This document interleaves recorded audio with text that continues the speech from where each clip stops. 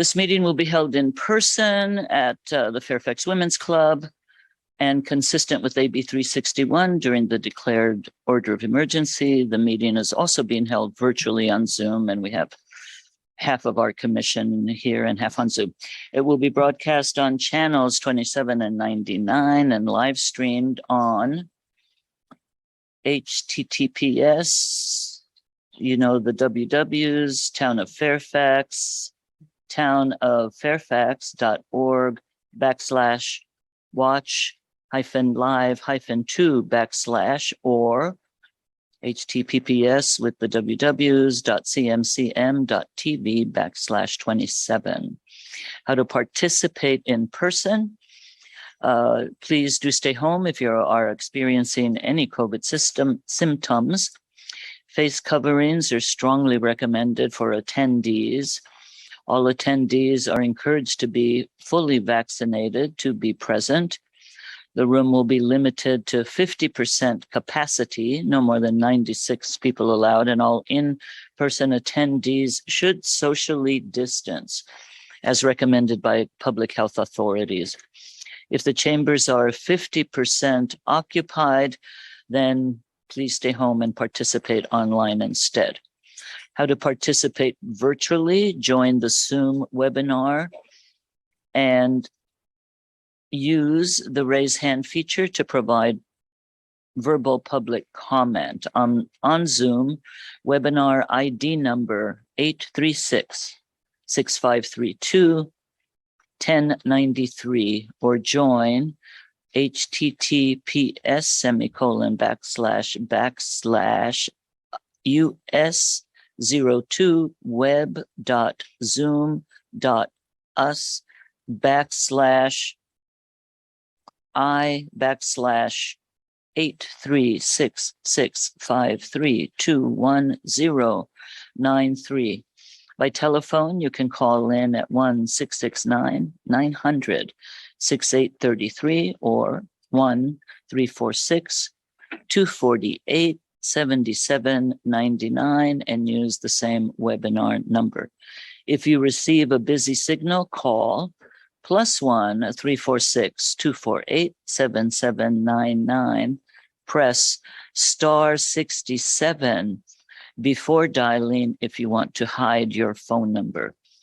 To speak during the public comment time, press *9 and you will be added to the queue and unmuted when it is your time to speak, and your name will be called and told it is your time to speak. Before 3 p.m. on the day of the meeting, you may email written comments to the Planning Commission.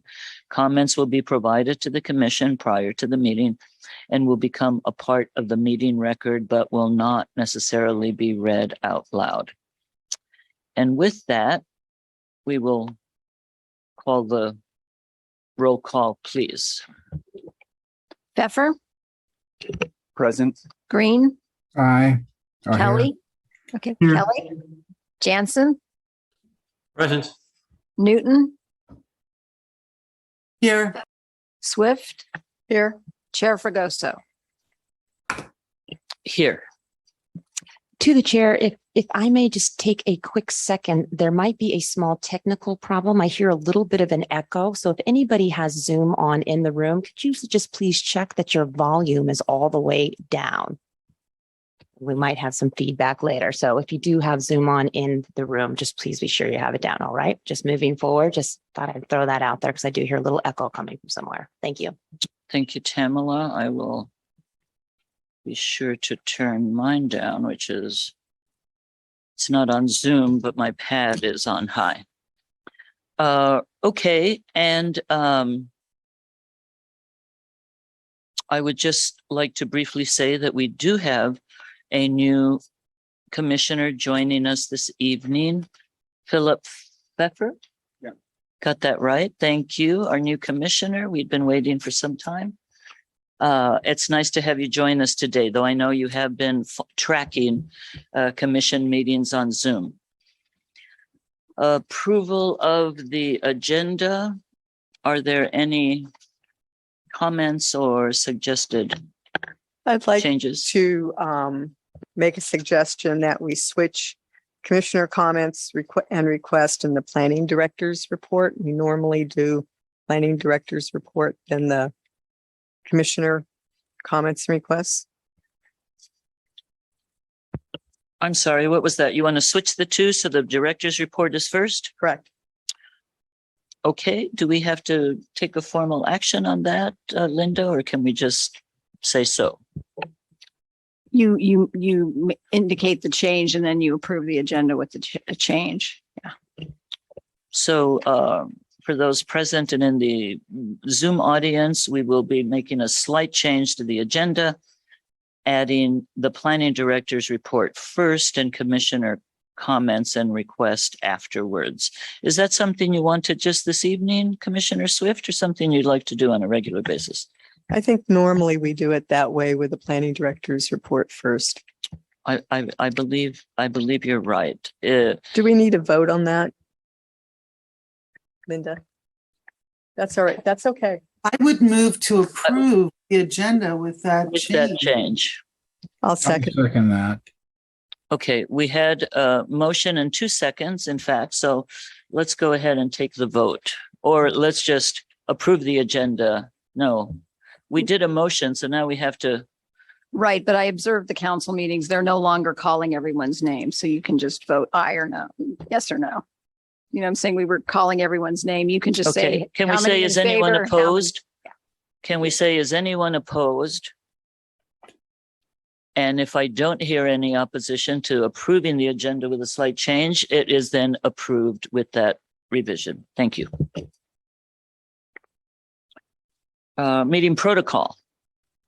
The chair shall maintain order at the meetings in accordance with Robert's Rules of Order, and the commission has the responsibility to be a model of respectful behavior in order to encourage community participation and citizen input at commission meetings. The commission and the audience are expected to refrain from using profane language and or ridiculing the character or motive of commission members, staff, or members of the public, and to maintain the standards of tolerance and civility.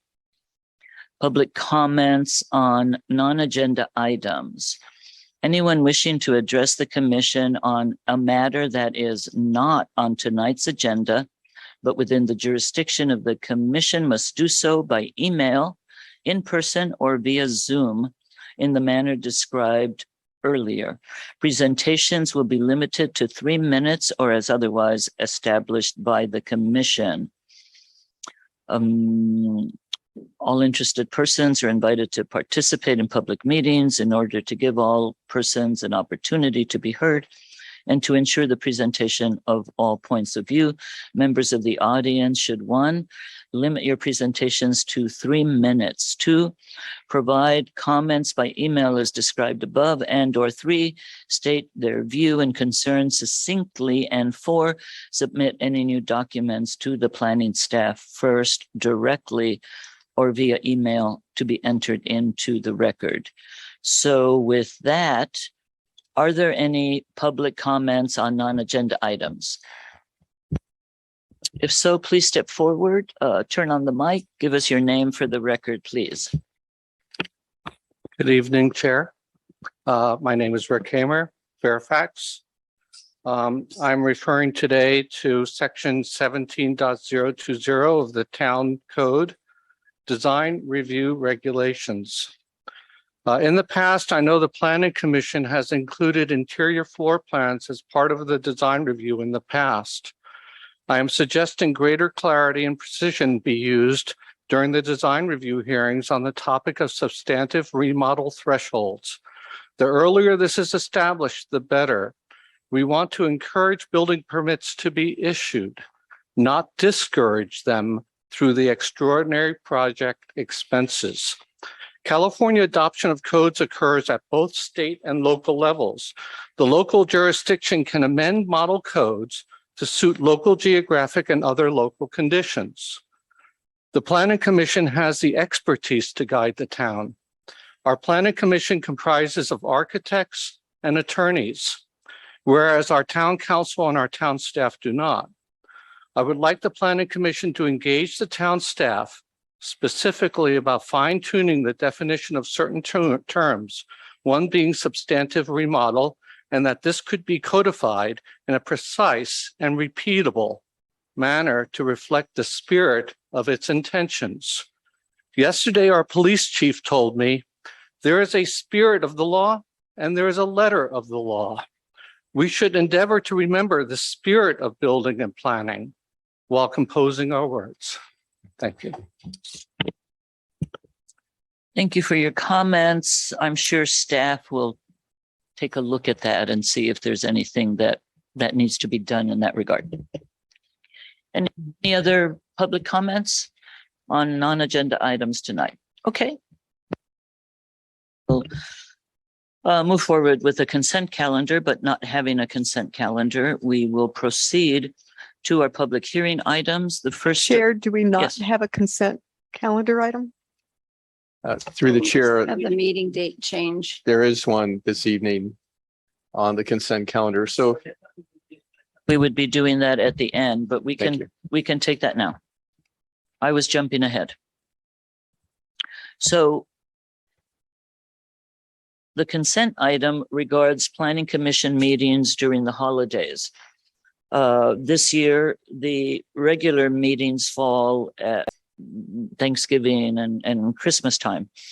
So setting the regular meeting dates for the November and December 2020 Planning Commission meetings as November 17 and December 15, 2022. Do we have a report? Well, the report, sorry, I have to fix this. I have to share my screen and I'm having issues. We have a resolution that would set the meetings. Off, right? What does it say off? Okay, thank you. Okay. I'm sorry. So we on item 2? 1. Okay. Yeah. So your Thanksgiving, the meeting, the fourth Thursday of the month in November falls on Thanksgiving, and we're closed and town staff is off. So we're recommending that we move that to the third Thursday in November, which will be November 17th. And then your December meeting falls 2 days before Christmas Eve. And a lot of staff people and commissioners, go out of town. And so we're afraid we're going to have a difficulty getting a quorum and we may not be able to get all the staff here that we need. So we're recommending that meeting, regular meeting, be changed to December 15th, also the third Thursday of the month in December. And you have received comments from commissioners or the majority of the commissioners that we can make those. Yeah, we pulled you like a month and a half ago and we were able to get, the majority of you were able to attend. So. Chair Fregoso, may I make a comment? Of course, Commissioner. I noticed in the last paragraph of the resolution on this item that it reflects a meeting of the town council when it should reflect a meeting of the planning commission. Thank you. I'll make that change.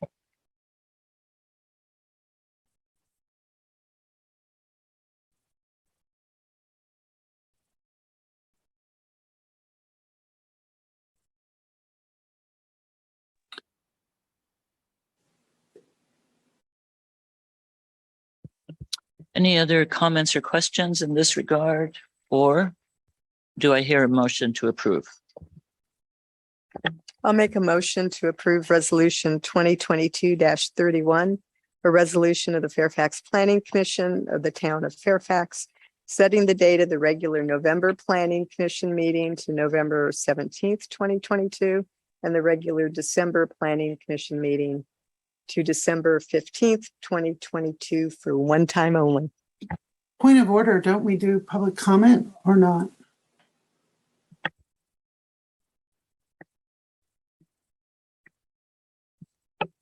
Yeah, since you took it off consent, you should open it up to the public. Did we take it off consent? Well, we No, could it's on, no, approve it's it as on a consent. I'm item. sorry. Oh. So If it's On Yeah, consent. there's no public comment then. Okay, Wait, we don't usually take public comment on the consent items? Through the chair, if I could, No. please do. typically in a situation like this, if an item remains on consent, there's not public comment. If you take it off of consent and discuss the item, then there would be public comment. It seems in this case that there was some clarification provided by staff, but essentially it remained a consent calendar item. Therefore, with the motion, did we have a second on that motion? Not yet. Unless I missed it. Moved and seconded. Can we then simply ask, is everyone in agreement? All in favor? All in favor? Say aye. Any Aye. opposed? Aye. I'm sorry, Commissioner Mimi, your aye was to approve the date change? You gotta wait a minute in between the ayes and the nays there, Chair. But I was saying aye. I was saying aye as well, which meant to approve. Okay, I think we have approved the change in dates for the November and December meetings. Thank you.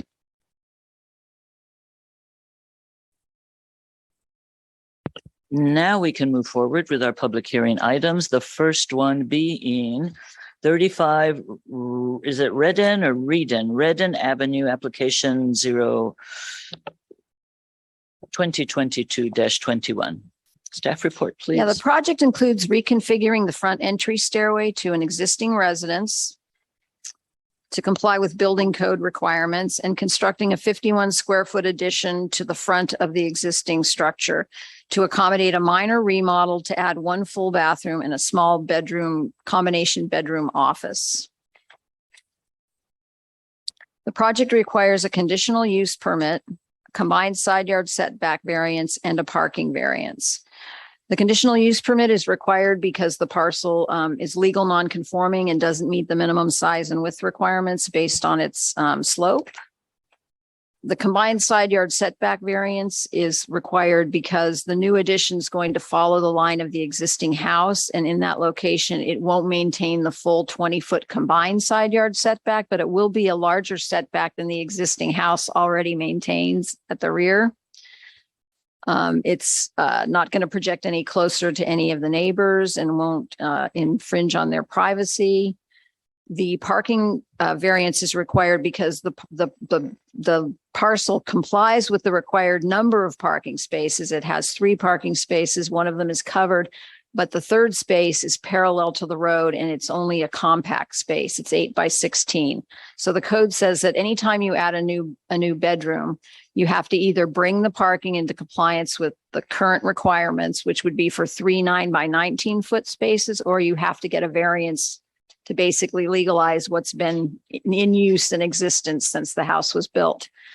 We can make the findings for all the required discretionary permits, and therefore we're recommending that you approve the application 22-21 by adopting resolution 2022-29, which sets forth the findings and the conditions for the project approval.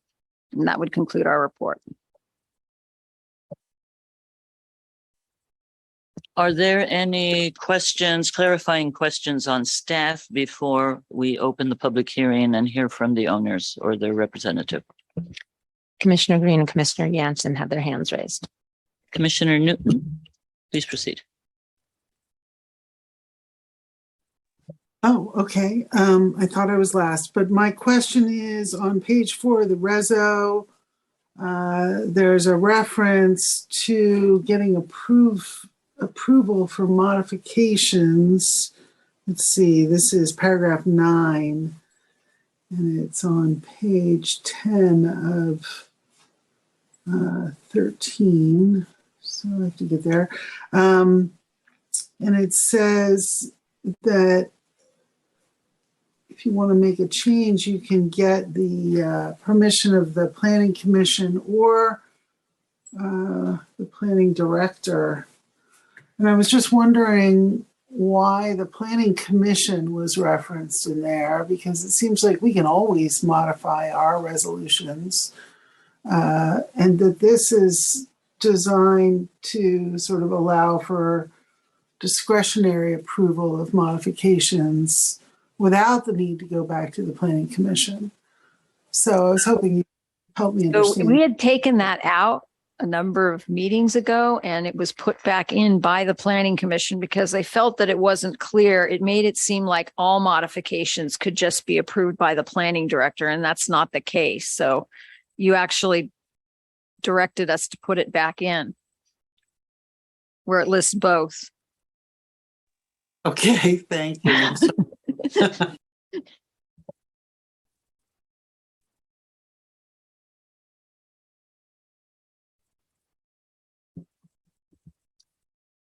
Was that it, Commissioner Newton? Yes, thank you. Thank you. Commissioner Jensen, sorry, I went to Mimi first. Thank you.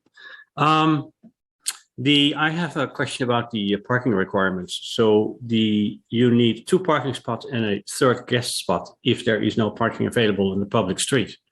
However, right in front of the property is public parking, more than 1 actually. There are always cars parked. The street's pretty wide. I don't believe there's a sign for no parking. But So but the parking in the right of way is supposed to be off the road.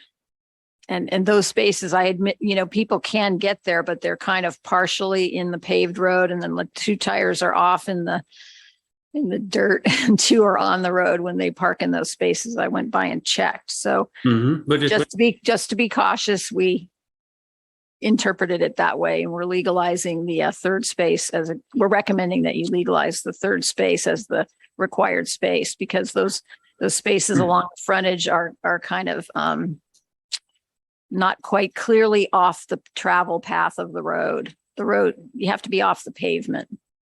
I think you only need to provide the proper width. It can be on the pavement. Do I misunderstand that? You need, 12 feet wide or whatever that street is required? So when I went to, it's right at the intersection of 2 roads. Yeah. Like a steep. So I made the judgment call based on my observation of the way people parked there and the way the cars travel, that those didn't actually meet the guest parking space requirements. But if the commission agrees that they do, then you can just eliminate the findings for the Okay, thank you. or We'll approving get there when we the discuss it. substandard space in the driveway, and then they'd have 2 on the property, and you would be recognizing the ones along the frontage as meeting that 3rd space requirement. Yeah, Based on my we'll get- observations, I didn't think Okay. they did, but Thank you. Yeah, thank you.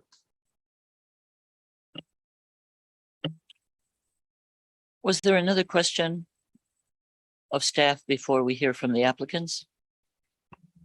Commissioner Green has his hand raised. Phil? Commissioner Green? would Thank you you, like to proceed? thank you, Chair. I just wanted to ask staff if there was an ADU in these plans, how the parking requirement would change. you say that again? What was The question was, if there were an ADU in these plans, how would the parking requirements be different? This is within a half mile of a bus stop, so I don't believe that it would need a parking space.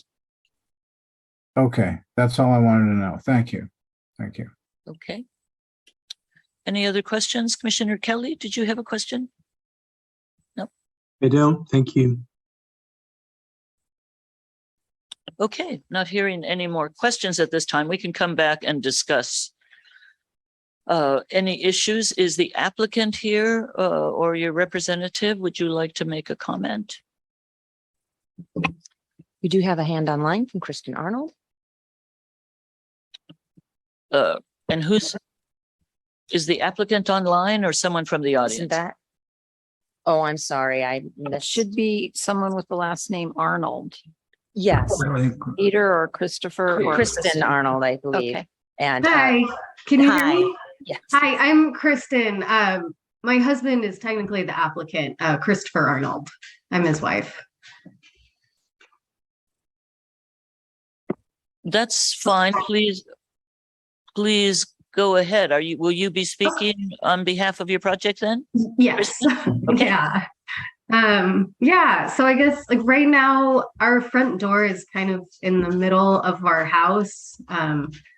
And I've started working from home for a few years now, and that's going to continue for the foreseeable future. And I've been sharing an office with our living room.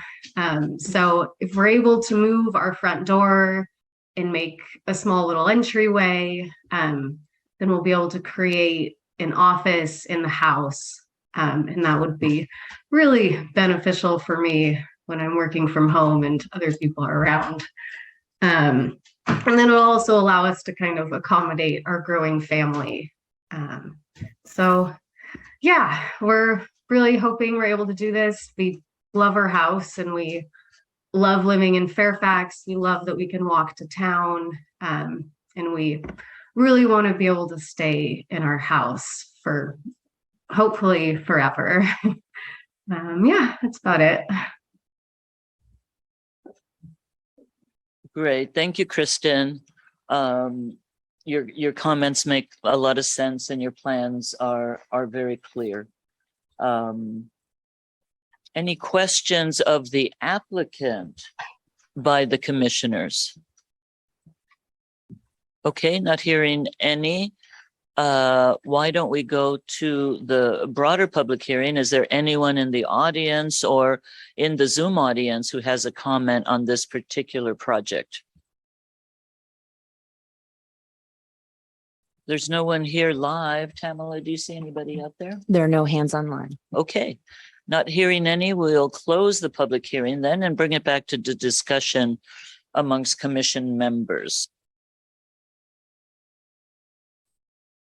Commissioner Jansen has his hand raised and Commissioner Please Green. go ahead, Commissioner Jensen. Thank you, Chair. Back to where I left off with the parking. So I think, first of all, I think the plans look good. The addition is really an infill of that alcove with the front door. It is so minor, I cannot see that would be a problem. Further, the envelope of the house remains the same. So I think from that standpoint, the plan is perfectly fine. What worries me is that compact parking spot. It's the apron to the garage door itself. It's pretty steep. I would guesstimate it's about 15% or so. So parking a car on there, in my mind, doesn't qualify as a compact spot. And so even though you can do it, of course you can cram a car in there and that's fine. But so I don't think you should legalize that because it sets a precedent and it's not really a parking spot. Now, luckily, as I said, I don't believe that's a problem because the street's fairly wide there and there is a public parking spot right in front of where the stair to the main door is. So I think if we approve that, to me, the project can go ahead the way it is, but without codifying that little concrete apron in front of the garage door is an official parking spot. The users, of course, can still park cars there. That's not really the problem. So anyway, that's my 2 cents. That's how I see the project.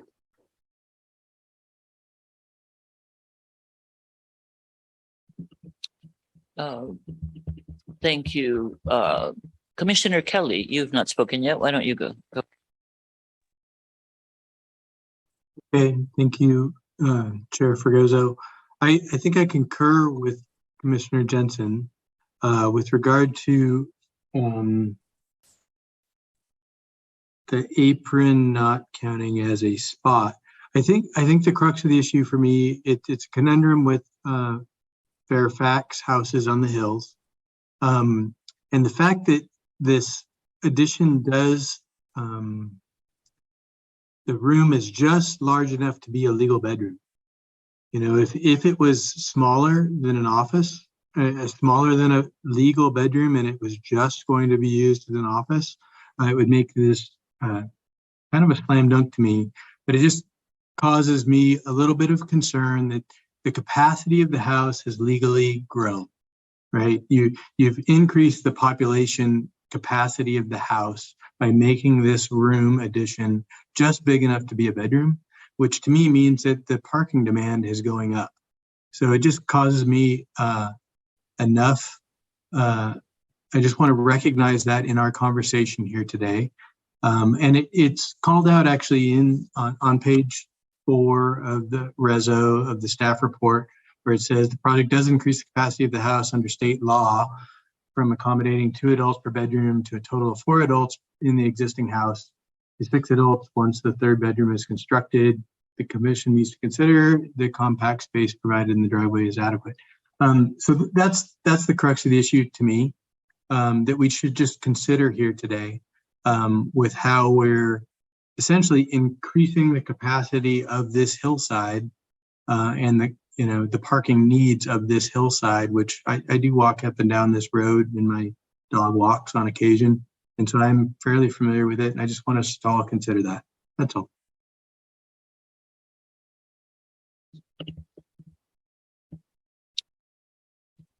Any other questions from commissioners? Commissioner Green has his hand raised. Okay, it's hard to see from this light. Commissioner Green, go ready. Hi, first of all, I want to say that I am amazed with a 51 square foot difference can do to a house. Turn a 2-bedroom, 1-bath house into a 3-bedroom, 2-bath house. And I must say, kind of congratulations how you came up with that incredibly simple design. So I'd like to see this project go forward. However, I do echo the concerns of Commissioners Kelly and Jansen when I looked at that sentence exactly on page 4 about increasing the capacity of the house and considering the compact space is adequate. So I have a similar problem and want to throw out the idea of being able to approve the project without giving this 3rd, alleged parking space, the attorney and me, alleged parking space, some approval. And that's really my comment. Thank you. I'm sorry, could you clarify? You'd like to approve the project without approving this 3rd compact space that's proposed? If that could be done, I mean, as Commissioner Jansen mentioned, it is a wide street and the parking may not be critical. If there's a way around having to give that variance, but still allowing the project to go forward because it is such a minor physical project, but an incredibly good result. I'd like to see it happen. That's all. Okay, thank you for clarifying that. I just wasn't sure what you were recommending. Let me just clarify further. Does that mean we would be required to provide a variance for that space? No, can I give you Let's some go. direction? Please do. Okay. So the code requires that single family homes have basically 2 parking spaces, whether it's a 1-bedroom, 2-bedroom, 3-bedroom or more house, right? And then it has this part 2 that says, in addition to the required parking spaces set forth in division A1, A through D, 1 guest parking space is required when a legal on-street parking space is not available along the immediate frontage of the property. Availability is determined by whether a space of standard dimension exists off the traveled portion of the roadway. If the commissioners, if they looked at the site and you believe there's a 9 by 22 foot space along the property frontage that would meet that guest parking space requirement, you can just make the determination that that you don't need to legalize a space in the driveway and that the property conforms to the minimum parking requirements. And then you can just eliminate the finding sections for parking variance in the resolution. And your discussion in the minutes will make it clear that your opinion differed from staff's. We err on the side of caution. I mean, it's where 2 streets, people park there. Let's put it that way. I see people parking there, right? Is it off the travel path? If you all believe it is, and it could be considered off the travel path. Normally on a straight street, we determine that by if there's a 12 foot of clearance. Okay. This is a little bit different because you have 2 streets intersecting, but you guys can make that decision that it meets the parking already and it doesn't require, there's no need to legalize a guest parking space in the driveway. Yeah. And can I jump ahead and ask a question about the driveway space? Is the space that's being proposed behind the garage, does that then block the garage? And does it fit? Cars parked there. Cars parked there too. But it does block that garage. It blocks the garage, but most guest spaces do block at least Right. one parking space. And this in the is their own garage. house, They're in they the would- driveway in front of the garage. And their own house they would be blocking. Mhm. Does it, however, come out into the right of way, or is it pretty much on the garage apron? If you measured a 9 by 19-foot space, you'd probably be in the travel path, right? But an 8 by 16 parallel to the road is off of the travel path, completely in the driveway. So The options are a space, a compact space perpendicular, or a straight shot as though it were going into the garage that's how people But seem to park in it. out into the roadway a bit. Right. Whereas the compact space, 8 by 18, would be parallel to the frontage of the property. Right. But if you decide that the one in the road, meets the definition of a guest space in the public right of way, there is a lot of room there because it's the intersection of two streets. I see people parked in both spaces. I see them parked in the driveway and along the frontage all the time. Okay. So Commissioner Jensen, I see your hand still up. Did you want another comment? one thing that Yes, please. Commissioner Jensen said was that if you didn't, not granting the compact space does avoid setting any kind of a precedence. I was okay with that because of the small size and the combined use of the room, but not counting that as not granting a variance for that and allowing the one in the right of way to service the guest space would avoid any other person coming forward and trying to use a similar situation for a larger bedroom. You know what I mean? You don't set a precedence.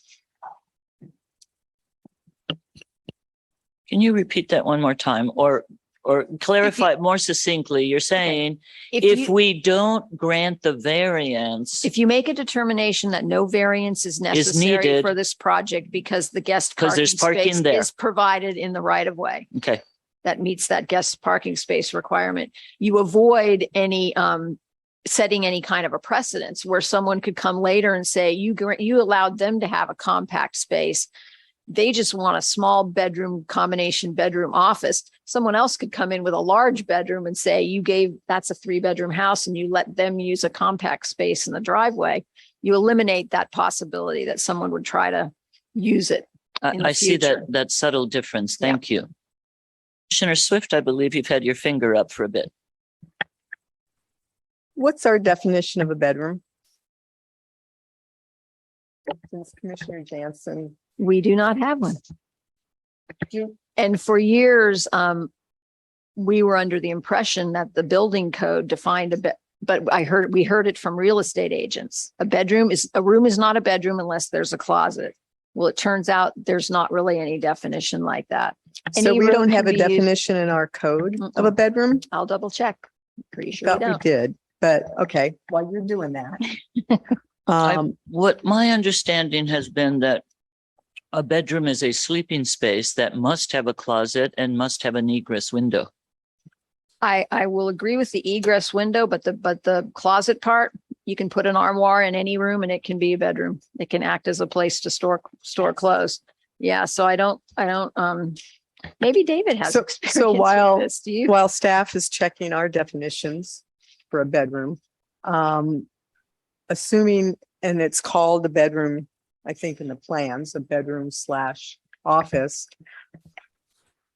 I would be concerned with not having that third guest parking space as the small size space off the road because of the issue of narrow roads and parking that we always try to avoid with evacuations and everything else. So, my approach to this is where we can put that on the property, even if it is the smaller size space. I think that is preferable, Yeah, but Mark. than, the building code and there's definition of a bedroom. not requiring it on the property. Because when you look at the definitions of what that guest space would be, and we've had applications come before us where they were in the downtown area where we had sidewalks and curbs and a wider street. And it was clear for some of those applications that there was room in front of the property for a guest space. So I would like to see keeping that variance for that third space on the property. There is no definition of bedroom. And I also looked under room in case it was under room/bed, but it's not. I'd like to pitch in here if I can, Chair. Go ahead. So I think, Linda, the definition you gave earlier, that was exactly what I was pointing at. So to summarize, I think it is irrelevant if it's a bedroom or not, because it doesn't change the parking requirements. And I think the remodel, in my mind, at least, and what I've heard from some other commissioners, the remodel itself is okay. The concern is neither about that there is not enough room to park cars because there is a parking spot on the street, which in my mind complies. I actually went by there today. I looked at it myself. I think there is 12 feet, more than 12 feet clearance if you park a car there. And as stated before, there are always cars parked there. The concern is setting a precedent to making a compact space that partially overhangs the property line, that is under a 15-degree incline and blocking the front of a garage, to make that, to codify that as a legal parking space for a third required parking space. That's the thing I don't like to do. And so in my mind, we can approve the project as is without variance for the parking, without in the drawing defining that that's a parking spot. Physically, everything stays the same. And the owners can still park the way they like to do. As a matter of fact, they don't park parallel themselves, they park perpendicular because it's an incline. So it doesn't change anything on the ground, but we avoid setting that precedent. That was why I was proposing to go that route. Thank you. Thank you for that clarification. Any other comments? Yeah, just in agreement with Commissioner Jensen's comment, when I went by the property as well, I saw 3 cars parked not in the roadway as is, which to me seems sufficient. And like Commissioner Jensen said, I think it avoids creating a precedent that the commission allows parking spots so small in front of a garage.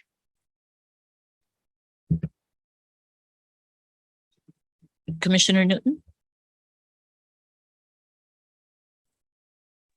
Thank you. I like Commissioner Green, I really love these the ingenuity in these designs and would like to be able to approve this project. And I think to some extent, none of us are talking about changing the lay of the land as it currently is.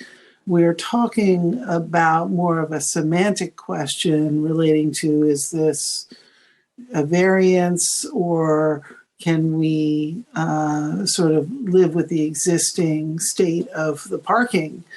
And regardless of whether we call it a variance, we're still going to be, and the family here will be living with the existing state of the parking. We're not asking them to build a third full-size space. We don't want the oak tree cut down, for example. So, I'm not sure what the definition of bedroom is under state law. There does appear to be a minimum of 70 square feet, as Commissioner Kelly references, is just a little bit over that. I would kind of look at this like, the property was developed in 1962. Do I have that correct? Is that this one? And the requirements weren't imposed on the town regarding these issues until the 70s. So it's kind of like, and as Commissioner Green pointed out, they've managed to add this little bedroom without changing very much in terms of the footprint of the structure that's been there for 60 years. And so in my view, it's almost like we're allowing this existing non-conformance to continue without a variance. I'm fine whether it's with a variance or without a variance, frankly, because while I tend to agree with Commissioner Jansen that we don't want to set a precedent of codifying the smaller size in front of the garage, I'm also a little nervous about codifying on-street parking in a way that our staff initially didn't see it as being in conformance. So, but at the end of the day, I could go either way. I think I would just approve this with whatever the majority wants to do here.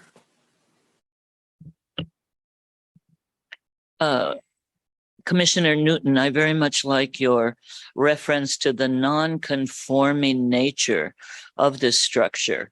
It was built way before we had codes. They are, in fact, not increasing a square inch other than the stairway of the building and just eking out a little space. That's like, I have a living room, and when people come to visit, I don't have an extra bedroom, so I put up a cot or they sleep on the couch. Do I need a new parking space for that? Little bed square footage that I put up. So I would tend to agree. I like the non-conforming. I like falling back on the non-conforming nature of this property, and I would be willing to approve it without the required parking variance. Commissioner Green has his hand raised. Go for it, Phil. Thank you, Chair. There might be another way around this possibly, and that is to not create a precedent if we end up with a majority saying let's go for the variance, or the other way, not create a precedent by simply adding into the minutes that the reason we're doing this with this parking is because of the very unusual configuration of the property. And as Commissioner Newton pointed out, the non-conforming nature of it is useful in saying at that point in the minutes and in the resolution that if whether we end up, I'm not sure how we should end up really, but whether we end up at the parking, you're going to rely on the on-street parking idea or grant some variance. The problem I have with a variance really is that I haven't seen the property physically, and I haven't tried to park a car in that spot. The elevations show it somewhat. I just haven't been able to get out this week at all.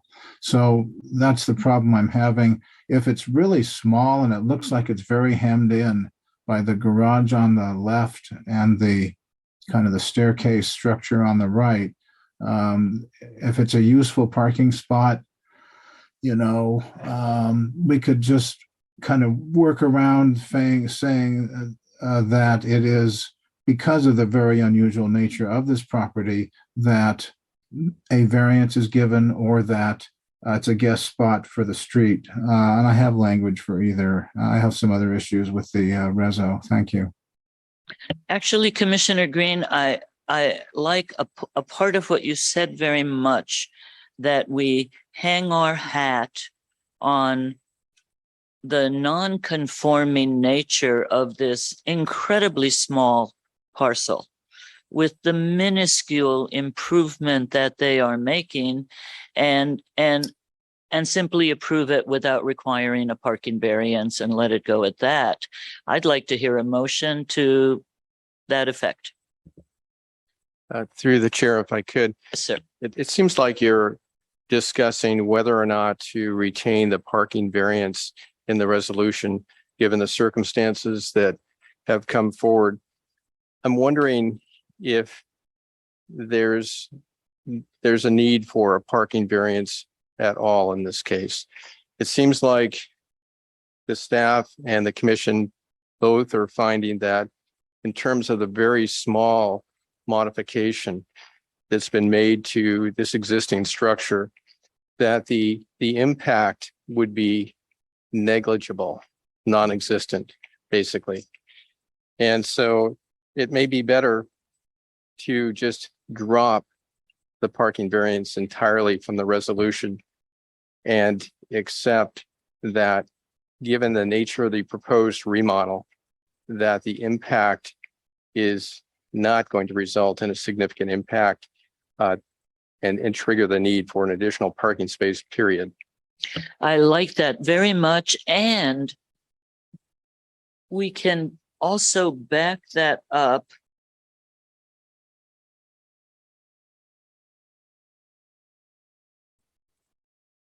And I lost my train of thought. Oh, I know. I'm sorry. I just got it back.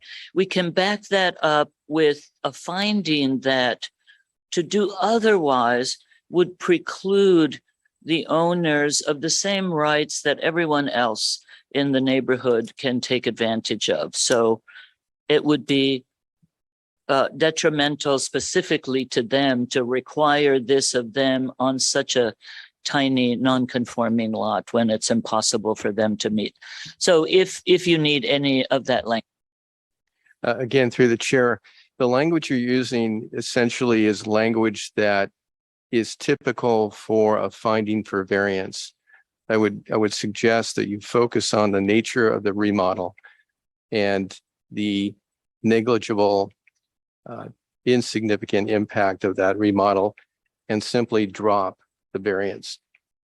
That's perfect. Can we hear a motion to that regard? I'll make a motion. Please. I'll make a motion to approve. Let me see what's the number.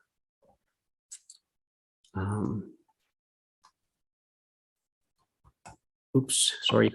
I should have put that on the screen first. Can you hold on just a I minute? can do it if, Oh. Commissioner, can you guys hold on just a moment? Because I know I have a couple typo comments and maybe Commissioner Green does as well. He put his hand up I have before. a couple of important comments also, yes.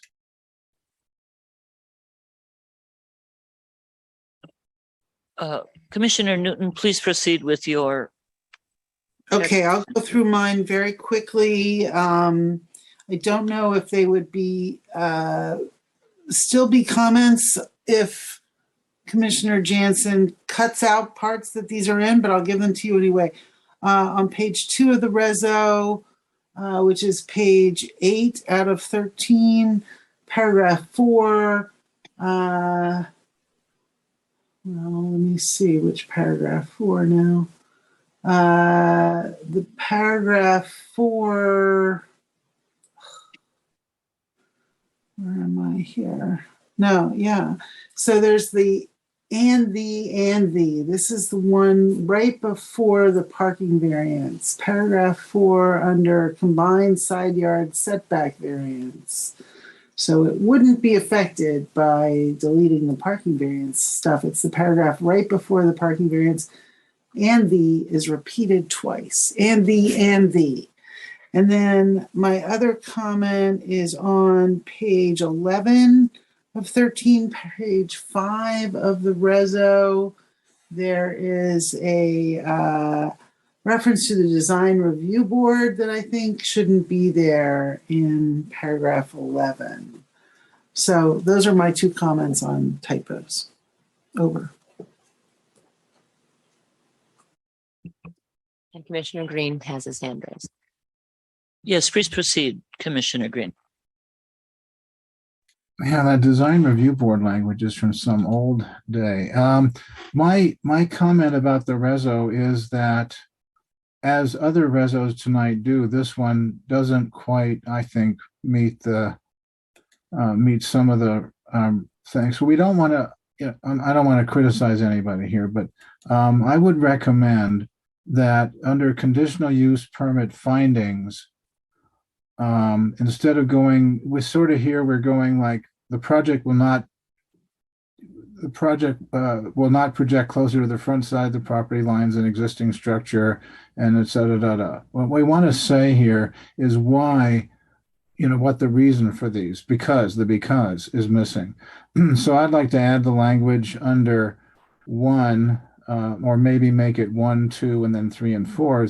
The site size and width are legal non-conforming based on the site 37% slope. So the project requires approval of a conditional use permit. And 2, modifying the structure to accommodate the changing needs of the residents and location of the addition. It's language that's in the report itself. I think this language clarifies why we're making these findings, and there isn't a lot of descriptive, approval of the use permit is not contrary to those objectives. It's sort of like rote language that doesn't explain why. So I would just like to add the whys, and that's the language I would add, if you got it all. Didn't get that all. Did you, Linda? No, I'm not understanding. What It I was a would little So you unclear. wanted to add to number 1 add to that- number 1, the that the size. finding so we try to base it on the standard required findings for a conditional use permit. I So understand, but so you want sometimes to say that the site size is legal non-conforming based on the 37% slope, and that's the reason why the conditional use permit is. is needed, exactly. And also part 2. Well, that's okay. So that's just stating why it's required, but that's not stating why you're granting it. You want to say something like because the addition is so small, or Something like that, I'm taking this language though from the reports. This is really quoting the exact language of the report. I'm just not sure at this moment where I got it. But it's part of the reason it's under conditional use. I thought that what I put. The first But paragraph- isn't all this about the parking? Isn't this what Robert's nothing to going do to with the ask us parking. to This delete is another anyway? aspect of the reso. No, this is the conditional use permit This has finding. nothing to do with the parking. I Oh, agree with the parking problem. I also like the project, but this is just, so it's the last sentence before combined yard setback variance. And it's the, Please tell us the page and paragraph you're reading from. That's the confusion. well, there's no paragraph number. So it's on page 3 of the report, and it's the last paragraph before combined side yard setback variance. And then also including on page 2 of the report, the paragraph. but you're adding something to the reso. Yes, Which paragraph of the reso are you adding it to? conditional use permit 1, 2. But you're Condition- referring to the staff report, not the Get to reso, the Phil. reso, okay. But he wants to take the language out of the staff report and put it in the findings, but I'm just trying to figure out, you're talking about conditional use permit findings, It's at number Conditional 1. use permit findings 1. Through the But chair. that's They about have to the privilege- parking, isn't it? not Okay, being please special please privilege. stop. Okay. Because, and then we insert these parts, and I tried to tell you where the parts are. Can we hold on and let our planning director recommend something? Sure. Through the chair, if I could, what I would appreciate doing, I've reviewed these findings, and I think the language in the resolution, in the findings, is adequate. What I would suggest, though, I appreciate the comments being made by the commissioner. I think maybe going forward, what we should do is our staff should speak with the commissioner about this objective of trying to be more specific about the rationale. And we can certainly do that. But in terms of meeting the basic requirements for findings, I think these do that. But we're certainly open to meeting with the commissioner, fine tuning, doing a better job, say the next time. But I think these findings are adequate. Well, certainly the combined side yard setback variance discussion, those are fine. That's great because it mentions the 67-foot width and the 37% slope. That's why. Yes. That's what I'm saying. And the next part 2 on that, same paragraph 2 there. Right. 14 feet is consistent with the limit. So at least we've got some facts in there. And that's all we need is just some more reference to what facts there are that make it that we can approve. So instead of just saying approval of the use permit is not contrary to those objectives, goals, or standards pertinent to the particular case, that's formula. You're right. Phil- And then why is that? That's all I'm saying. Excuse me, It's the Phil. only reso that think- does that. And it's the only section of a reso that does this. And that's it. I just had that comment that some whys and facts need to be added to that. Okay, one. Phil, thank you. Okay. Cindy has a comment or a question.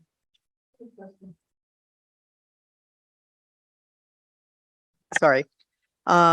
Page 2, the combined side yard setback variance discusses the parking variance. Is the parking variance related to the combined side yard setback at all, or? No, that shouldn't be in there. That whole first sentence should Right. be out. It should just, the project will maintain similar setbacks from the property lines Right. to other properties in the vicinity. And maybe we should add, based on what Phil's saying, that the addition will maintain a greater combined setback than the existing house now. Because, so you're granting a variance to the combined side yard setback of 20 feet, but you're not granting a variance to go to the minimums, which is what the back of the house does. The back of the house only maintains, a much smaller combined setback. I don't know if that would help or make it even more confusing. I think as long as we take out the That reference first to the sentence, parking, yeah. the rest of that is fine. Good luck I with could all make a that, motion. Commissioner Jansen. It's getting complicated now. I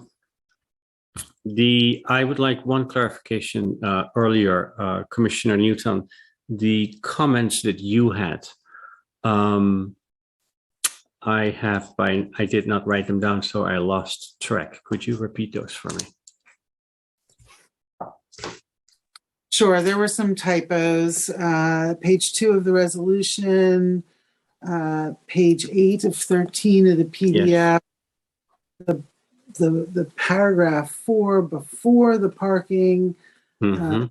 phrase "and the" is twice. It's repeated. Okay, yeah, It's very minor typo. yeah. Page 5 of the reso, which is page 11 of 13, there's a reference in paragraph 11 to the design review board that should be omitted. Yeah. Okay, good. Thank you. Yes, I could make a resolution to approve You mean a motion? a motion. Sorry, I could make a motion to approve resolution 2022-29 with the following modifications. These include the corrections indicated by Commissioner Newton. They include the removal in page 2 under combined side yard setback variance, item 1, the mentioning of the parking variance, which is the first sentence of section 1. And then on page 2 in the reso, the complete removal of the parking variance, item 1, 2, 3, at the bottom of the page, overflowing in page 3. They will include the removal of, on drawing number 3, the indication of the delineation of the compact parking spot in front of the garage. And they include the addition in, let me see, that is under conditional use permit findings, starting on page 1 in the resolution. And that's the part we think we need to get the words for, as Commissioner Green indicated, the why. So I believe that the why, now I'm getting lost, because we didn't have a sentence for that. So strike that last, if Commissioner Green is agreeing with that, we'll strike that last part, and we're following the recommendation of the planning director that the current language is sufficient, and we might, for future reference, add more language. That would be my resolution. And Is if I that- could make a Excuse me. friendly amendment, Hold on, everybody, please. Is that a clear motion to staff? Yes. Okay. Could I make a friendly amendment? And we have a motion on the floor. I can accept questions to the motion only. I just have a friendly amendment to delete in the title of the reso, delete the reference to a parking variance. And I too have a friendly amendment, which would be to delete all the references in the reso to the parking variance, because there are a couple others sprinkled throughout, and I would just have a blanket removal of the references. And Okay. if that would be acceptable, I would second Commissioner Jansen's motion, if both That- Cindy and my That would be a thank you. That would be a friendly amendment to Commissioner Jensen's motion to delete all references to the parking variance in the language. And then, so we have a motion. Do we have a second? Yes, I Newton provided a seconded. conditioned upon Commissioner Jansen's Yes. acceptance of those proposed amendments. I welcome and accept both friendly amendments. Thank you. So we have a motion by Commissioner Jensen, a second by Commissioner Newton, accepting all those initial comments by Jensen and the friendly amendment by both Newton and Swift. And then on Monday, we will go over that language and make sure it's all right. And you can check with Green, Commissioner Green, if he needs any further tweaking. Can we take a roll, please? Pfeffer, Yes. Green, Yes. Kelly, Aye. Jansen, Aye. Newton, Aye. Swift, Chair Fregoso. Yes. Great. The motion carries. The project is approved as indicated, as amended by the commission. There is, however, a 10-day appeal period. Anyone in the public can go to the city clerk's office and with a $650 fee, approve,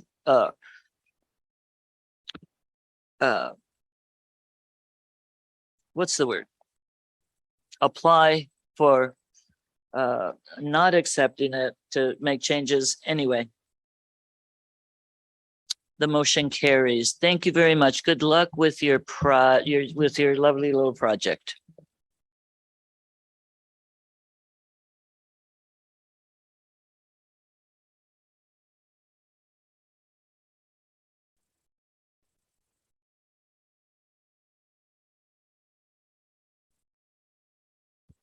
Moving forward, we have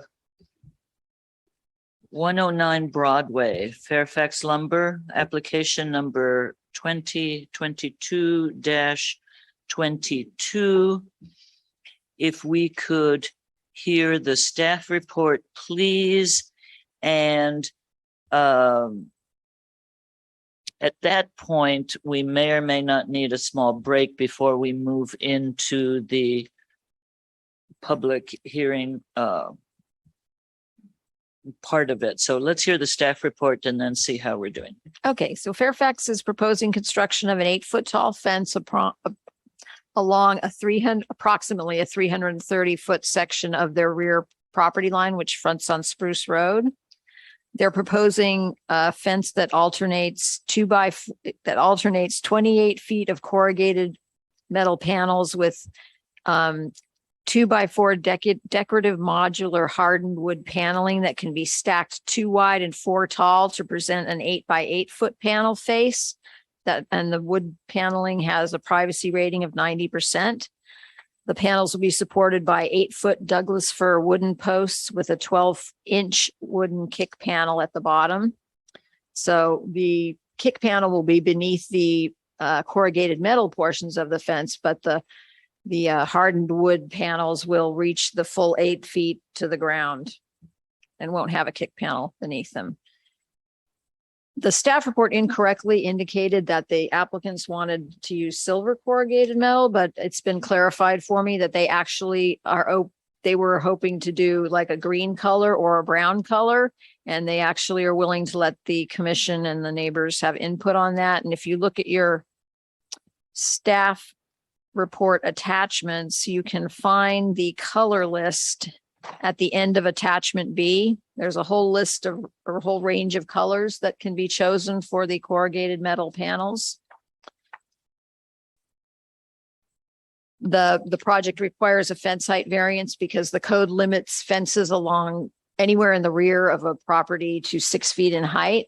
I think that everyone, the neighbors and the lumberyard and the planning commission can probably agree that because you have a commercial use right up against residential uses, there's going to be some conflicts, and the fence is the minimum height to, you know, make everyone have enough screening from visual impacts and dust. So we can make the findings to recommend approval of a fence height variance. Because it's construction of a structure in a commercial zone, the fence requires a design review permit. And the purpose of the design review process is to foster good design character through consideration of aesthetic and functional relationships to the surrounding development and to further enhance the town's appearance. So in order to approve a design review permit, you have to be able to find that the project complies with the design review criteria contained in the town code. And staff feels that the alternating fence material will present in a articulated facade that faces the street that, doesn't lead to monotony in the appearance. The fire department also, even though this is not in a WUI zone, they said that because of its proximity to power lines, they would recommend a fence that's mostly metal. But we've heard many comments prior to the meeting that the corrugated metal paneling doesn't age well. And so we're recommending that you consider adding to your resolution approving the fence height variance and the design review permits, something like this. The fence shall be maintained in good repair by the lumberyard. Failure to properly maintain the fence will result in code enforcement proceedings being taken against the lumberyard to restore the fence to its original condition. And then staff can monitor if it becomes dilapidated.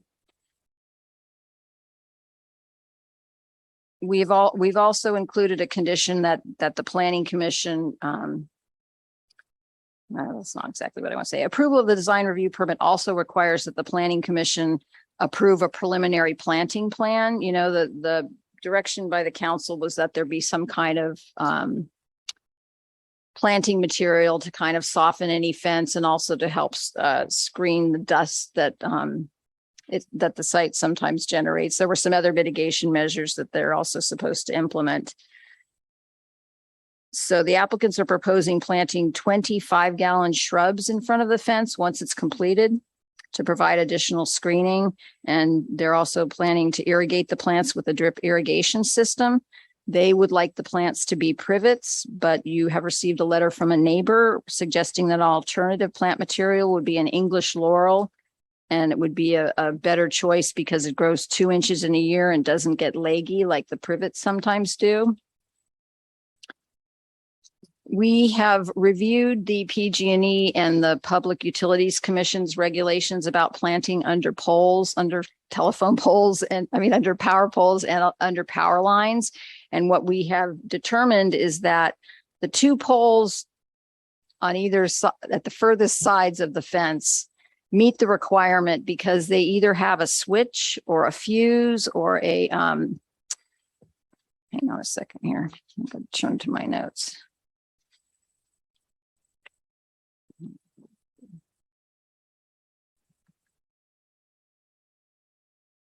So I'll actually read the language to you. So Public Resources Code 4292 says that fire break clearances are required and they're applicable in an imaginary cylindrical space surrounding each pole or tower on which a switch, fuse, transformer, or lightning arrestor is attached.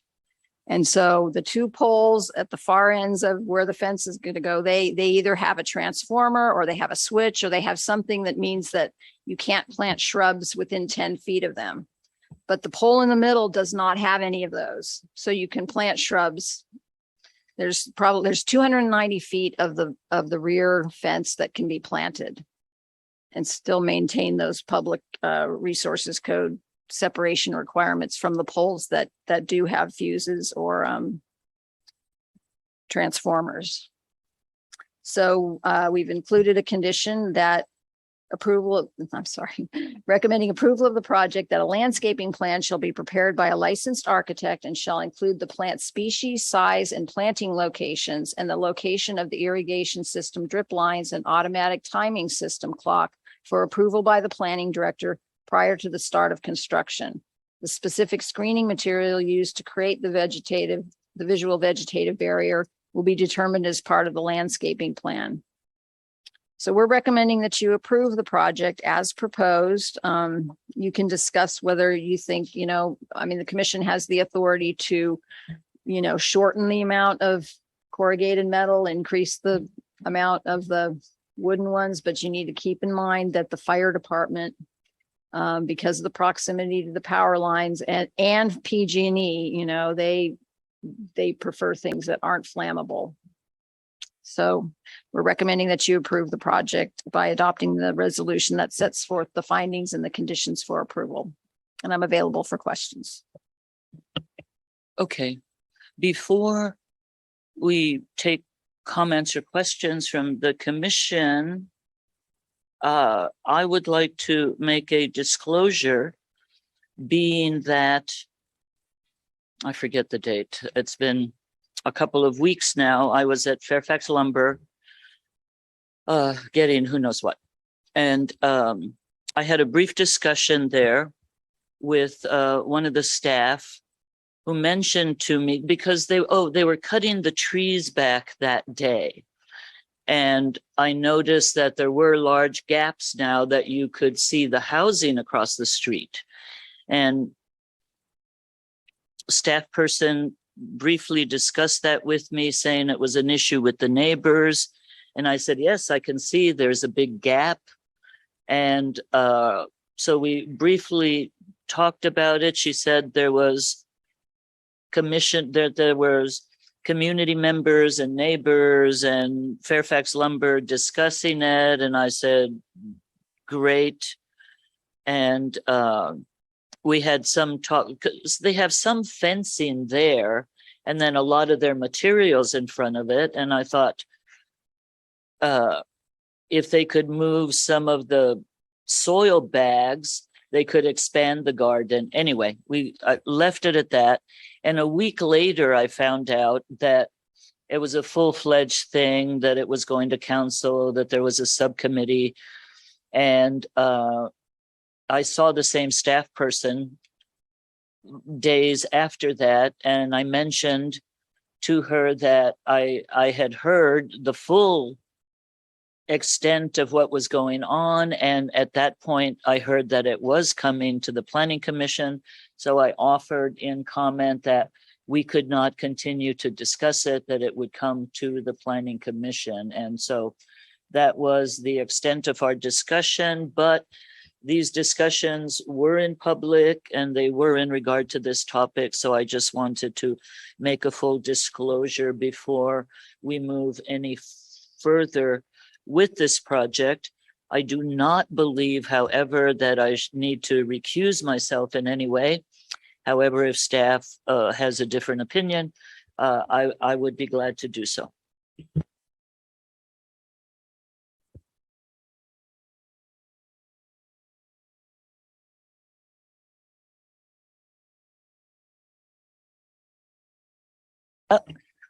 Sorry, I'm doing it backwards. So if commissioners have questions of the staff report, of staff, any clarifications, please raise your hand now. And I see Commissioner Jensen. I'm sorry, you may have had your hand first, but I saw his. Please proceed. Thank you. If the fence is approved with the increased height, does it need a building permit? Will it go back to the building department for approval? Yes. For any fences over 6 feet, they do need building permits because they need to have engineering. Okay. Thank you. Cindy? So the additions that you made to the resolution, those aren't in our resolution, correct? Those were ones that, or those were ones you added post, right? The landscaping one is in there. Okay, But I might have changed the wording a little bit. all right, that's fine. Yeah. Commissioner Kelly? Thank you. I don't understand the documents. I can't tell where these privacy panels are being proposed. I'm wondering if staff could just explain it to us, please. Okay, so when you look at the applicant's drawings, attachment B, right? All we received from them is like the third page in. You can see how they've written the 28 feet of corrugated panels and the 8-foot privacy panels. But if you're asking for an indication of like where in their site plan, I think this is what you're asking, where in the 330 feet is going to be metal, there's no indication on the site plan where the wooden panels are going to be located and where the metal ones are. So you could ask the applicant that. Is that what your question was? Well, I absolutely. mean, I don't know. they show us what it's going to look like, but they don't really show us on the site plan where those are going to fall. Yeah, where the different materials are going to be located. Yeah, well, absolutely. I mean, it would be vastly different, right? If they said, oh, the entire thing will be these privacy panels. I know what the would be- fire department's going to say is they are not going to want either end of the fence to start with the wood because that attaches with the wood fence, and they would prefer the metal to attach to the wood fences because the wood fences carry fire, so they recommend that you put metal in. So I'm assuming that the two ends are going to start with metal, and then they're going to have 27 feet, then a wood panel, and then continue towards the center with the 27 feet. But I think you should ask the applicant to clarify that. And wouldn't there also be some sort of safety requirements for gates within this fence for fire and police to be able to get in and out of this fence? The fire department reviewed it and made no comments about fence exiting. Interesting. I mean, they it's have essentially material- a wall, if that was the case. So anyway, I don't have any way to evaluate this until I understand what's being proposed, which I can't.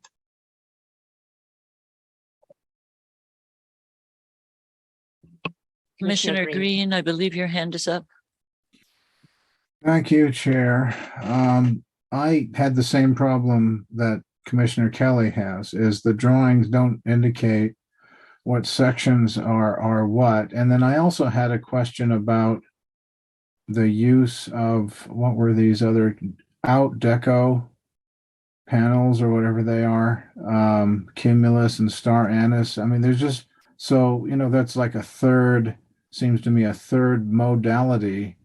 And I'm not quite sure what these hems mean or the drawings. And it just needs to be clearer to me. I cannot, the concept I've got, it sounds good. Have as much fireproof wall as you can, keep the noise and dust down and all that. Yes, that's what the neighbors want too. But I can't figure it out from these drawings. That's all. Thank you.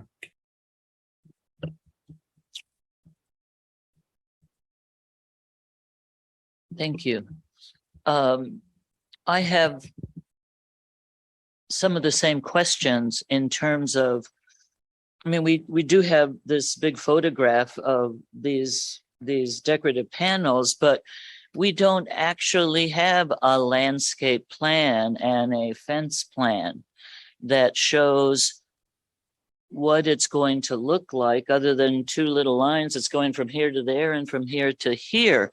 Now, Linda, I understand that the idea here is for the Planning Commission to approve the height variance, which is the critical thing that is needed to have this project move forward to Town Council. Well, the project also requires a design review approval from you. And a design review, permit. however, we don't have enough information to do a design review. And isn't there also a piece of this that goes to someone is going to actually do a landscaping plan for approval by the town council or by the? No, my understanding, we recommended that you allow the landscaping plan to be prepared as a condition of approval for approval by the planning director to try to keep things moving. But you always have the authority to continue something if you feel you need more information. So that's, if you don't feel you have adequate information, that's an option for you. And in order to approve the panels, if the commission feels they cannot approve the panels, the options are either to bring the project back with more clarification and sketches that we could more clearly understand what the panels would look like, or we could also give the planning director the final decision to approve the landscape plan that would be required and the panels. So those are two things for the commission to consider. Commissioner, I just want to make sure that everyone they did include in their attachment B the pictures of the panels, and at the bottom they circled the two designs that they were thinking of. So these panels are 2x4 in size, and they're going to be placed side by side and stacked up four tall to get the 8x8 panel. So that's what the applicant provided as a depiction of what it's going to look like. You have a picture of the panel. You just have to envision it side by side. And then this is what the panels will look like. But I hear the architects saying we don't have the site a plan. picture of the entire fence wall, what that's going to look like. That's right. And if you feel you don't have enough information, you can continue it and give direction to the applicant of what you would like to see come back to you. But does not the council need at least our approval of the 8-foot fencing to move forward with their community discussions? Director, I'll let David Through the respond to chair, that. I'd be happy to respond to that. I think at this point, there is clearly neighborhood concern about addressing some of the impacts of the operations at Fairfax Lumber. So the intent is to try to work with Fairfax Lumber, the neighbors, the planning commission to address the fence. And there's been discussion about an 8-foot high fence that would provide for more mitigation to some of the concerns people have mentioned. And that is clearly in your purview. The 8-foot high fence that requires a variance to be approved by the planning commission. As Linda has indicated, there's also a design review involved with this. So it's height for the variance, but it's also aesthetics, it's materials, colors, and overall design. I think it would be helpful to receive a presentation from the applicant and to try to get more information in terms of what was submitted and what the intention is. And it could be that with more information from the applicant and public and your discussion, there could be direction given to staff, Chair, as you suggested, or if you feel that it needs to come back, it could come back. There is some urgency to move this forward to address the concerns of the neighbors, but we want to make sure we do this in a manner that it's enduring, it's attractive, and it meets the concerns of the neighbors and Fairfax Lumber. So that's my overview for you. thank you to both of Chair Fregoso. Yes. Could I pop in here for a moment? Please do. I heard Commissioner Green say something that I wanted to respond to because I had similar questions, but I think I understand some of the issues that came to me on page 2 of attachment B. page 12 of 26 of our PDF file. The center word says hem number one, but it's not. It says item number one, Phil. And that corresponds to item number one on page 1 of attachment B.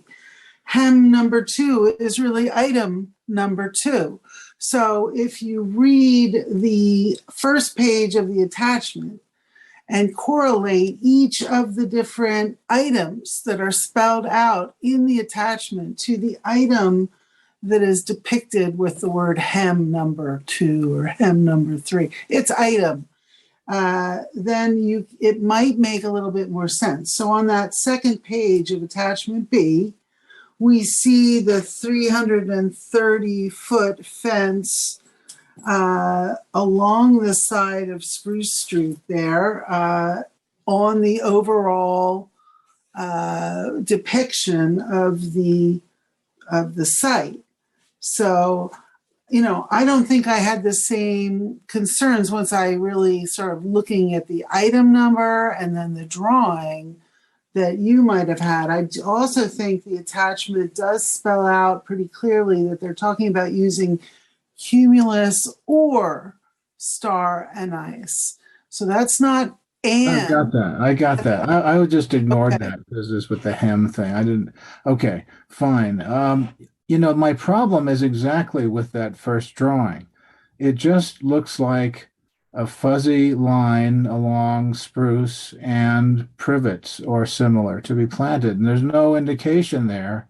I needed it. I needed to see which is wood, where is the wood, where is the metal, and where is this, whatever this stuff is, Kogo or whatever it is. So, I just wanted to know, that's exactly the drawing I was looking at. And I was saying, where is this different stuff? They say it's alternating. Fine, let's see it. That's my problem.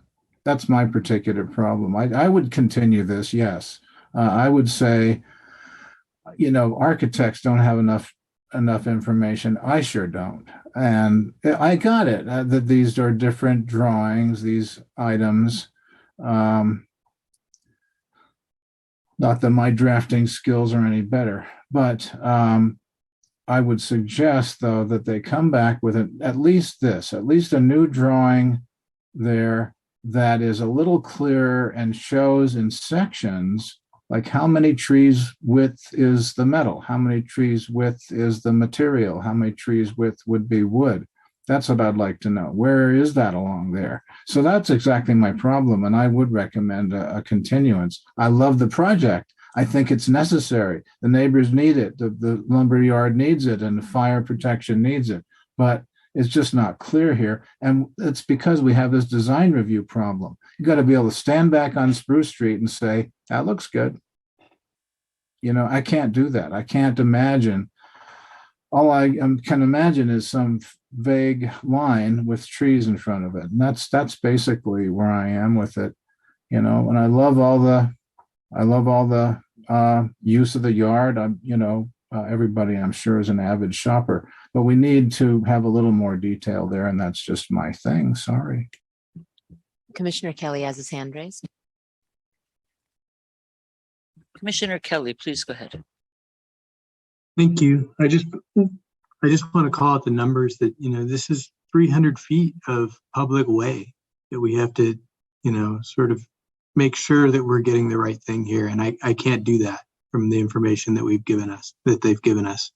Not only the neighbors, but the neighborhood and the town, right? I don't have enough information today to be able to make any sort of assessment of what's going on here.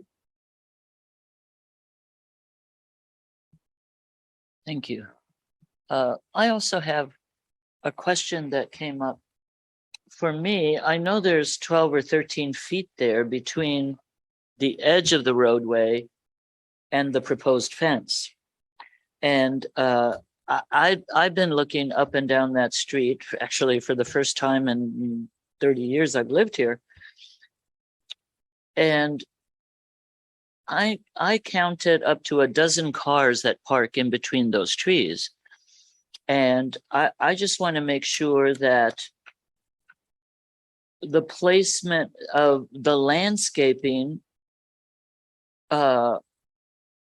isn't going to be a problem. I don't want the neighbors to come back and say, yo, I used to park my car there all the time and now I can't park there. Or Fairfax Lumber coming back and saying, we just spent a fortune to build this and people are backing their cars up into the landscaping. And so I also have some concerns about the little circles in between two lines here for 300 feet. I would like to have somebody take that into consideration. And I don't have a problem with the height. I think, sure, it's got to be 8 feet there. And it has to be the full length of that. And then whatever fire wants, I think it's absolutely right to get the transformers and the switch fuse transformers and the protection for lighting, absolutely necessary. But there's several other elements that are simply not addressed. And my experience is you think, oh, there's no ways that is going to happen. And that's exactly what tends to happen. So I do have concerns about approving this for design review based on this one sketch, though I have no problem approving the project, approving the height variance, whatever Fairfax Lumber needs to do to make this work.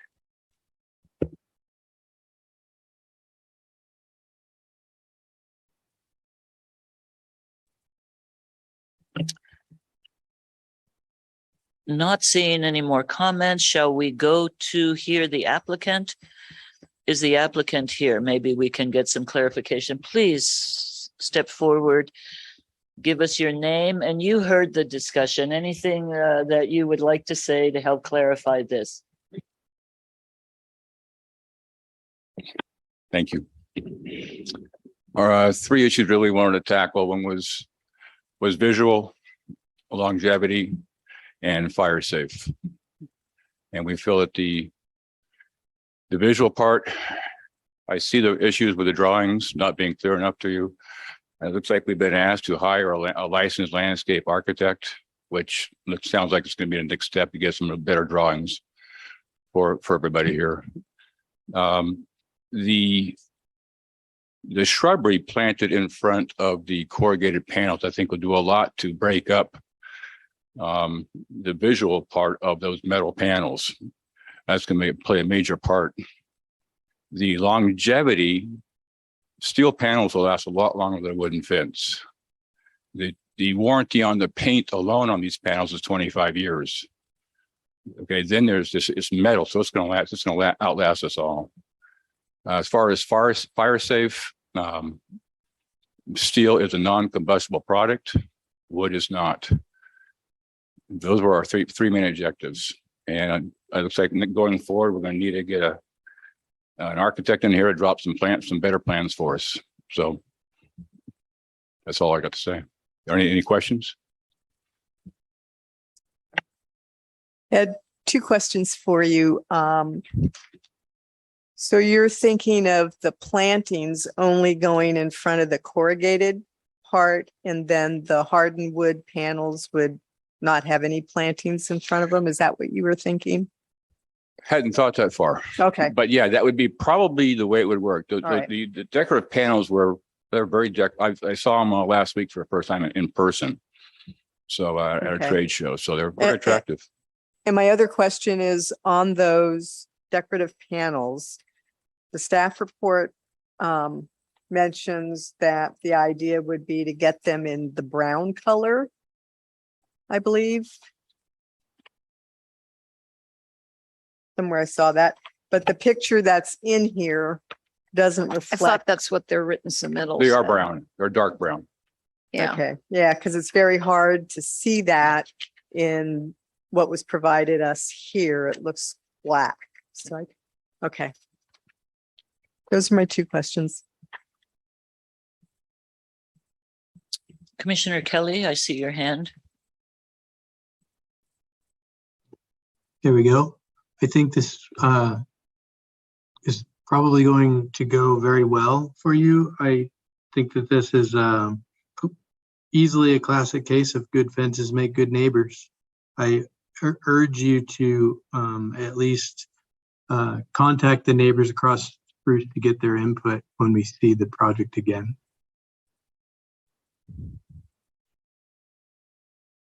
And Commissioner Green, is your hand up? Yeah, I just was not sure, as I've said, not sure of the placement of any of these elements, but I also am not sure whether, so the out deco thing, which I really like, actually, I think it's classy. Were you planning to use, like, there's a planter version or a wood structure in front of it, and then underneath is a picture of kind of a large wall style or something. So were you planning to use the planter thing then? The idea, the top one? You're saying a planter? Well, there's two pictures of these out deco things. One is a star anise, it's called, and it has depicts a black wall behind and looks like a planter. Actually, no, that top picture of the planter is not what we had in mind. It's the panels on that bottom row. The bottom row, okay. Yes, not the planter. So it's kind of a large wall type of a structure then. Correct. Thick like that? I'm sorry? Is it thick like that? I mean, that looks like to be, I don't know. It's about 5/8 of an inch thick. Okay, I see.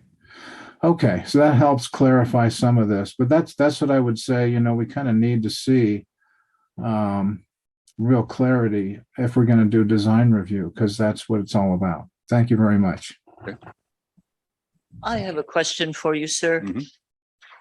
I know you want to get rolling with this as soon as possible, but you do also have to secure a landscape architect. And would it be a problem for you, since we have at least 3 commissioners who would really like to see more detail?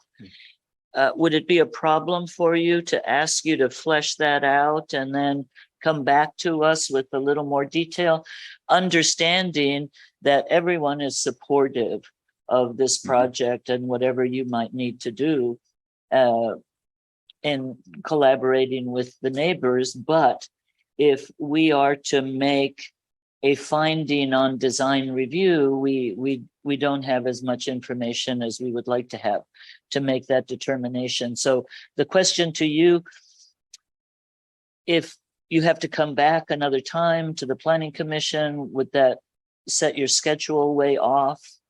No, not at all. I think it's important that we get a clarification of exactly what we want to do. Okie doke. That would be great. Okay. Thank you. Yes, a question for the Yes, when looking at the sketch in item 2 and 3, it looks like you have the wooden panel, at least on the sketch at the end, 8 feet, followed by 28 feet of the corrugated metal. I think we heard earlier that PG&E recommends from the poles that you not have the combustible material by the end poles, which have the fire switches. Is it possible also to do the corrugated metal at the end in a shorter amount than 28 feet so that you're getting just the minimum 10-foot clearance from the pole before you put in a combustible material? Right. The panels are 20, will be 24-inch exposure, 26 overall, 24-inch exposure. They're going to be vertical, so we can do whatever amount of panels we want away from that wooden post as a starting point. And one clarification here, I'm hearing the word, I heard the panels are 8 foot wide. They're going to be 4 feet wide. They're 2x4 panels, and they're going to be stacked horizontally. So it's going to be a 4 foot wide overall of the core of the decorative panels. Oh, okay, then your drawing showed the drawing that was submitted showed 8 feet wide. So that just needs to be corrected. Well, if you look at item 2, unless what they were trying to say is that they're 8 feet tall instead of 8 feet wide, but you know what I'm saying? Well, that's up for review then. It could be, we can go either way. There's 3 dimensions.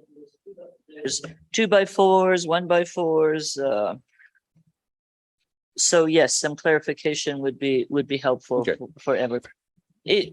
I would like to perhaps recommend if commissioners have one more point of clarification, something you think is really important for the owners to include in their plans, so that he could hear that now and not have to wait to hear it when he comes back. I would wait until we've had public comment and then we come back for discussion to address that. That would be fine. Any more questions of the applicant then at this time? Not hearing any. We will move to public comment, but we need to take a 5-minute break, please. Thank you, sir. Thank you. We will come back. Bring the meeting back to order. Thank you very much for allowing us to take a little break. We're moving forward with 109 Broadway, the Fairfax lumber item, and it's time for the public hearing. So please step forward one at a time, light your speaker. And if you would tell us your name, please, Could you address if you like. Sorry, could you remind the speakers that they have 3 minutes? There's gonna Yes, be time. absolutely. And So you can keep an eye on the unfortunately, clock. you have 3 minutes. Linda has a clock going, so please. And the floor slides out from under you at the 3rd minute. Let's hope not. Thank you. My name is Susie Bergen. I live at 30 Spruce Road. Yeah, thank you for taking the time to consider this and for giving us a chance to speak on all of our concerns here. In the spirit of working collaboratively, I just want to point out that there was a subcommittee formed formally on the 6th at the town council meeting. We have met with Chance and Bruce, who were assigned to that subcommittee on the town council. 2 of the members of Spruce Road did earlier this week. That was our first time meeting with them. We do look forward to being collaborative with Fairfax Lumber and getting some of these issues resolved, especially the fence, as that is one of our main priorities, given the dust and the visual blight that we're enduring right now. But I just handed to Linda, which I hope you guys all have. And the commissioners that aren't here tonight, I hope you guys get a chance to see this, but this is fences and aesthetics that you currently do see in our neighborhood. Everything is wood, everything. And we're not a commercial neighborhood. We're not in an urban setting. These are 100-plus-year-old homes in a neighborhood that was established even before Fairfax Lumber was here, which is another handout that I did make sure you guys got tonight. I think our preference is a wood fence. What is abutting each end of this long stretch of fence that is in discussion tonight are wood fences. One Spruce has an 8-foot fence that butts up to their bulk bins, which was actually lumber that was donated by Fairfax Lumber. And then 31 Spruce, the neighbor is here tonight. She has a wood fence that comes out to the corner that meets the current barbed wire fence that is standing for them right now. I think it would be unsightly to see that much of a stretch of corrugated metal, to say the least. And our hope is that you guys approve the 8-foot variance, but leave us some time to discuss within the subcommittee these particular issues. Like I said at the beginning of this, in the hope for some collaboration, don't pinch us before we can actually have a collaborative discussion with the working group that was formed formally on the 6th. Thank you.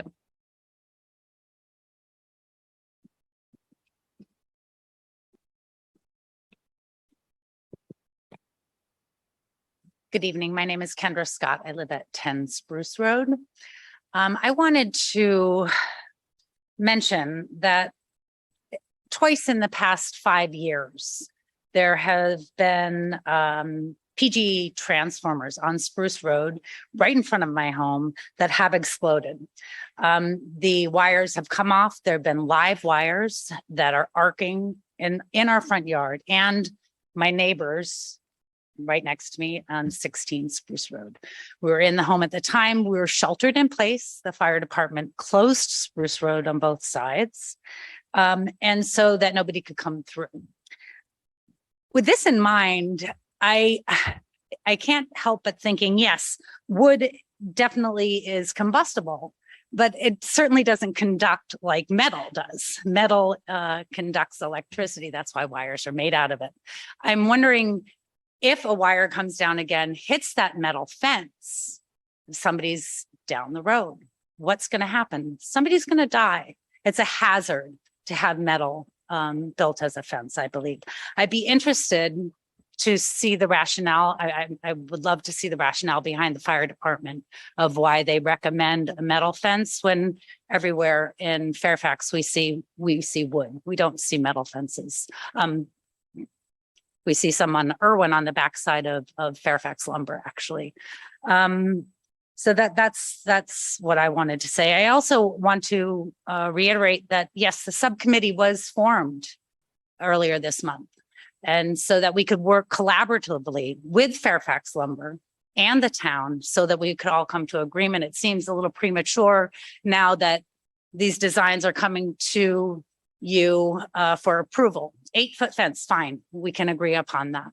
Of course, we want wood, but we want to come to the table to work together. So that is what I have to say. All right, thank you very much.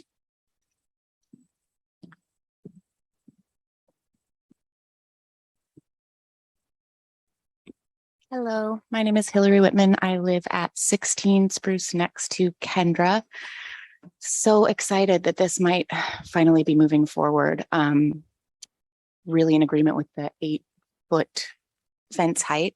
I personally walk Merwin and look at the results of corrugated metal on that side and shudder at the thought of looking at that from our front porch. We moved here in 2017 and my husband was stuck in the house when the live wires came down and actually electrified an entire puddle in our front yard. So I too am concerned about metal conducting electricity should that happen again. So yeah, I'm all for a wood fence. It's in keeping with the look of the neighborhood. And thank you for your time. Excuse me, can I ask you a question? Yeah. I understand your concerns about metal, but what about those decorative panels?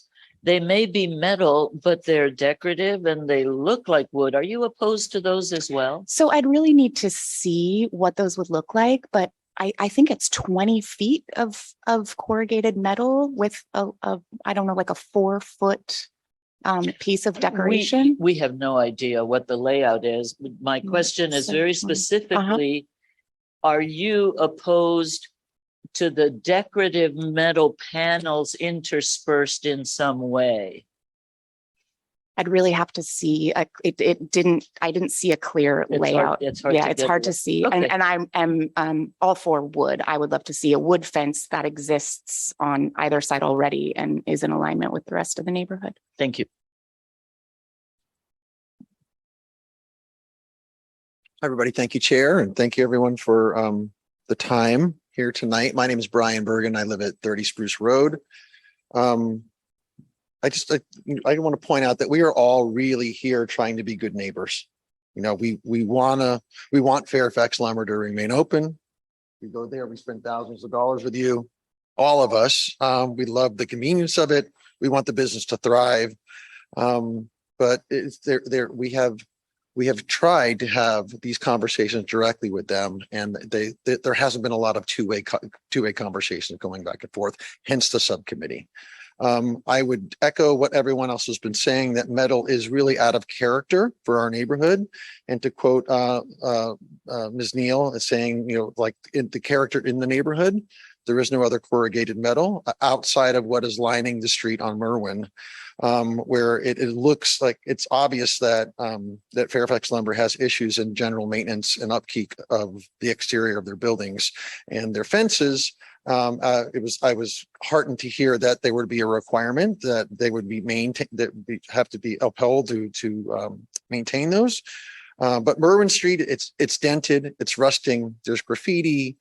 If you're using wood over time, the argument for longevity, I would say, doesn't really hold a lot of water, because if you're using redwood fencing with pressure treated wood, that'll last 25 to 30 years. I've had fences that long in my backyard.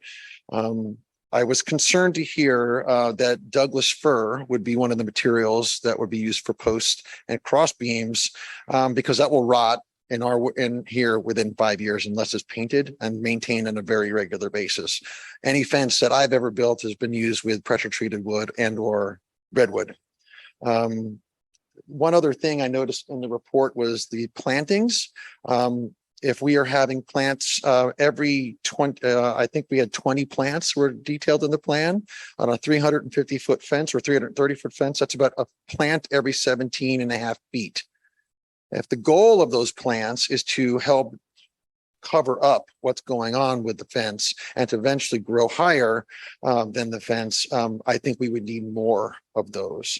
I'm also concerned looking through there that if the PG&E recommendations with the plants were to be no longer than 12 inches in height, is that correct, Ms. Neal, or is that what, a 12-foot?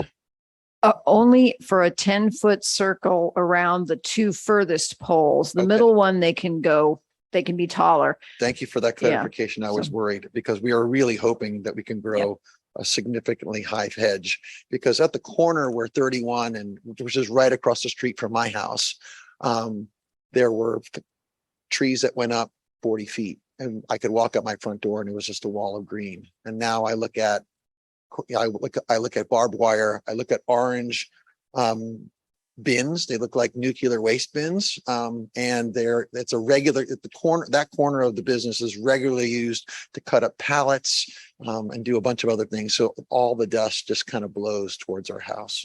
So we look forward to working with the Fairfax Lumber in the subcommittee. We look forward to seeing the designs that will come of that. And we love the opportunity to come back and give comment on what that final design review looks like. And I'm out of time, so thanks very much.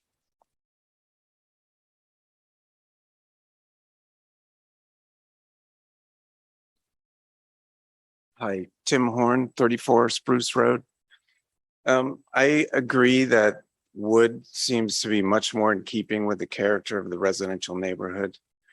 I understand that Fairfax Lumber, they're less concerned about the appearance of the fence. It's more about a function.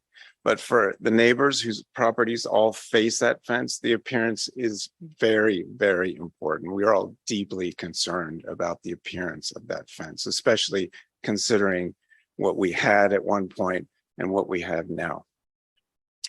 I was happy to hear that there's been a requirement put on Fairfax Lumber to maintain the structure of the fence. I think that's critical, because if you look around their property now, you can see that it's a mishmash of materials in various states of disrepair and decay.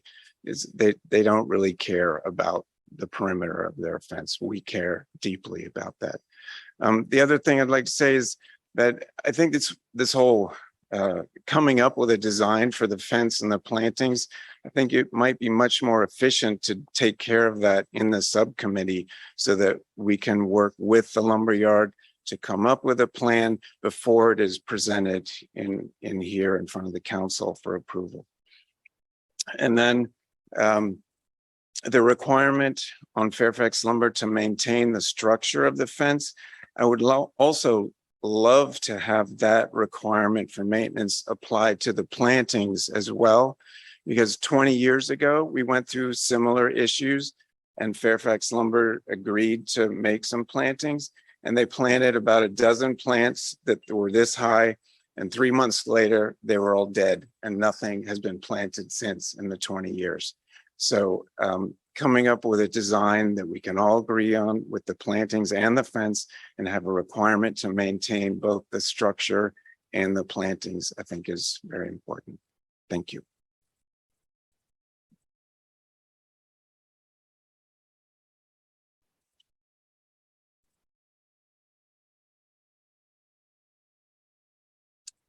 Hello, I'm Jennifer Hibbets. I live at 31 Spruce Road. My property line shares, or I share the property line with the lumberyard.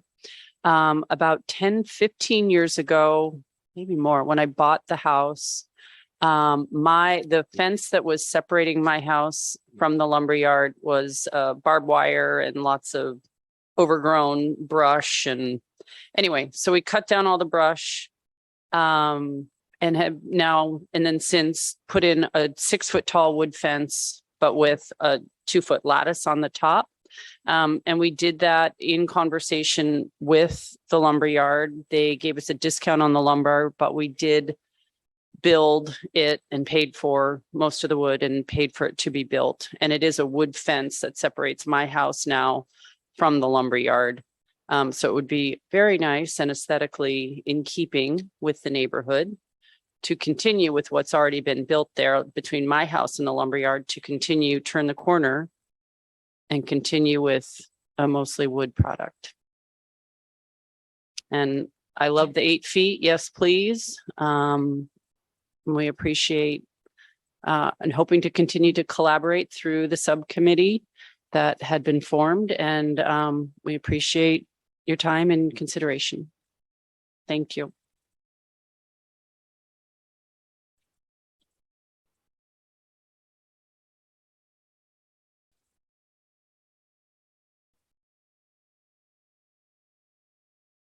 Can you hear me okay with the mask? Okay. Speak just a skosh louder, we can. Okay, thank you. My name is Tara Hernandez. I live at 26 Spruce. Want to reiterate my support for the 8-foot variance. Yes, please and thank you. I also had concerns in review of the staff report. There was a mention of an encroachment for the fence. There's the couple of concerns that I have with that. One, of course, is parking. Parking is always a challenge in our town, so losing parking would be problematic. But the other concern that I have is, as you know, we lost a lot of the green wall as part of the PGE fire mitigation, and I'm not understanding how the encroachment could impact the trees that are remaining and the shrubbery that are remaining along that fence line. Because there's this right up abutting the barbed wire fencing currently. So I hope that the architectural or the landscape architecture design review would also make clear if we would be losing additional existing planting as part of that, to make sure that we could try to preserve as much of what's left as possible. So that was just sort of my question follow on for the design review. Thank you.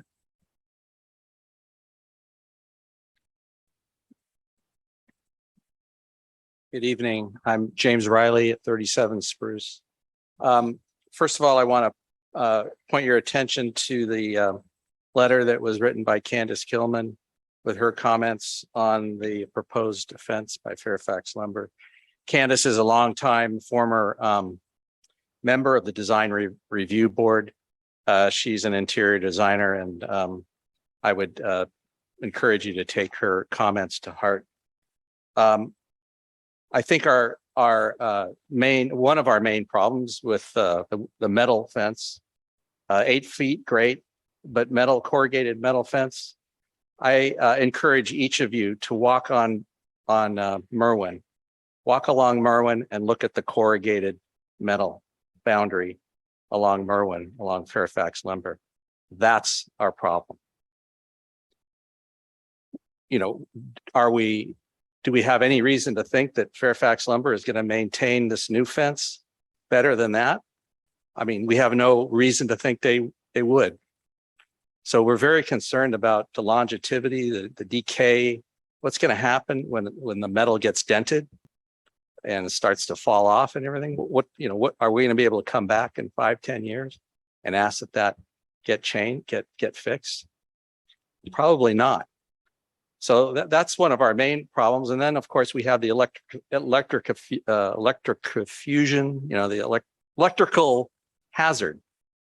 We've had those down power lines before. I've seen the arcing. I've seen the fire department come and close the street. It's scary. I don't think we want metal fences there. The last thing I want to point out to you is the handout that was given. This is information we got from the Fairfax Historical Society. And it shows an interesting brochure, graphic on the first page showing Fairfax Manor, the subdivision, a graphic showing it looking down Azalea westward. The area to your left is where Fairfax Lumber later became. In the next page is the plot map of the Fairfax Manor subdivision. An ideal home place, no fog, good water, electric lights, improved streets. This is the Fairfax Manor neighborhood.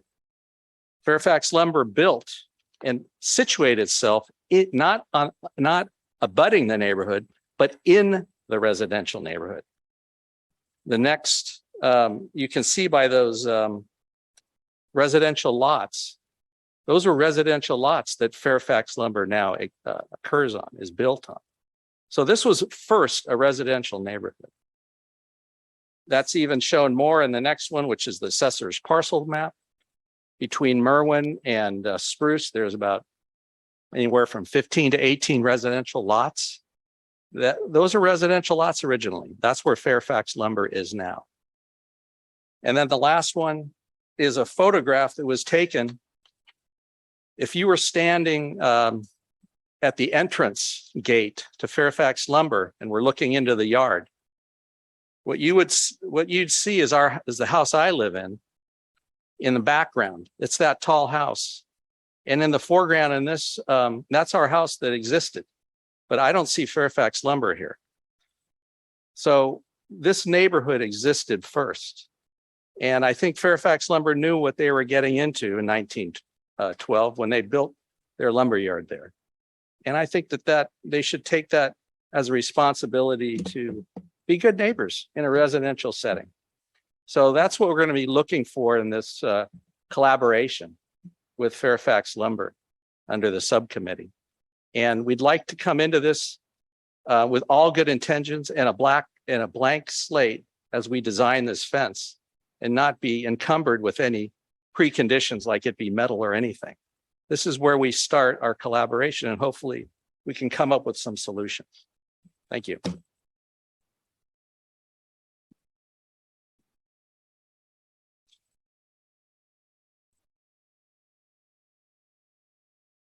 Hi, Rick Hamer. I live along Merwin.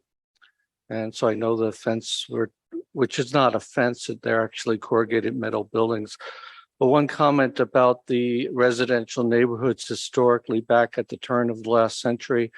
If you look at most of the parcel maps from that era, you'll see that most of downtown was small postage stamp lots, Rudy Field, the Bank Street, the Bank of America, School Street, the Town Hall. These were all small lots which have merged and been rezoned over the years. So Fairfax has changed over the years and will probably change more going forward. Thank you.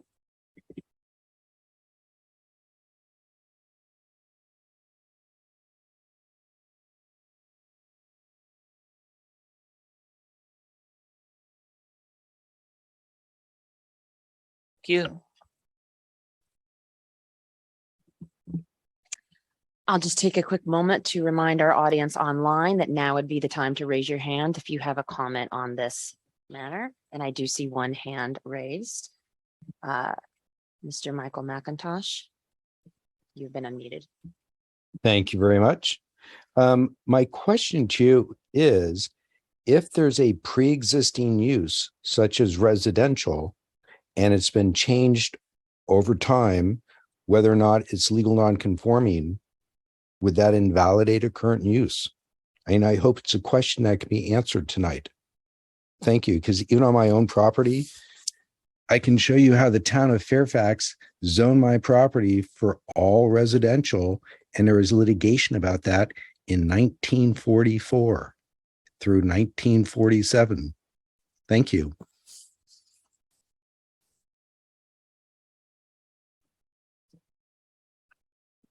I see no more hands online.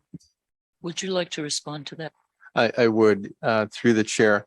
In terms of Mr. McIntosh's question, I would suggest that he pose that question in writing to town staff, to me. And I'd be happy to review that with our town attorney and make sure that he gets a response. Thank you.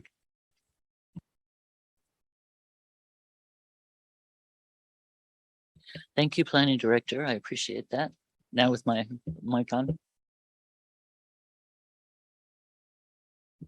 If that was the only final public comment, we will close this public hearing and bring it back to the commissioners for discussion.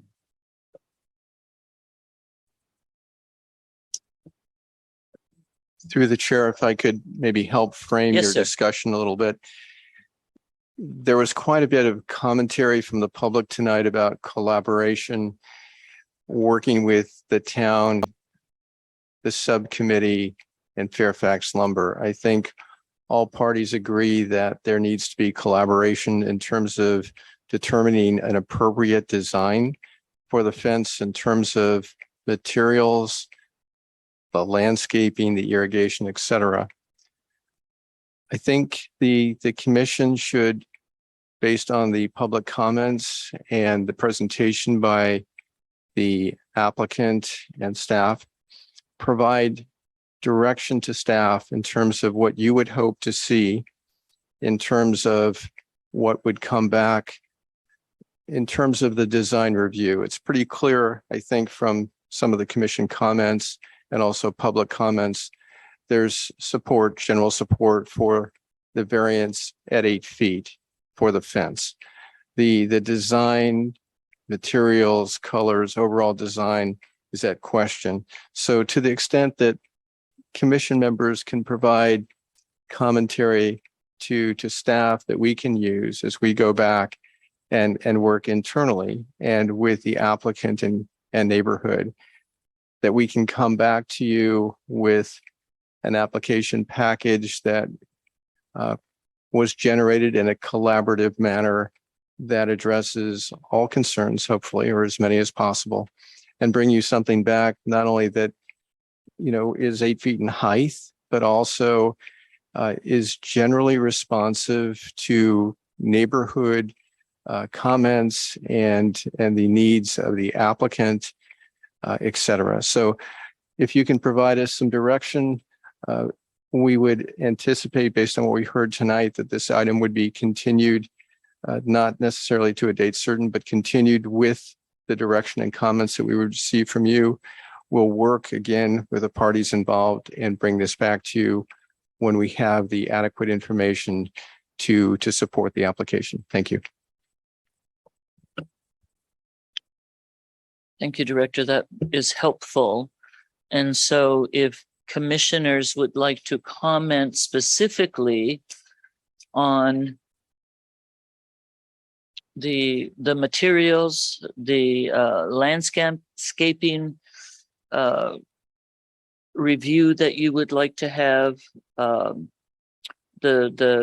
any comments you have regarding the design that would allow us to review the project and take action in one way or another. This would be a time if we could succinctly address those questions, please. Commissioner Swift. Okay, I also have questions that perhaps staff can get answered. Parking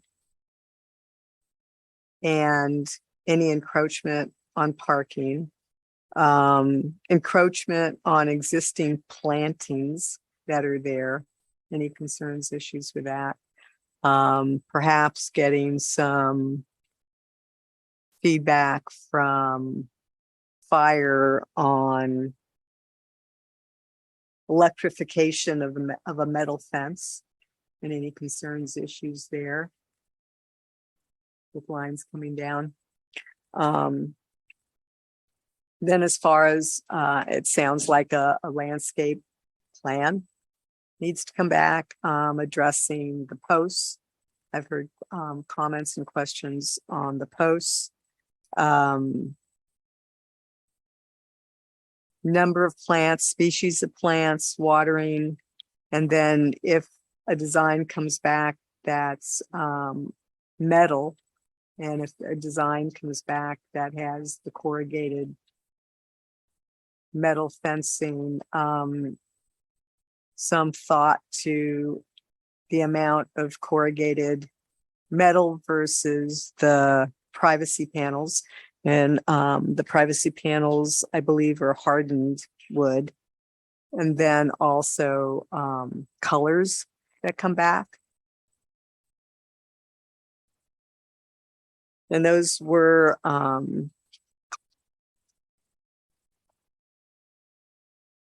some of the items that I had.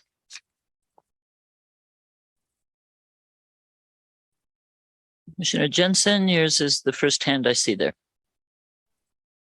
Thank you. Yes, that's a very good summary from Commissioner Swift. Basically, there's a lot of design work to be done. There's an idea, but there's no design yet. So that is what we need. We need plans, elevations, showing the materials, where they are, where's the parking, where are the plants, where's the curb go, dimensions, details, how it's built. I think it's a relatively big element in the city because of its length. So it needs to be well documented, which is currently not. And I think in order to build it, it needs a building permit anyway. So it has to happen anyway. So that's the part we need.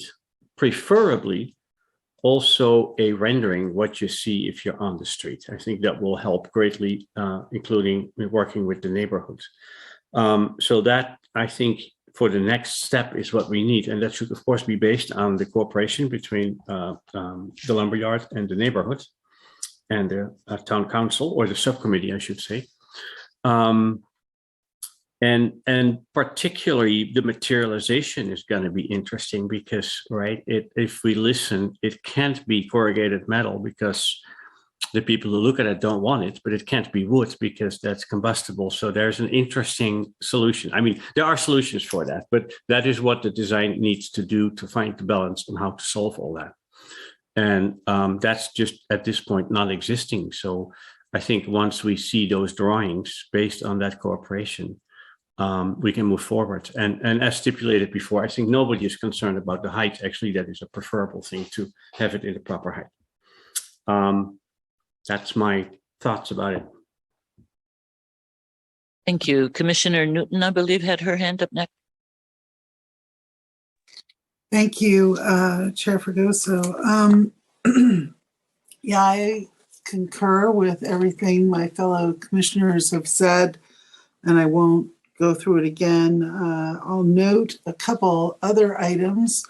One is that there's a part in the staff report where staff indicates they didn't know whether or not the applicants were going to treat or paint the fence framing. So that should be addressed. There's a reference in the resolution that we have in front of us to the land use in the general plan that appears to be inaccurately quoted, or some extra text inserted at LU 7.1.1. And finally, I will express a little bit of a concern. I don't know. I think I'll remind my fellow commissioners that at one point we were asked to identify our favorite buildings in town. And I identified the building that you see pictured on the photographs of the Fairfax lumber border fence along Merwin Street. Actually, the last photo in that set of photos we got from the neighbors is really literally my favorite building in town. And one of the reasons it's my favorite building in town is because it reflects its age. And the inside of that same wall is equally fabulous. And I have a picture of it in my phone because it's so old and full of character. And while I totally get the concerns that the neighbors have about the maintenance of a fence, I also cherish the aging aspects of some of the little, streets we have and the buildings that we find along them. So I wouldn't want to clean Fairfax lumber up so much by requiring so much maintenance that we lose that aspect of this piece of our downtown history. And so with that, I'll shut up. Thank you, Commissioner Newton. Commissioner Kelly. Thank you. Well said, Commissioner Newton. I think that something that should be considered here is how this element in the public way will age, and hopefully that it can be thought of as a long-term element and that it will age gracefully. The scale of it is odd, right, in this neighborhood, this 300-foot long thing. So I'm going to just say a couple of design elements here that I think could be considered by the subcommittee and in the process moving forward. I think that the repetition and rhythm should be considered. I think that the scale and the possibility of breaking down that length might be a good idea. I do think that the materiality, as it's been talked about a lot, I heard wood is an overwhelming choice of the neighborhood. Understanding that this is a industrial use, this fence also on the other side. So hopefully everybody can empathize with the folks on the other side of the fence during this process. I think that parking needs to be considered. I think that the green, I heard one of the neighborhood folks talk about the greenness as a priority, which it's much different now than it was last year. I know that even from just riding my bike through that corridor and understanding how lovely it used to be just as sort of a wild green screen. So possibly a green screen should be considered rather than wood or metal. So I think there's a lot of possibilities that could work in this situation. I'm definitely in support of 8 feet. It sounds like everybody in the neighborhood is. I think I was concerned that some of the neighborhood folks might think that 8 feet would feel imposing.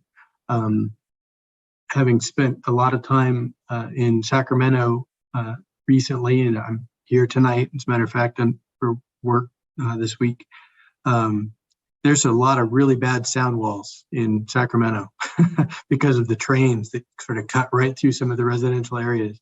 And boy, that would be the worst thing we could get, is a big, long, 8-foot tall barrier, right? We don't want a barrier in this situation. So hopefully all those elements could be taken into consideration. Certainly the planting along that edge, I think, is going to be very important to consider, whether it is a green screen or whether it's trees or whether it's shrubs, and how that responds over time, I think, is also very important. I'm really encouraged that the neighborhood is eager to be involved with this process, and I hope that the applicant is willing to engage them. Okay, thank you.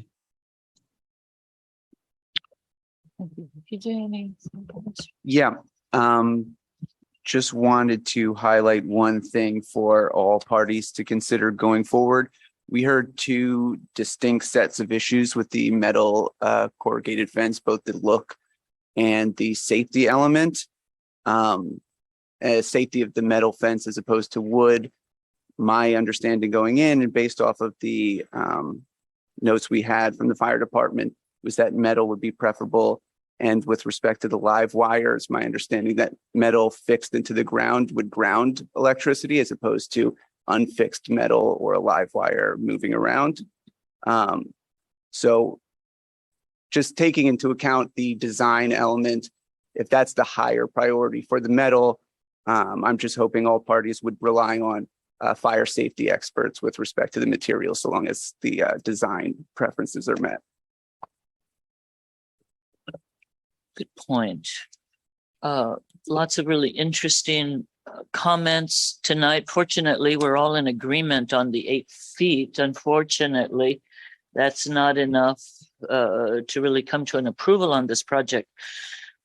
I'm struck by the historic nature of this residential community and also the historic nature of this remarkable resource that we have in our town that many other towns would give their left leg, front tooth, whatever, to have in our communities, and something I very much value and appreciate. I understand it,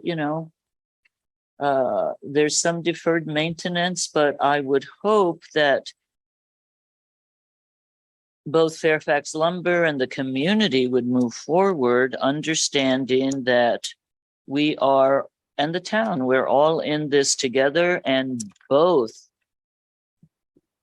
the community and this incredibly resourceful business that's so valuable to our community, as well as our residential neighborhoods, can find that collaborative effort that everyone is talking about in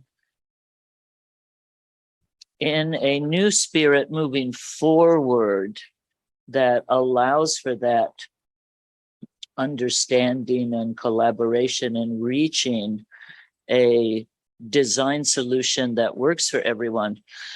I got to say, the elephant in the room for me is the parking. It's my understanding, and Linda, correct me if I'm wrong, that Fairfax Lumber's property goes to the edge of the roadway on Spruce? No. Where does that's another thing we didn't really get in our We plans. measured the right of way easement, and we went to the center and we measured to the fence, and that falling down fence is about where the property line is. So there's about 14 feet between the edge of the road and the fence, and cars were parked, and to staff, it appeared there was adequate room to put the landscaping and be behind the sycamore trees. So people were parking between the sycamore trees, right? Well, the landscaping can fit along the fence. I'm not as concerned that that's an issue, but we can remeasure everything before we bring it back. And hopefully the applicants will give us a more detailed site plan where they'll call out the parking and show where the actual beds are going to be. So then, and Linda, the measurements. area in front of the trees up to the paved roadway, such as it is there, is the town's property, the town's right of way? The town's right of way easement, yeah. Okay. To put roads and sidewalks in. Okay. Yeah. So, or whatever we choose to allow to be put in. or whatever we choose to allow. Again, I say parking there for me is the elephant in the room. Yeah, but the fence is not going to. Yeah. Sure, the fence is a problem, but the parking, the giveaway of a town property for parking is also something that is to be acknowledged, recognized, and designed for. Right. And I just wanted, one of the speakers spoke about encroachment. The only thing encroaching is the landscaping. The fence is not they're not applying for an encroachment permit to capture part of the public right of way with the fence. Yeah. I understand. Yeah. I thought they had more land up to the roadway. So again, my concern is that relationship between where the neighborhood parks on our town easement and where Fairfax Lumber's property line ends, and where they will be required to landscape beyond their property line.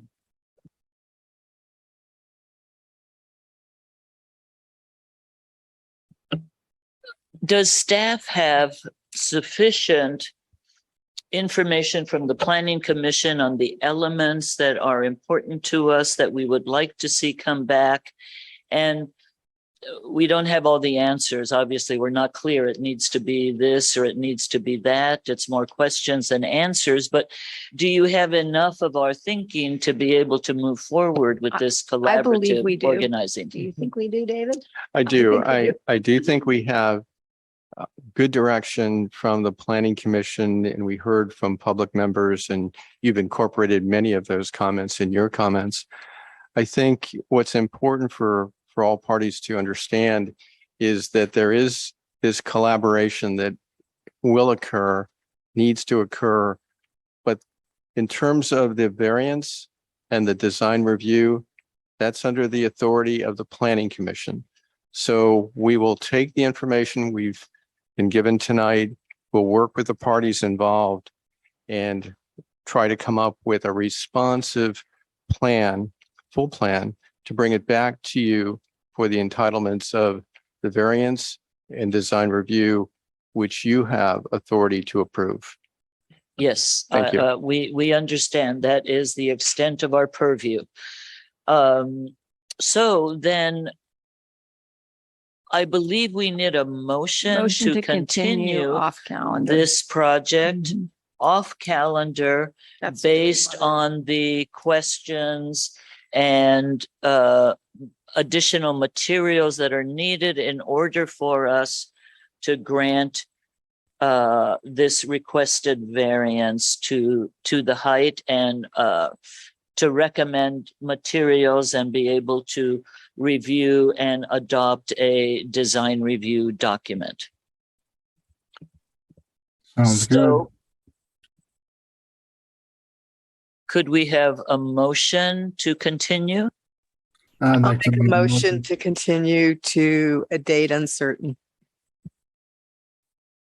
Can I'll we have a second on the motion? I'll second. Commissioner Kelly, thank you. Motion by Swift, second by Kelly. Can we get a roll call? Okay, Right? I'll go ahead and do it. Okay, Swift. Aye. Fregoso. Pfeffer. Aye. Kelly. Aye. Jansen. Aye. Green. Aye. Newton. Aye. Did I say Chair Fregoso? Motion carries for continuance. Thank you all for coming. Appreciate the collaboration and the comments. Thank you. Have a good night.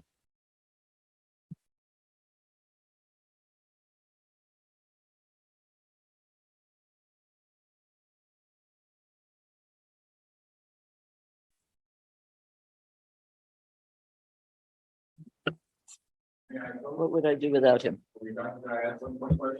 Yes, please.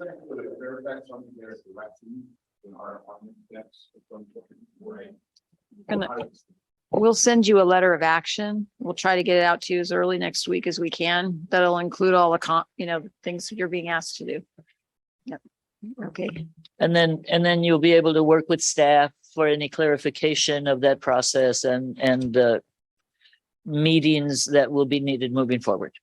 Thank you.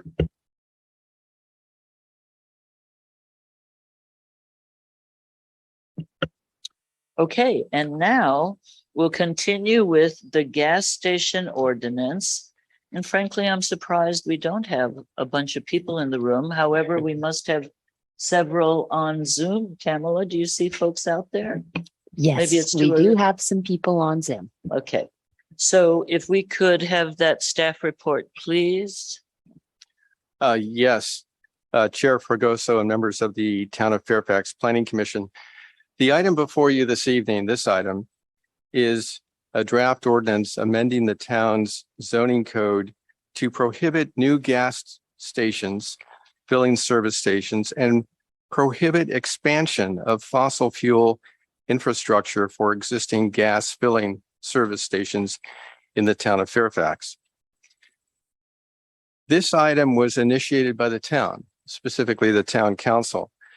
The town council has indicated a concern about gasoline stations in the Fairfax community and their impact on the public health, safety, and welfare of citizens within our community, impacts on air, water, soil, etc. The town council had indicated previously in 2021 a desire as a goal, an adopted goal, to look at prohibiting future gas stations in the community. And as I think you well know, here in the state of California and well beyond, there's a strong desire to move in the direction of vehicles that would not use fossil fuels. And in fact, here in the town of Fairfax has the Climate Action Plan, the Fairfax Climate Action Plan 2030, which specifically indicates a desire, a goal to phase out fossil fuels and look at upgrading and replacing carbon-intensive fossil fuel-based infrastructure in the transportation sector.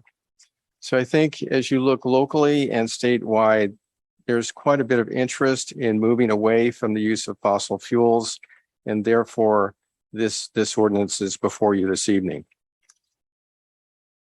As mentioned in the staff report, the transportation sector has been identified as responsible for emitting 50% of California's greenhouse gas emissions and 80% of the state's fog-forming oxides of nitrogen. And in 2020, California Governor Gavin Newsom issued an executive order directing that by 2025, that new passenger cars and trucks sold in California must be zero emission.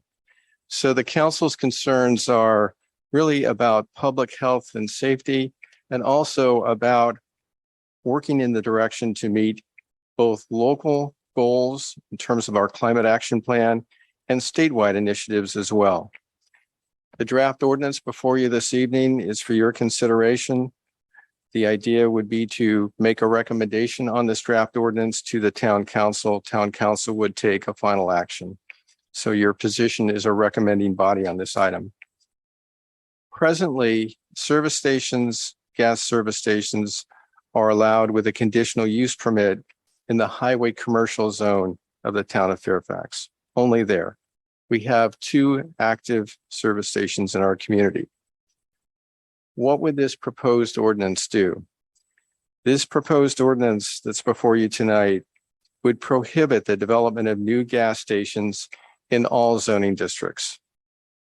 It would establish regulations for existing service stations, gas filling stations, as non-conforming uses.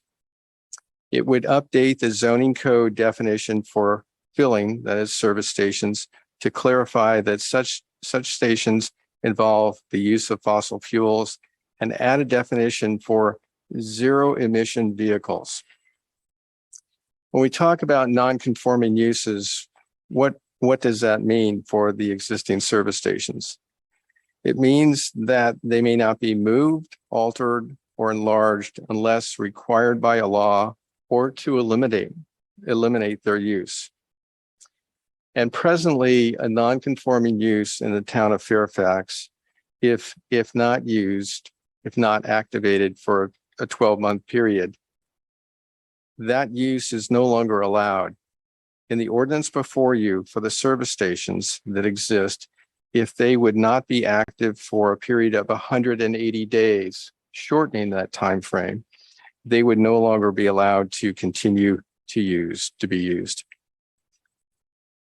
Staff is recommending as part of this ordinance to update chapter 17.016 to authorize an existing gas station to apply for the opportunity with a permit from the Planning Commission to modify the gas station to establish charging stations to support zero emission vehicles, and would also indicate in this ordinance that in order to modify or improve sidewalks or driveways for public safety, that the Public Works Director would have the authority to do that, to permit those improvements, again, to sidewalks and driveways associated with these uses to improve public safety. In terms of the California Environmental Quality Act, we typically make a statement regarding CEQA and what the proposed action means in terms of our California Environmental Quality Act. We're determining that the proposed action, this ordinance, would be exempt. As we see it, the idea of prohibiting future gasoline service stations in the community and gasoline service station infrastructure would be an action that is supported by CEQA guidelines 15307 and 15308, which states that local agencies that are promoting the protection of natural resources and the environment, those actions are exempt. And then also under CEQA guidelines 15061B3, there's a common sense provision. And again, given the nature of what's being proposed here, to limit the use of fossil fuels and better protect our air, water, land, soil, etc. We see this as common sense and not having the possibility of resulting in an adverse environmental impact. In terms of fiscal impact, we see implementing this ordinance as being within the standard duties of our staff and would be funded by the general fund. Our recommendation to you tonight is to go forward to adopt the resolution attached to the staff report, which recommends that the town council consider an ordinance. The ordinance is adopted to the resolution, amending the town's zoning code to prohibit new gasoline filling stations, land uses, and expansion of fossil fuel infrastructure for existing gas filling stations, land uses within the town of Fairfax. That concludes my report. I'd be happy to respond to any of your questions. I did note a couple of, I'll refer to them as typographical errors in the staff report. I think on page 3, there's some language about improving sidewalks, and it's not accurately stated. It should say improve sidewalks. That's page 3 of the staff report. And on page 3 of the ordinance, there's a G that's kind of a floating G there. The ordinance would be perfected, would be addressed for sure. The staff report is the staff report. It's out at this point. I just wanted to acknowledge that change though. With that, I'd be happy to respond to any questions you may have. Thank you. Thank you, Director Wolterine. Interesting that this comes before us now. Many of you may recall that approximately 10 years back, this ordinance that we have served us well in denying a new gas station that was proposed to come into what is now the barbecue station, and that had been a gas station decades prior, and that had been vacant for decades and decades. And our ordinance, with its limit of expiration of a year or so of that particular use, would forfeit their ability to come back and create another station. Also, the size of the parcel was insufficient to safely create a contemporary new station. And since then, we have had the 2 gas stations that we have that serve us very well. A lot of people in town are concerned that in Fairfax, the gas in Fairfax cost a little more than it might in, some little no-name station in somewhere else. But people need to be aware, and I know I'm a little off the mark here, but this is important. Those extra 10 cents a gallon that we pay in Fairfax, we actually get to keep in Fairfax. And so we do get a bit of that gas tax back. And so just say, I always fill my car up in Fairfax because it costs me a few pennies more, but I know that comes back to the town. I think this is a very timely ordinance, and let's go and hear if commissioners first have any clarifying questions for the director, and Cindy has her finger up. I've got several of them. So the draft reso states the town anticipates requests in the future for development of a new gas station. Where does staff anticipate that we're going to get requests for new gas stations in town? I'll respond to that, and I'll also point out that our town attorney is also, or should also be online and available to respond to questions as well. I think that in terms of the resolution and the fact that the town does have a conditional use permit process in place for gas stations, service stations at this time, that there's a concern on the part of our town council that there's a desire to provide a clear message to applicants, prospective applicants, that the town is not wanting to continue in that direction in terms of use of fossil fuels and allowing for future gas stations, period. That in terms of the future looking forward, the idea is to move away from fossil fuels and to look at charging stations and emission-free vehicles. And so I think the intent here, Commissioner, is to provide a clear message to prospective applicants, property owners that may be considering or could consider in the future a service station, gasoline service station use, that with the adoption of this ordinance, there's a clear message. It's not a CUP. It's not a possibility. The town is going in a different direction. That's kind of my understanding on this. And the draft reso also states that this is consistent with goals and policies in our general plan and climate action plan, and includes reducing traffic congestion. So how do we see that this would reduce traffic congestion?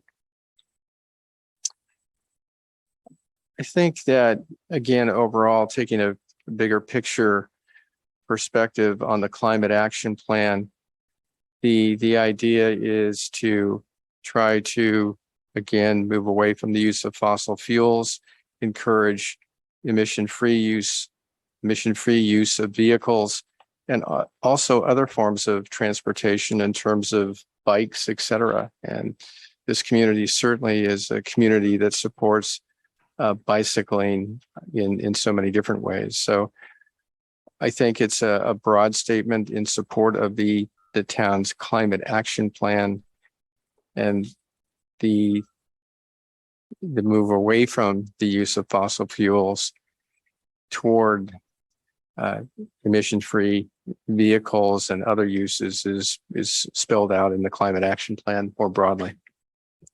So we're changing the definition of a filling service station. And the proposal is a retail business selling gasoline and/or other motor vehicle fuels derived from fossil fuels and related products, and which may include facilities for washing, polishing, etc. So we're taking out of the existing definition that we're storing gasoline, which normally in a gas station you would have storage tanks. With a proposed definition, and it talks about any retail business selling gasoline and or other motor vehicle fuels and related products. I'm thinking of places that may have oils for equipment. So, Fairfax Lumber, does it sell oils to put in garden equipment, for example? I'm concerned that with that definition, it may have an unintended consequence broader than what we're trying to achieve here. So I have a question for staff, as far as how that affects other businesses, since it says a retail business, which could be any business. So something you can address. Commissioner, I see your point. It's a good point. Looking at that definition, as I look at the language added, which is underlined, page 2, and continue on to the very end, it says, however, be included in the operation of a filling station. So my sense is that we're talking about a filling station type of use here. The fundamental use is a filling station. And so I understand your concern, but I think as we focus on a filling station and the general understanding of what a filling station has been and would be with this definition, I think it narrows it. I'm not sure that there's that concern. It might be on my part. What is the impact? Because I'm thinking back to when there was a prior planning commission was looking at making changes in the downtown from CH to CC, and there was a lot of discussion of changing types of businesses that would be allowed. Also to the extent of businesses where they would be located in a building, whether they be allowed on the street side or the back or the second floor. So, and there was discussion there of having businesses be considered identified as legal non-conforming. So what's the impact of that to a business as far as insurance, financing, that type of thing? That was kind of a question I had on this. Go ahead. Let me try to start the response, and I believe our town attorney is available as well and could maybe add to my initial comments. So in terms of the non-conforming nature of the use, as the existing service stations, gasoline filling stations, become non-conforming, so long as they work within the parameters of what they have, they can continue to operate. And in fact, in the ordinance, there's even the opportunity to modify, add to the operation with a permit from the Planning Commission to add charging stations as there's a transition in the type of vehicles in our fleets. So from a use aspect, the use could continue as stated here in the ordinance. If it would discontinue for a period of 180 days, then it would lose the right to continue to operate.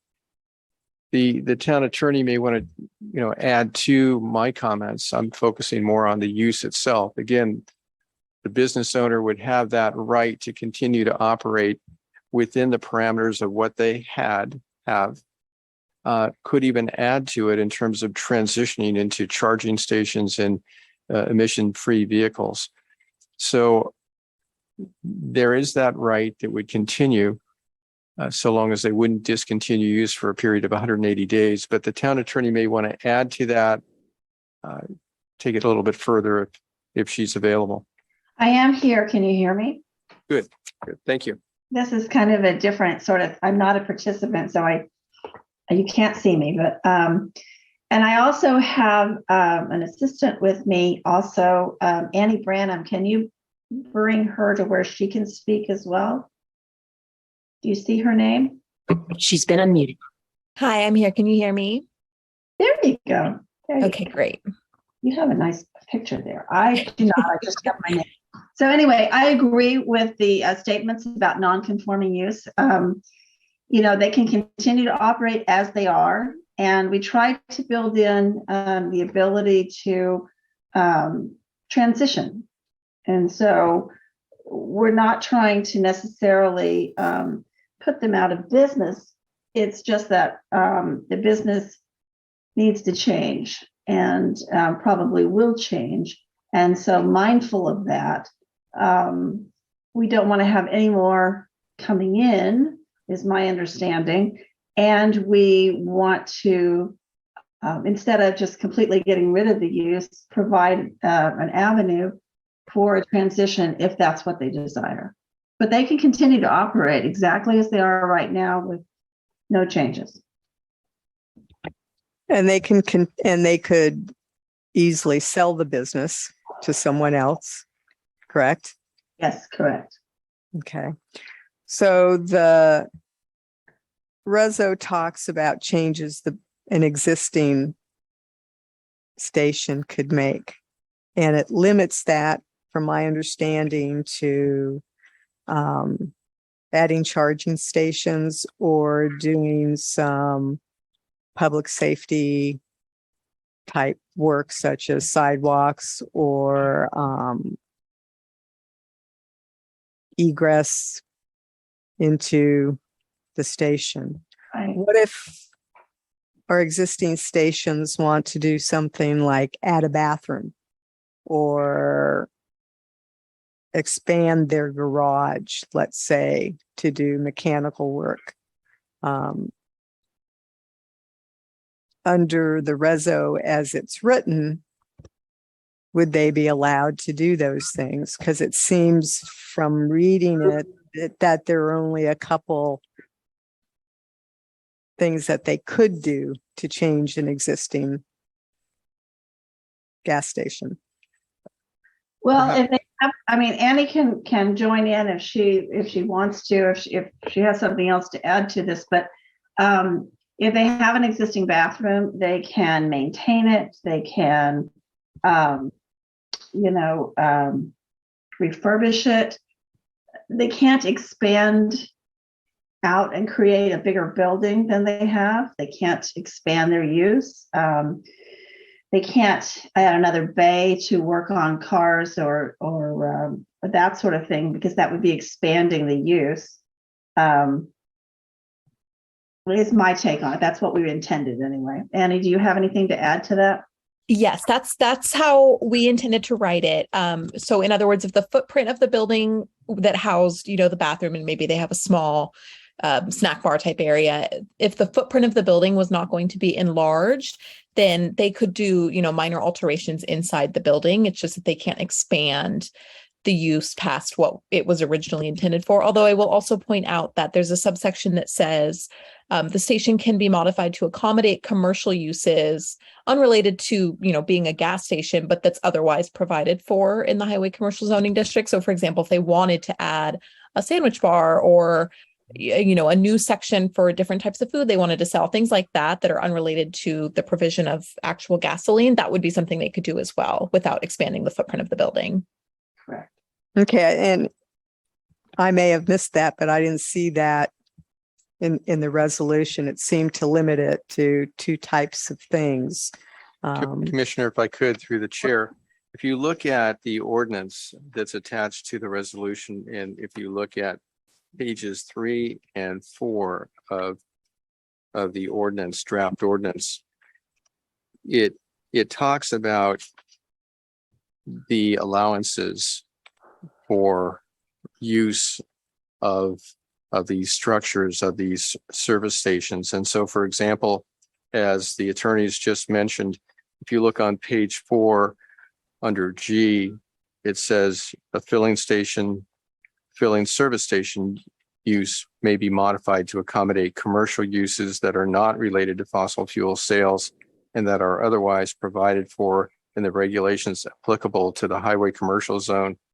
So there are a number of different options, transitions, or optional uses for the property owners of these properties.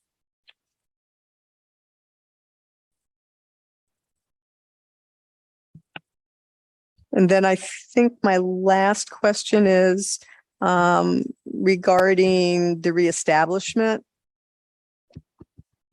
If it has been discontinued, why the 180 days and not the 12 months of 17/016/060A? That was just something that we thought the council would be in favor of, not having it sit vacant for 12 months, being an eyesore, and having a 6-month period of time when it could potentially, if they go out of business and it just sits there, it could be something that after 6 months, they couldn't reestablish the use. And then it can be changed. We just believe that was what was being sought by the council. That's right. I think the idea is to balance due process to folks who currently own the gas stations. And so the idea is that, to balance maybe a more aggressive anti-fossil fuel stance against the due process that's due to the folks who currently own those gas stations. So it's an attempt at a middle ground between letting the station sit empty for 12 months if someone has discontinued its use as a service station and, providing them the ability to reopen if they needed to. But I think 6 months was originally viewed as a sufficient window for that purpose. And planning director, can you reference back to me the additional things they can do? You mentioned it in the. I'd be happy to. So, for example, if we go to the ordinance and look under section 3 of 17.016.080, regulations of non-conforming filling service station uses and structures. As you look through that section, it kind of talks about a non-conforming use as anticipated here with these service station uses. And as you scroll down, you'll see that, for example, under F,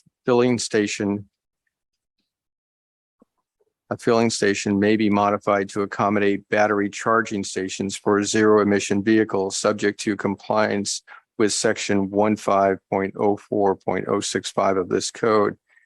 And then going on, and I've mentioned this, and one of the attorneys mentioned this already, under G, the idea to accommodate commercial uses not related to fossil fuels otherwise allowed in the highway commercial district.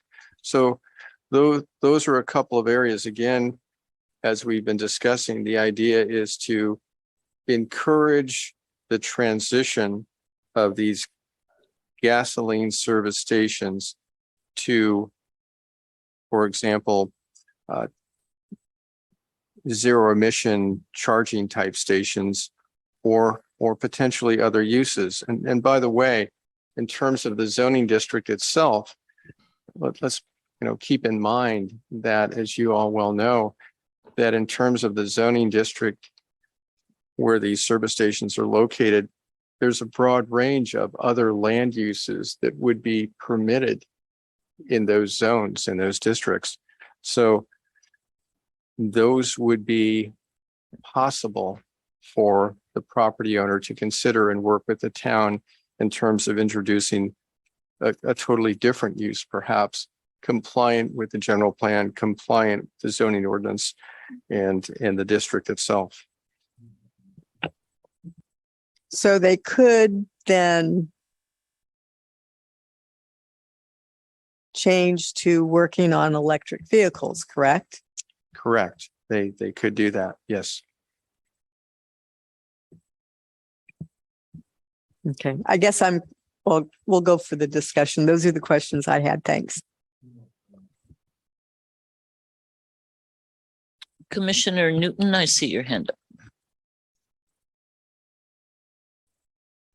Thank you so much.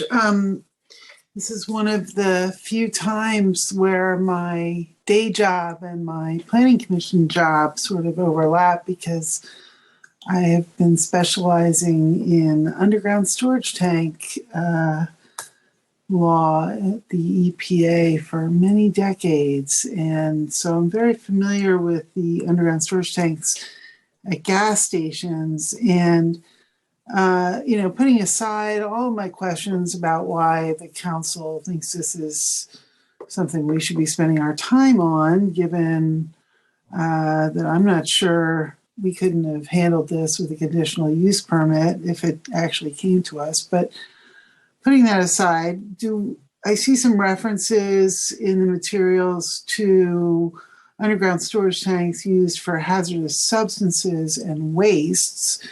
And so my first question is, do we know whether there are underground storage tanks being used to store hazardous substances or waste as opposed to petroleum products at either of the two gas stations? It seems to me that that doesn't really have anything to do with the climate issues, but rather focusing on the use of underground storage tanks. So that's my first question to staff. Again, I think that in terms of the direction from council has indicated concerns about the gasoline station uses in terms of underground storage tanks and the types of materials that would be stored and used at such a station, a facility, and that they could be hazardous to the health, welfare, and safety of the citizens here locally, and more broadly to the air, soil, water, etc. So, for example, certainly there's a lot of work done to contain materials that are stored underground safely, but there are oftentimes leaks of materials that affect soil, water, etc. So I think that in terms of the resolution, and you're probably, Commissioner, referring to the resolution and the whereas that talks about the United States Environmental Protection Agency, and goes on to indicate concerns about storage, fuel storage locations, and some of the concerns related to that as far as sites and potential leaks and hazardous substances and pollutants and contaminants, etc. So I think that in terms of information from council, it's concerns about public health, welfare, and safety, and also in general about trying to promote the town's climate action plan and statewide initiatives in terms of moving away from the use of fossil fuels. So it's kind of twofold. And I think the resolution and the overall ordinance are looking at public health, welfare, and safety, and also trying to move the town in the direction of kind of statewide initiatives to move away from the use of fossil fuels and more in the direction of emission-free vehicles.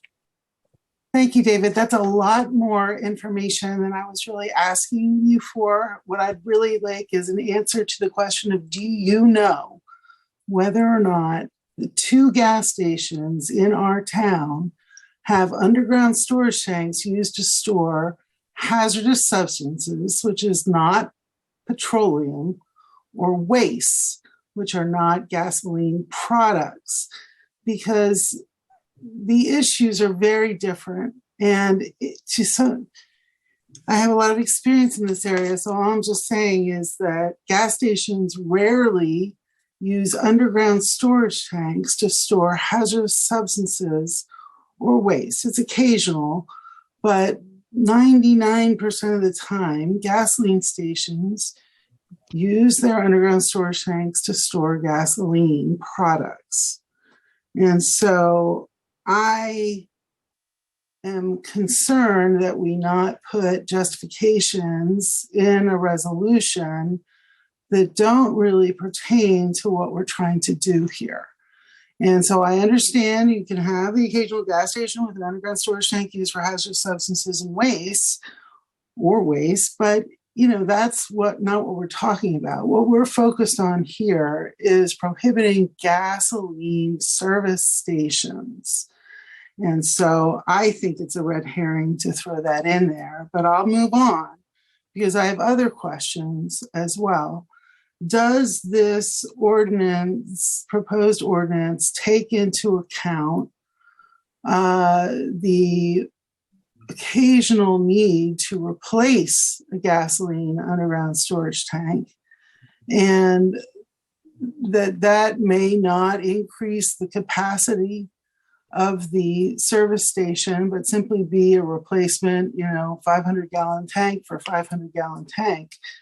But it may take some time. And so the 180 days is a concern to me because of my experience with replacements of gasoline service station tanks, and that process may not be under the control of the gasoline service station operator. Through the chair, I think I can respond to those questions.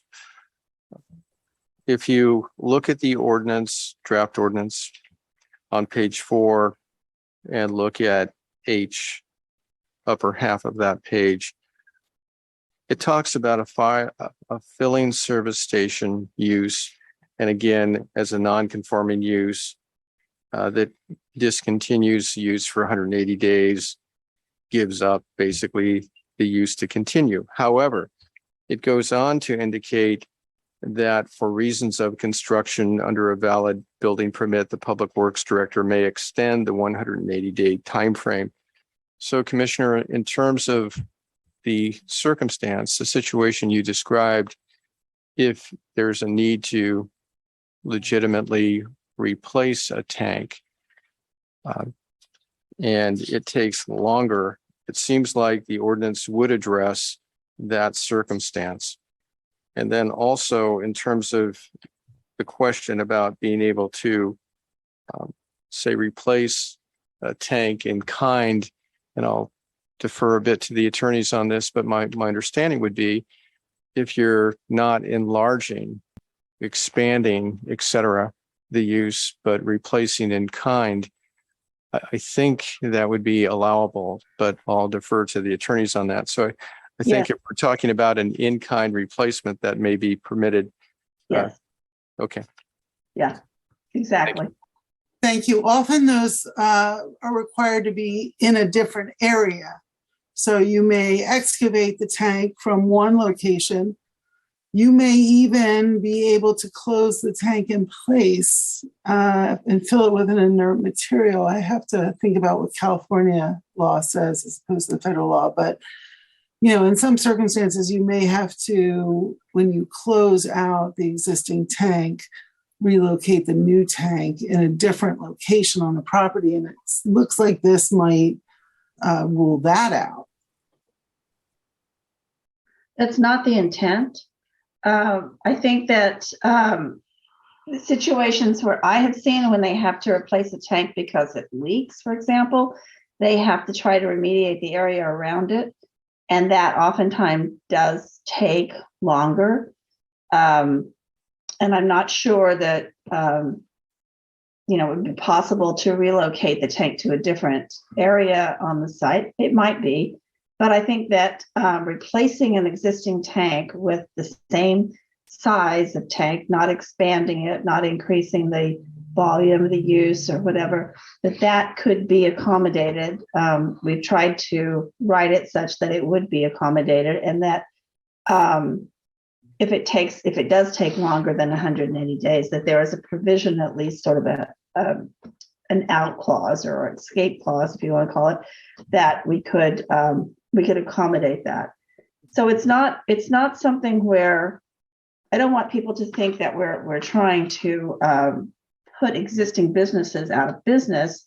we're simply trying to state that we don't want any more of these types of businesses, and that we don't want the existing ones to expand or increase their use or their footprint, and that if they can, they should transition. That's accommodated.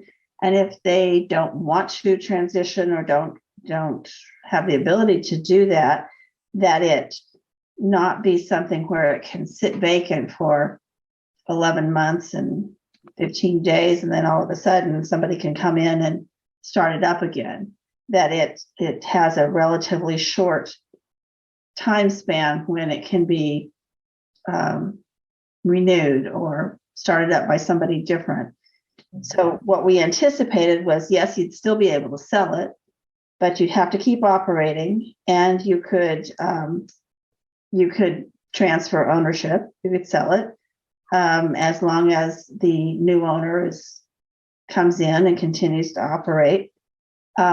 We tried to accommodate the thought of a remodel that doesn't expand the footprint, and tried to anticipate how long that might take. These are all questions and things that can change. If you want to, in your recommendation, if you want to recommend to the council, well, we generally like the concept, but we think there's an issue with this provision or that provision, certainly the council can take that into consideration. That's a very valid part of a recommendation. Thanks. I just really want to make sure that the existing gas stations have room to maneuver in a way that they or somebody who acquires the business isn't shut out because this is so tightly crafted that they can't undertake, something that they may be compelled to do as good business practice, like, investigate a possible release, even if a release hasn't occurred. That can often take a while. Anyway, thanks. Over. Okay, thank you. Excuse me, Commissioner Green, I know you have your hand up. However, I've had a pending question that piggybacks on this issue that Commissioner Newton brought up. I have also worked extensively with gas stations who are coming in, going out, remodeling, whatever, changing tanks, cleaning up. And my experience has been that most of them have leaking tanks that have already contaminated the soil. Many of them have plumes of gasoline that flow down the streets for blocks and blocks.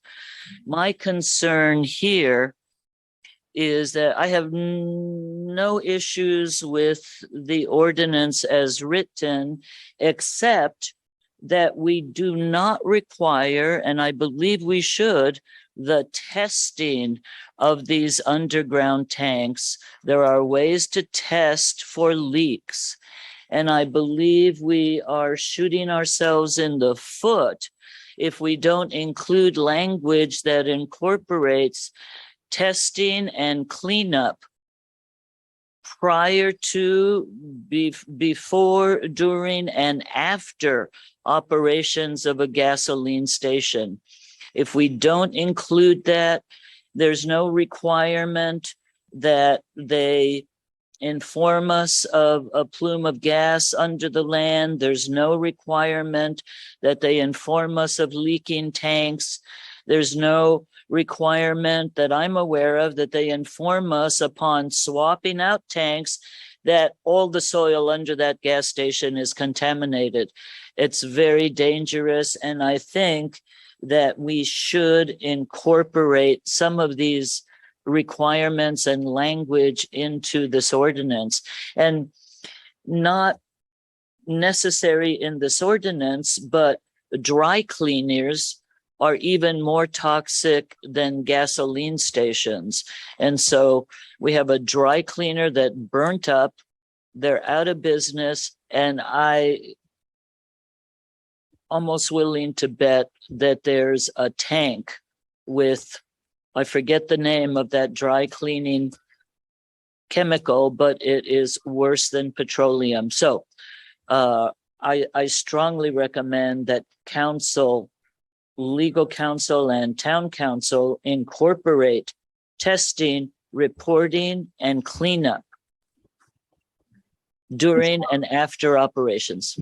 And so if I may, my understanding is that there is state law connected with underground storage tanks. And I understand from Commissioner Newton, there's also federal law. And we don't want to be duplicative of that. And I did not view any of that as being part of the charge that I was given to address not having any new gas stations, filling stations, and not allowing the ones that did exist to expand. And so that's why that's not incorporated in here. I think that is, it's an excellent point, but we need to do some research on that. And I believe that it's covered by state law, but we can certainly research that to confirm that. I can confirm that for you guys. It includes notification of a suspected release, which requires investigation. Now, these notifications are to the state, but, the state, I believe, typically, I mean, they certainly informed the neighbors when the Fair Anselm TCE spill occurred at the dry cleaners there. Right. So neighbors will be alerted. I would imagine the municipalities are also alerted as well. And there are a whole host of requirements, Norma, for under the state and federal programs for investigations into suspected releases. There's testing, there's release detection that's required on the underground storage tanks. There's a whole panoply of requirements. I totally agree with Janet that we don't need to be duplicative in that arena.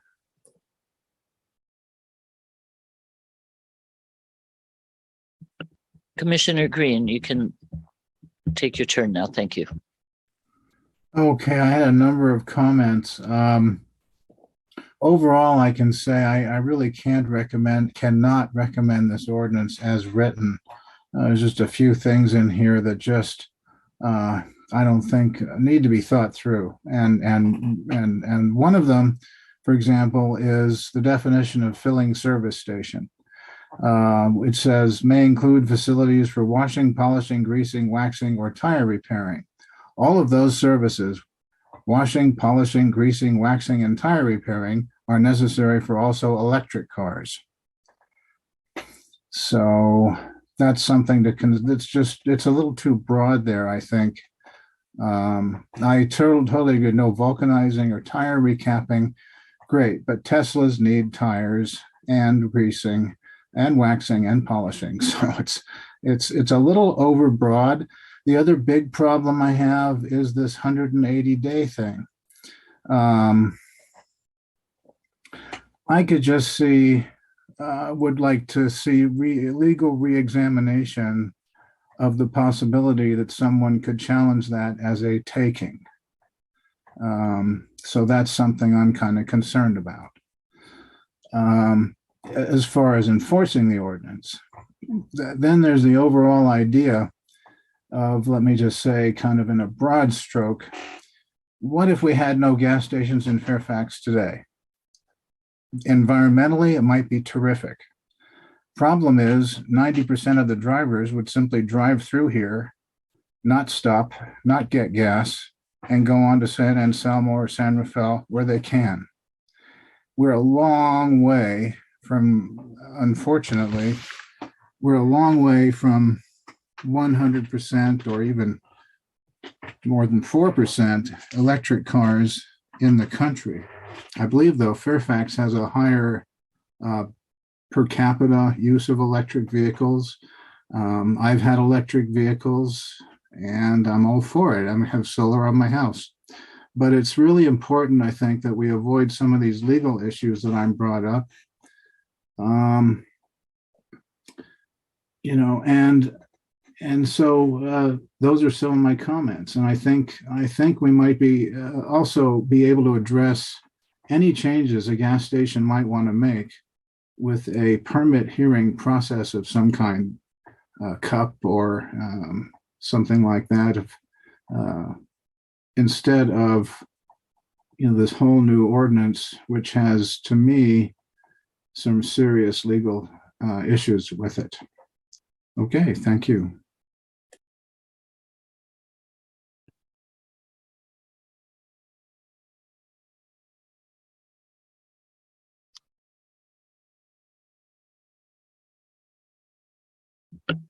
No more commissioner comments or questions of staff. We do have audience waiting too.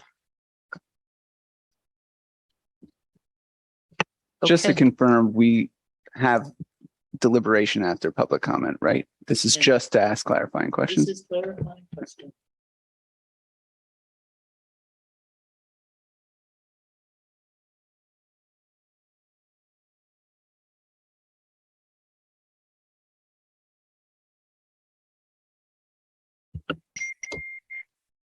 First, we turn on the microphone. And then we have clarifying questions of staff. Then we have the public hearing, and then we come back for final deliberations from the commission. So, not seeing any more hands up, let's go to the public hearing, and I believe we have some commenters. Red. We do, and I just want to confirm, is it still a 3-minute time period for our audience? And Woody Hastings would be the first up. Please go ahead and unmute yourself and go ahead with your question or comment. Okay, thanks. Can you hear me? Yes. Great.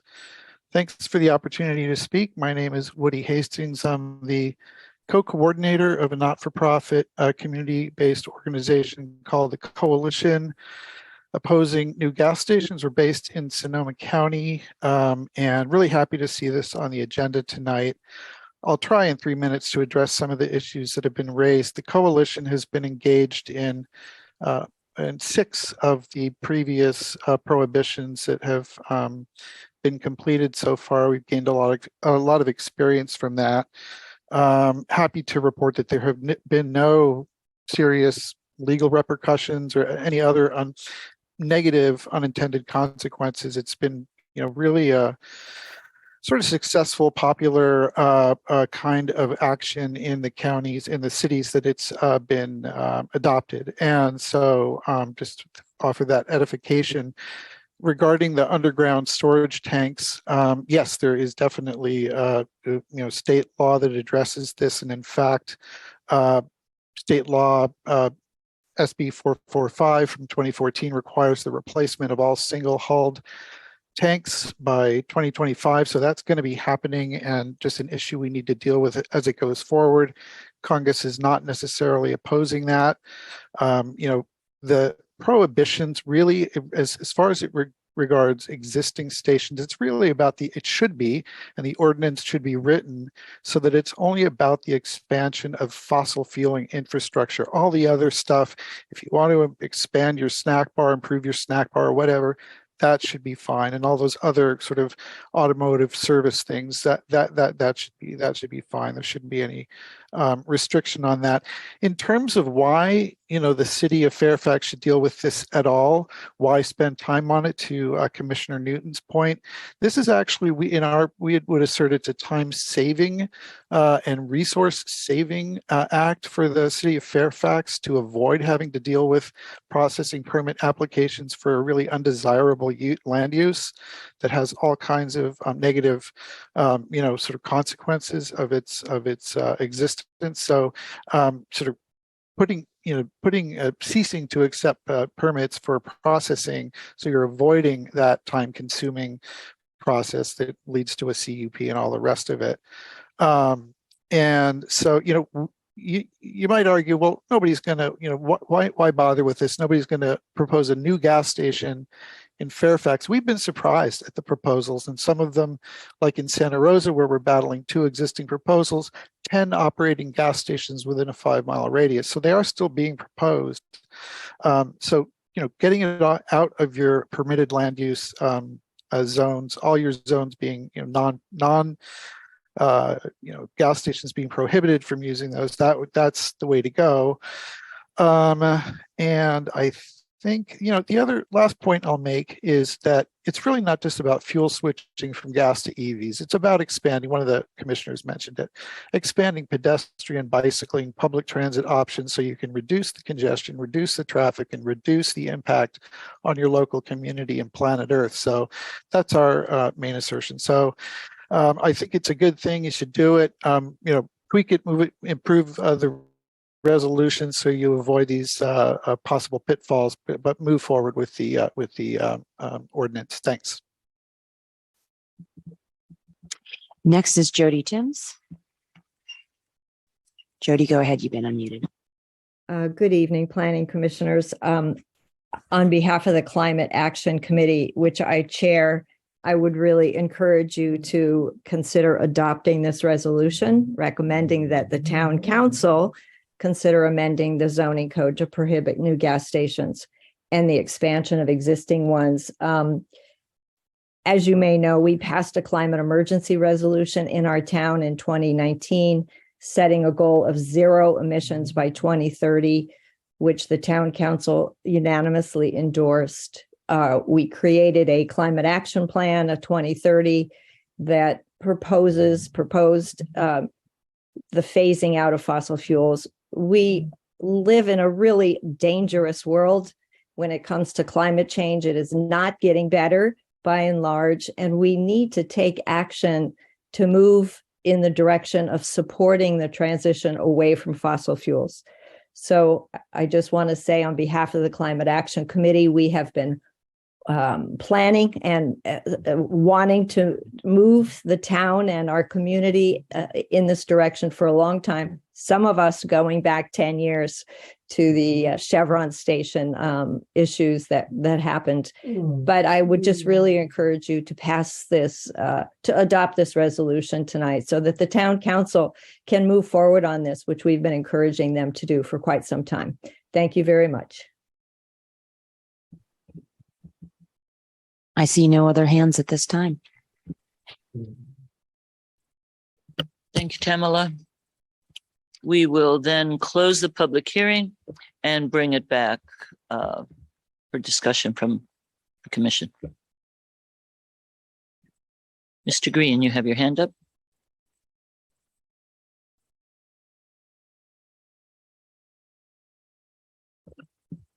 Phil, I believe you may still be Commissioner muted. Green, please go ahead. Okay, sorry. Overall, that mute button needs to be relocated. It was in a different place.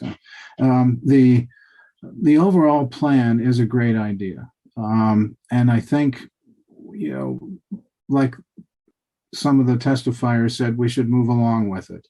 As written here, I don't really like it because I don't think, to be clear, I don't think it's as enforceable as it would be. In other words, we want to enforce this. We want to make sure this works.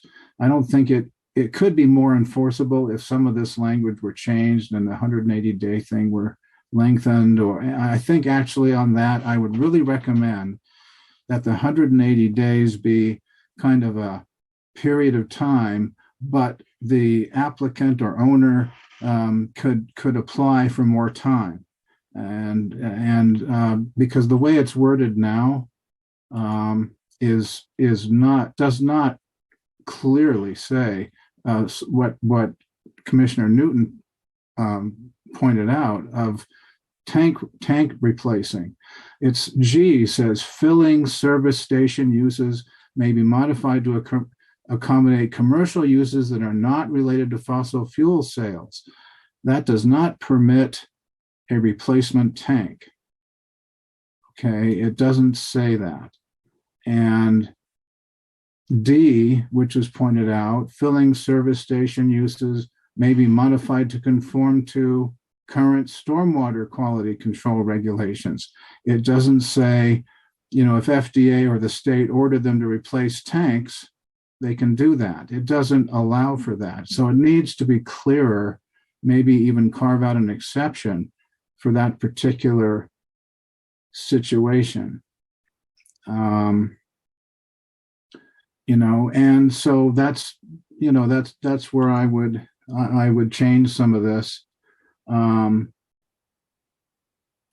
And then I was wondering, because the Climate Action Committee has a terrific, they sent us their annual plan 22-23, and part of it isn't even mentioned here, which I think, we could kind of boost the EV infrastructure, the No Idle campaign. You know how many trucks idle in this town? It's unbelievable. On my street, we recently had some construction. 4 diesel trucks were idling for at least 15 minutes. Noisy, pollution, these are some of the things so the Climate Action Committee has done a great job here, especially in the red parts, pointing out those parts are not mentioned here. And I think what I would love a lot more if EV infrastructure were more part of it. The idling is got to stop. It's just rampant. It's unbelievable how rampant. I don't know why do people like to listen to their diesel engines idling? I understand the need to keep them warm and stuff like that to keep it efficient, but these days we're using hopefully non-fossil diesel fuel. So appliance electrification, are we working part of this ordinance? Part of the idea here is also to get rid of gas-powered garden tools. Those also pollute and require you to carry a can of gasoline around with you. We're not addressing that. Can someone go to a gas station, refill one of those little cans? That's a very dangerous operation. Maybe that should be prohibited. Things like that aren't being addressed. So I would like to see more of the Climate Action Committee's Plan 8/16/22 developed into the ordinance. And those are my clarification points. I think it's a little too broad in the definitions. And I really, again, I don't think I can support a recommendation, but I'm just one guy.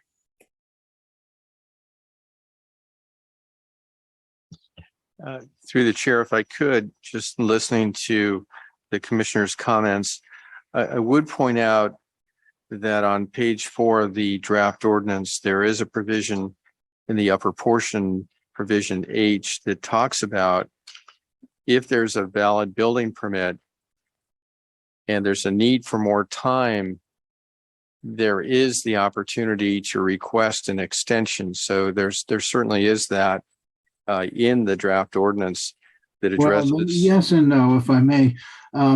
If there's a valid building permit, that's a very vague thing. What if it's not for a valid building permit, but the federal government, EPA, in other words, MIMI, is requiring one of the gas stations here to replace its tank? Now, does that require a valid building permit? I'm not sure. Maybe it should. I'm not sure. Does it? That's a good question. I think that's too limiting. You see, a valid building permit, or it could add or order of a government authority. And the building public works director may extend the 180-day when presented with documentation. There should be a form that can be submitted to extend the 180 days. Or, I think, I'm an attorney also, I think there could be an argument here that this is unenforceable because it's a taking. And maybe town council can address that. I don't know. Legal counsel could address that issue. I am concerned about enforceability. I like the ordinance. I like the idea of it. I don't think it's as enforceable as it could be or as clear. Yes, I'm happy to address that if through the chair, if now is the appropriate time, or would you like to wait till everybody has had a comment? No, go right ahead. I think it's a good time. Okay. We can make modifications to it. If you don't like the definition of filling station, we can modify that. The 180 days, I feel very comfortable with. That is not an unusual amount of time. It may seem 6 months, may seem short, but it's fairly common. as far as non-conforming uses are concerned. Replacement of tanks, we are certainly intending for them to be able to replace tanks of the same size if they need to. And I think actually state law requires replacement of underground storage tanks on a certain schedule. There's a certain number of years before you have to replace them. And so we can look at making some modifications to make sure that's very clear. And so if that's part of the recommendation, that's certainly totally fine, completely doable.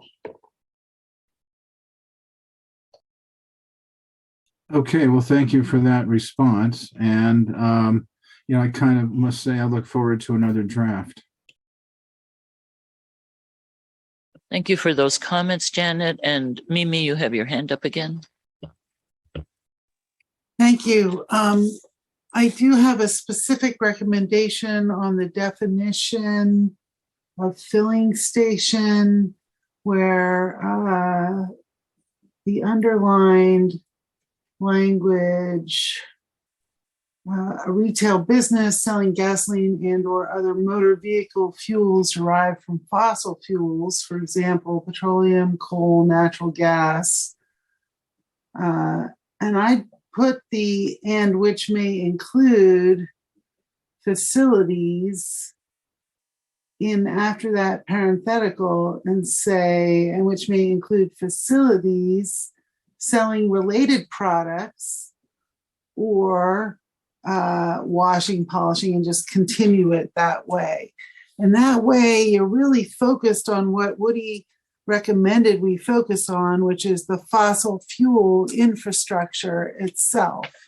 And so also when you get to H, if you think about adding some additional language that addresses what Commissioner Green was saying about, maybe a building permit is necessary, but you could put specific language in there that also provides for other types of modifications to the fossil fuel infrastructure, the underground storage tanks storing the gasoline, that,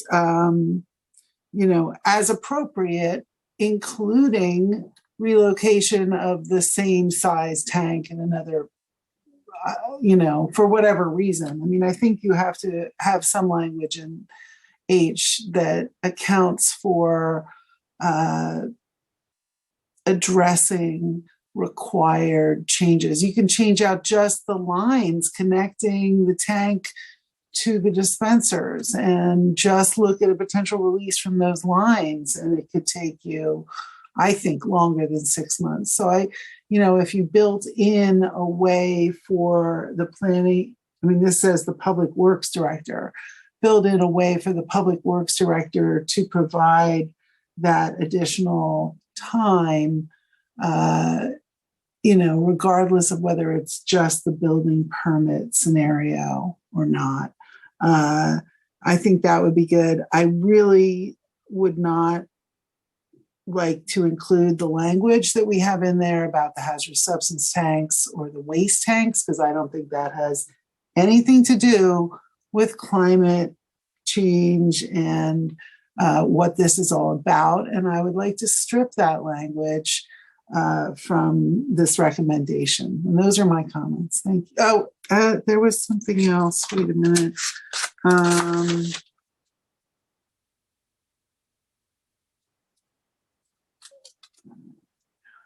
Okay, no, I think that's it. Thanks. Sorry.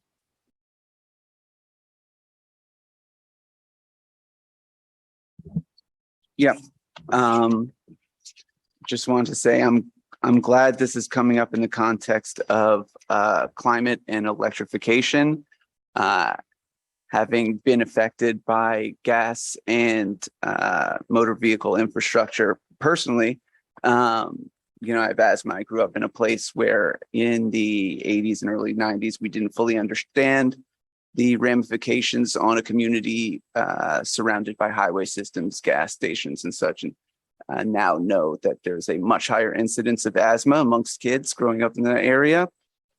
So I would be in favor of this ordinance purely on the basis of Fairfax's commercial zones, which I think this only affects, being so close to residential uses, and our current better understanding of the effects that they could have on that. Specifically with respect to the ordinance, I thought it was fine. My reading of, for example, the definition of filling service station had all the listed elements limiting. So it's not a retail business selling gasoline or motor vehicle fuels derived from fossil fuels. It would have to be all of them to qualify. You couldn't, this wouldn't capture a retail business selling products related to motor vehicle fuels, but that doesn't also sell gasoline and or other motor vehicle fuels. So I don't think it captures anything that doesn't include selling gas and motor vehicle fuels. With respect to H, it had not occurred to me that there would be any issue with respect to conflicts with federal or state law, because I assumed they would naturally preempt Fairfax's ordinance. But I also am no issue with any clarifications regarding that. With respect to the 180 days, Fairfax not being the first jurisdiction to include one of these ordinances, I know I'd seen this time period in other contexts, so it did not stick out to me as something that would cause an issue here. With respect to Commissioner Newton's comment on the reference to underground tanks, I have no issue with that being removed. I'd be happy with this going forward without that. I don't think it has, the removal would have a negative substantive effect on the ordinance. Yes, I would just like to reiterate that there are many reasons to limit this infrastructure going forward.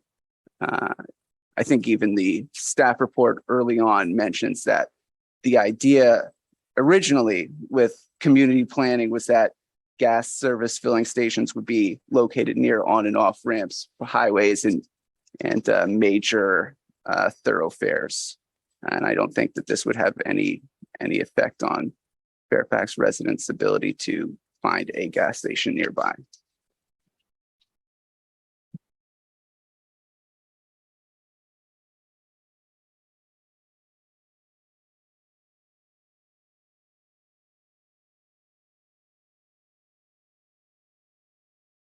Commissioner Jensen. Thank you, Chair. Yeah, I think electric vehicles are superior. So I can't imagine that 30 years from now, people are still driving around with combustion engines. So in a way, I don't think the ordinance is actually going to change much, but it's a good thing. I think it's a good signal. I would support it. I believe that if, it's interesting that I noticed that neither of the operators actually has comments in this regard. I can't envision that market driven if all this is, that there in the next decades, there would be a competition for the shrinking market, which is already very small in Fairfax, to outcompete the two existing stations, while everybody knows it's cheaper down the road. I'm happy to support it. I'm not so worried about the details because I think it's actually not really going to come down to that. That's how I look at it. Thank you.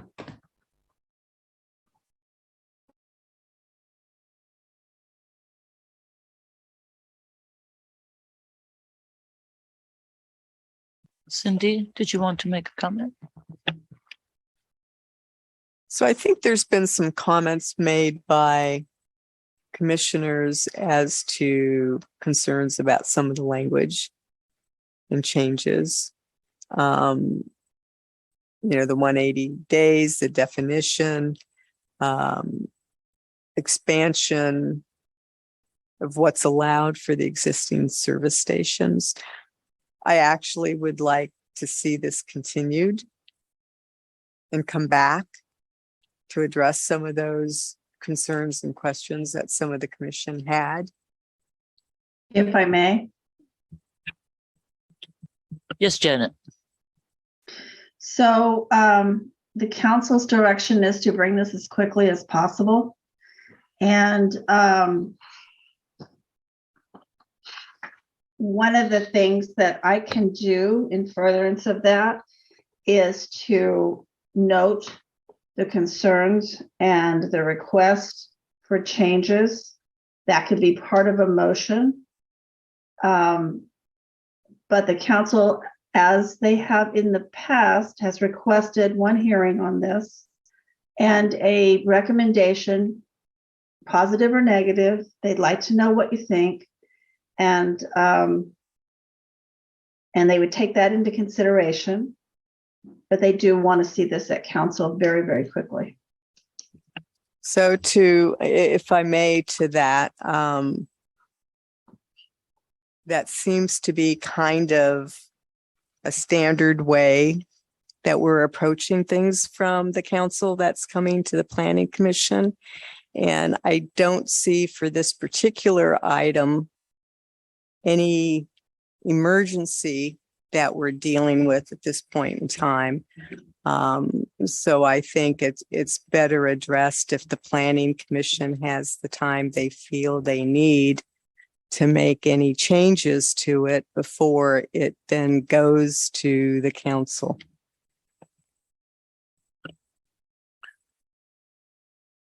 I'm not so sure that we need more time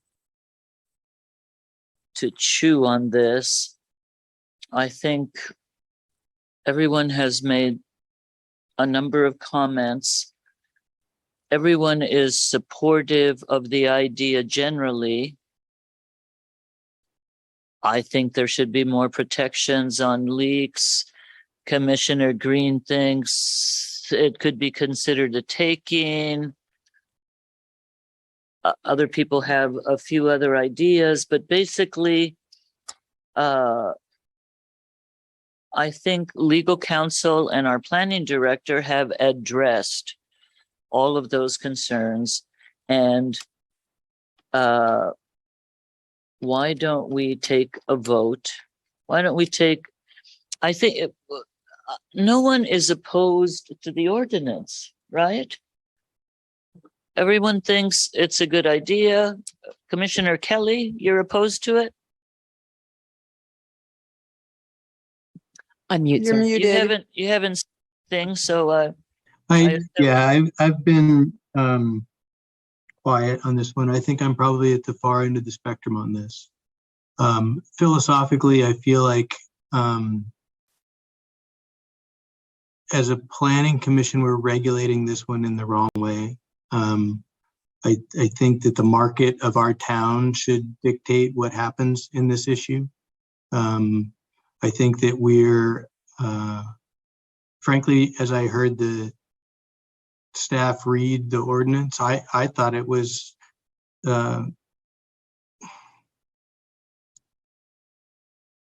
summary, ready to run these businesses out of town, which is it doesn't feel Fairfax to me. It's a prohibition of an industry, which just doesn't seem right to me.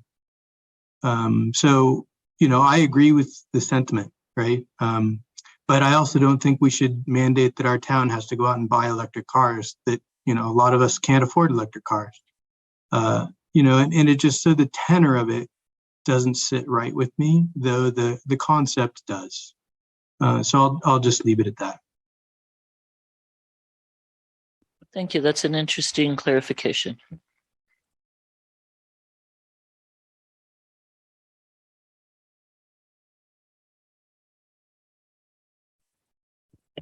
Is someone willing to make a motion?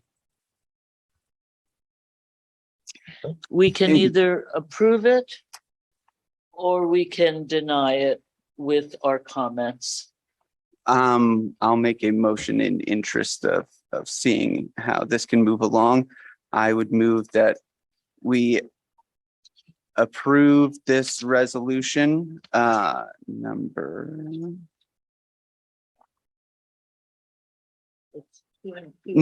yeah, 2022-2027, on the condition and with the direction that before it comes to town council, the whereas clause starting, whereas underground tanks used for the storage of hazardous substances be removed, and on the condition that town council bring this, or the town attorney bring this before town council with clarifications with respect to reestablishment of use in the event of any legal required changes to the underground storage tanks. I'm sorry, that last part was. Clarifications to section 3H with respect to continuances in the event of legally required changes to the storage tanks. In terms of the time frame allowed. Yes.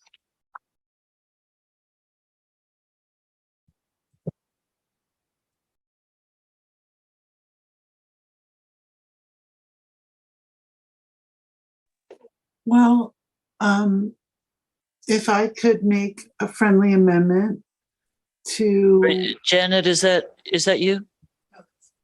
no. Oh, this Mimi, is- okay, go right ahead. Oh, it's Mimi. If I could make a friendly amendment to modify that motion slightly by also directing staff to address potential relocation of tanks and not necessarily limit it to those that are legally compatible, because sometimes tank owners choose to replace an old tank with a new tank.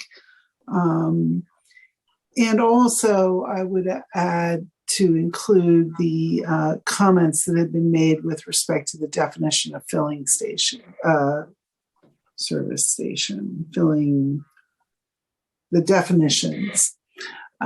With that, if you would accept those friendly amendments, I would second your motion. I would accept those amendments to my motion. Yes.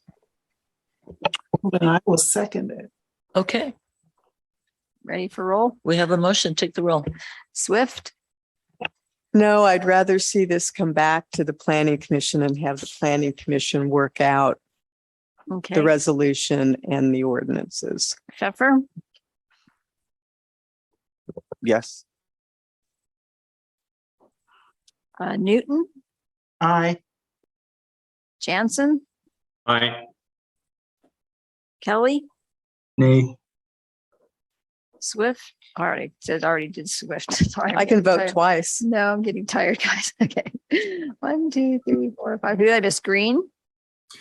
Well, again, I support the idea of the ordinance. I would like to see it come back in a new draft, but friendly amendments were made to the point where I could vote aye. Okay, and Chair Fregoso. Yes. Okay, so 1, 2, 3. So that was five yeses and 2 nos. So the motion passes. Motion carries. Yep. Thank you, everyone. I have what I need. I appreciate it. I really do. Thank you, Janet. Have a good night. Thank you.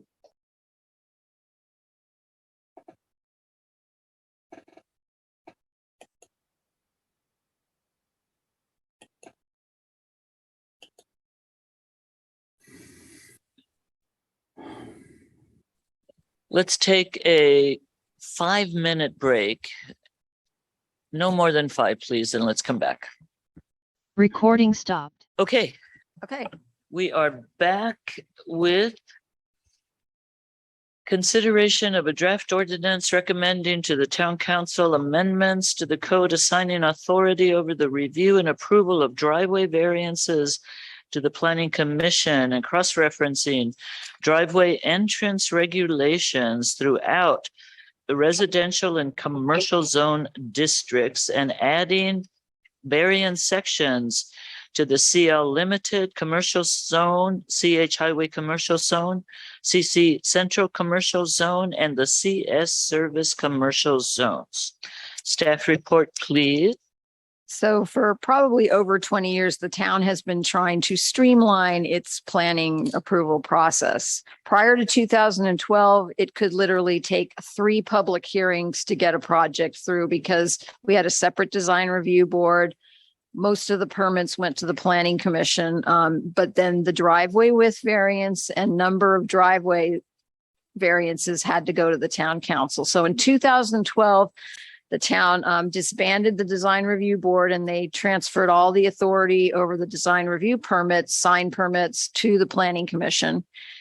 And this step is going to take the final step, which the council recommended on September 7th, 2022, to transfer driveway width and number variances to the Planning Commission so that planning projects can be acted on in one public hearing in front of the Planning Commission. And so we are recommending, I'm not going to read the entire name of this, but we're recommending that you adopt resolution 2022-28, recommending that the town council adopt an ordinance of the town council of the town of Fairfax, amending town code chapter 1212 driveway entrances, giving authority to the Planning Commission to grant exceptions to the driveway width and number of driveway entrances regulations, adding sections to Title 17 zoning to most of the residential zones and most of the commercial zones. Cross-referencing chapter 1212 driveway entrances throughout most of the residential zones and the commercial zones, and also amending the variance sections of the residential zones to include driveway variances and amending the commercial zones to include variance provisions. And we did want to share our screen tonight because, is that working? Okay. Because we intended to put all the residential zones, the list of the residential zones together before it came to you. And we originally started out putting the upland residential zone in the order that it appears in the zoning ordinance, which is at the very end after all the commercial zones. We intended to list it up with the residential zones. So that's what we are trying to do here. So if you can see, for some reason, I forgot to do this one. We want to move the upland residential zone so that it's going to be moved up with all the residential zones. This shows better. So this is the change. I'm going to change it in the titles. I'm going to change it in your resolution title, before we finalize it. And then we're going to move, and actually the subject doesn't have that. Wait a minute. But you don't have them all. That's really weird. So it was redlined in my, okay, well, this isn't working either. It was supposed to be redlined in what I meant to share with you from my screen. So I'm not sure why that's happening. You've opened it in WordPad instead of Word, maybe not on purpose. I don't know how that would even happen because I was speaking? I didn't save it in that. So I tried. Yeah, I'm going to try that, but I kind of wanted to. Thought I had it on the screen here and now it's gone. Yeah, so, okay. Let me pull it up again. So basically what I'm doing is I'm taking the last section. Let me get it out here. I want to take section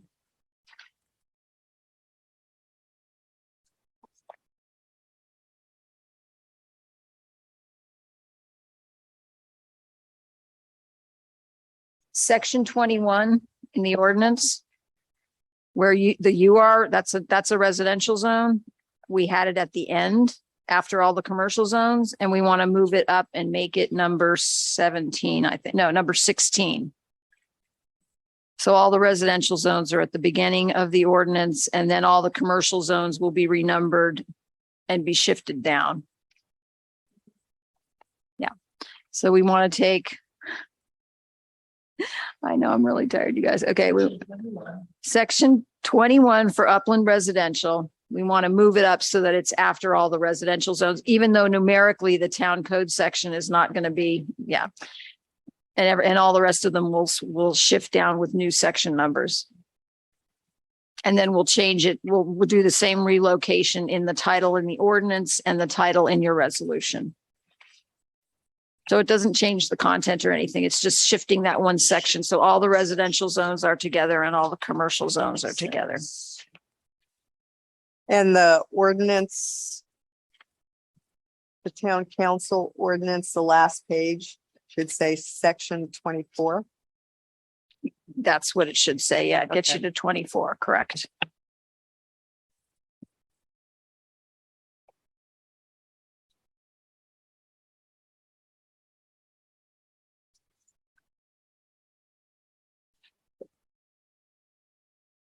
So that would conclude my report.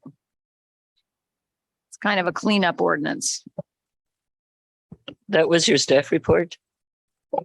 Yeah, do you need me to read the whole history? No, I mean, no. you know, they that's okay. little by little they've done this, you know. First of all, everything used to go to the council, and then they shifted some things to the planning commission. And in 1976, at the same time, they created the design review board and put some of the tasks under the design review board. Now we're going back to we're trying to minimize the number of public hearings that things have to go through in order to get through the process. And Commissioner Newton and Commissioner Green have their hands raised. Commissioner Newton was first. Okay, Commissioner Newton, you were first. Thank you. Linda, is there a reason why you have to recite? Well, first off, are there all the zones in town covered in that title? No. The commercial recreation is a whole different process. You know, commercial recreation is more like a planned development process, and none of the planned development districts are listed because they go, you know, the development can be anything you want it to be. It doesn't have set, you know, driveway standards or number of driveways, you know, in a planned development district or in the commercial recreation zone. So we eliminated those, right? They're not covered under that driveway ordinance. I was just hoping there was a way you could avoid having to recite all those different zones in the title by saying all the zones. You could say all except PDD and CR or something like that, but okay. I think it's better to cite each zone. When questions come up, it's good to have each one. It would save time.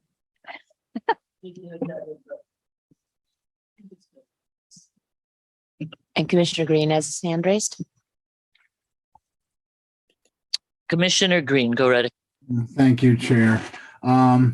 It just amazes me that driveways, which are just an integral part of almost any project, could even be imagined to be separated out somehow. Anyway, I'm all for it. I can almost make a motion to approve. Of course, we should take on this and take the burden away from town council for driveways. I mean, that's what are they? Okay, that's all. Thank you. I'm just flabbergasted that it even was separated. We think it was an oversight. You know, they just forgot about it. Actually, I had a couple of questions and a comment. First of all,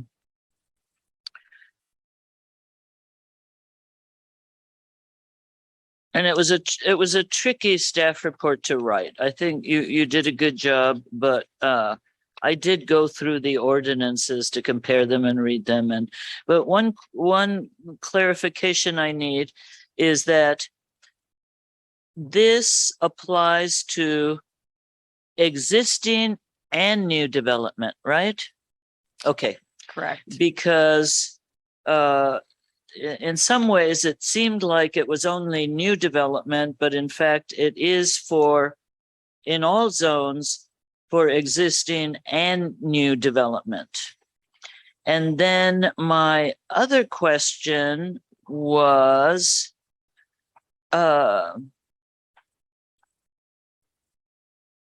somewhere in chapter 1212, I noticed that it refers to parking structures, streets and buildings, parking spaces, garages, and something floating off a hill.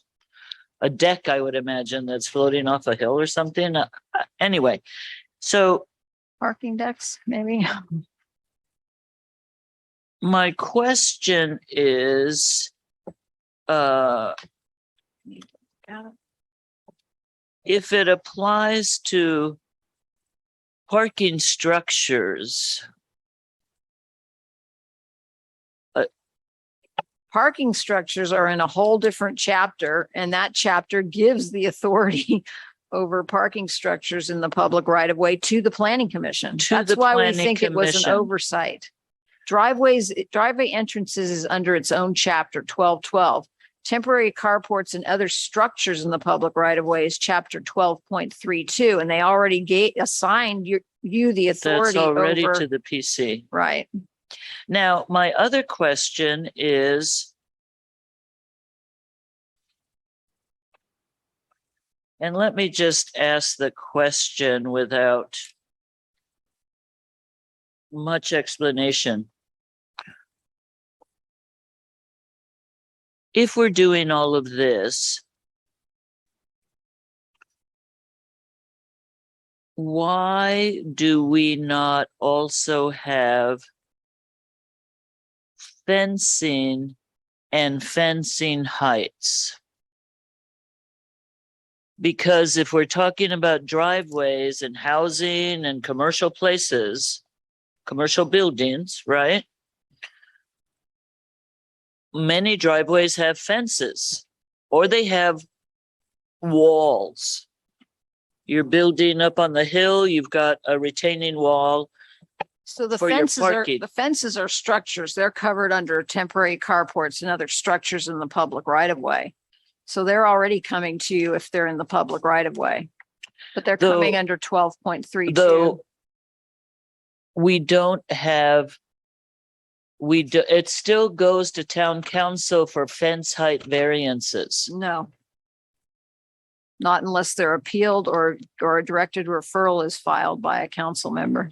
So we do have all fencing variances that come to us. You have authority over all structures in the public right of way, and you have authority over fences that don't comply with the fence height regulations. You already have authority over those. What about driveway fences? Is that the same? We still It's the have same thing. It's a fence. It's a fence leading to a single family home or a fence leading to a commercial property, right? Okay. Yeah. And then my other question is, how does this relate or not to our new housing element and our odds? Is there any interplay there that we need to look at? I would have to ask David. Through the chair, They really. I don't see a direct interplay there. I mean, I think in this case, we're trying to streamline the permitting process as Linda had indicated. This appears to be an oversight. Why this would go on to the town council to have to decide on variances to driveway widths, et cetera, and create another requirement for a public meeting or hearing is unusual, to say the least. So I would strongly encourage the commission to go forward with this. It is, I believe, an oversight to begin with, and would streamline the process. I don't see a direct relationship to the housing element or odds. to ask that.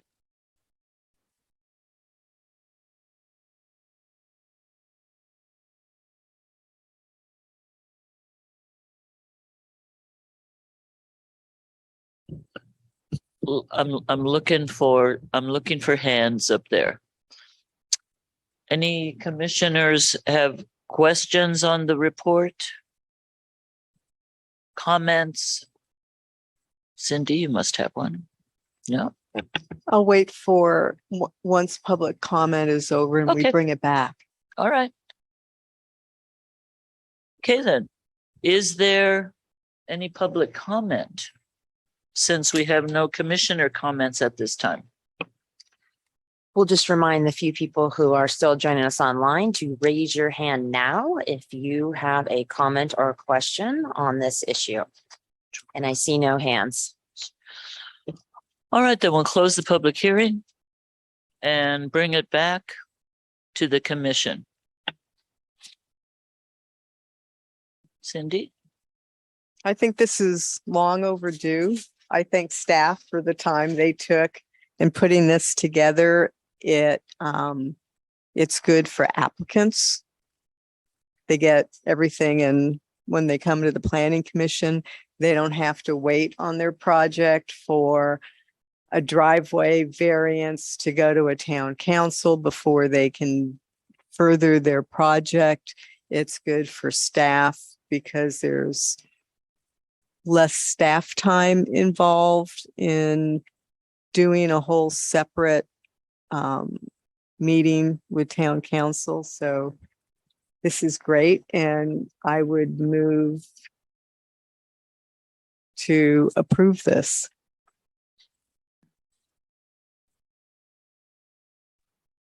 I'll second. Making a motion or just saying you would? I can make a motion Oh, unless I thought there's- you did. Let's We have a unless motion. there's any comments hear- from let's staff. hear any I other mean, comment. from the commission. Well, I'll just make a comment like I did before. Yeah, all for it. I mean, let's go for it. Okay, then make your motion. I make a motion to approve resolution 2022-28. Do I have to read the whole thing? A resolution of the Fairfax Planning Commission recommending that the town council adopt an ordinance of the town council of the town of Fairfax, amending several town codes to bring driveway variances authority back to the planning commission. I'll second. Swift motion, second by Commissioner Jensen. Roll call, please. Okay, Swift, Aye. Pfeffer, Aye. Jansen, Aye. Kelly, Aye. Newton, Aye. Chair Fregoso. Aye. Did I forget anyone? You forgot green. Oh, Chair, Commissioner Green. Aye, I'm as tired as you are. I agree. We're all a little ditzy now.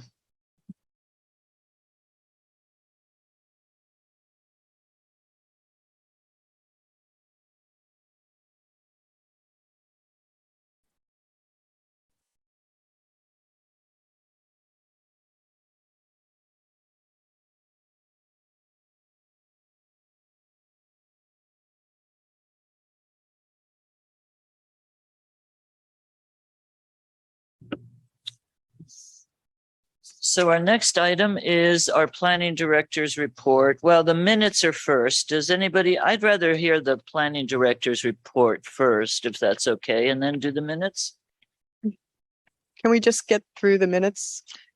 Oh, You want to go for it? Good. Change September 22nd minutes. Change page 5, my comments to Commissioner Swift stated that a planning commission subcommittee reviewed the current housing elements, policies and programs and provided feedback to the planning director. We have not, as a planning commission, reviewed the existing housing elements, policies and programs, nor done any review of the draft housing elements, policies and programs. That's the only change I have.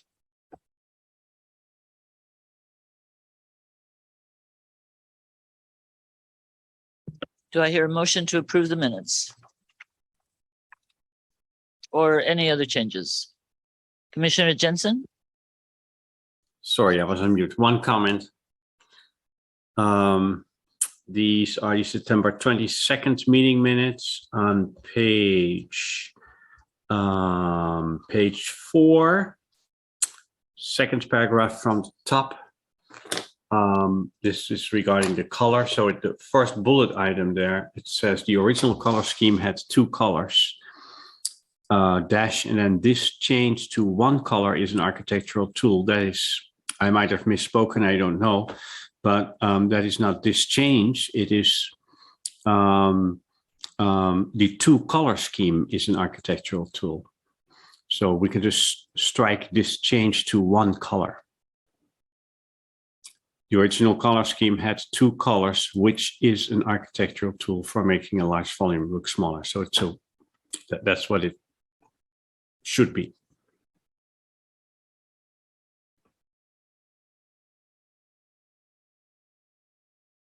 That's it. Thank you, Commissioner Newton.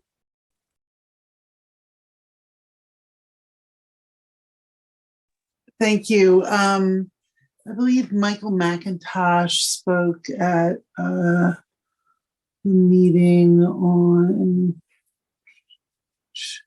September 28th, and his name is spelled MacKintosh.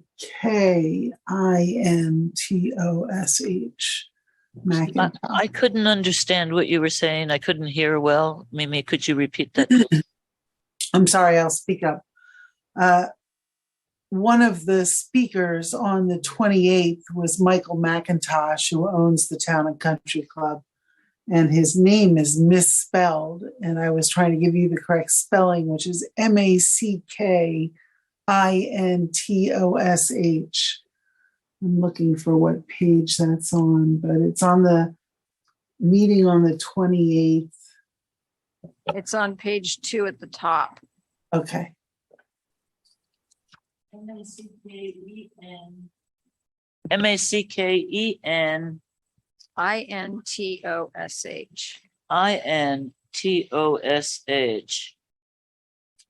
Oh, that's an I. Okay. Thank you, Mimi.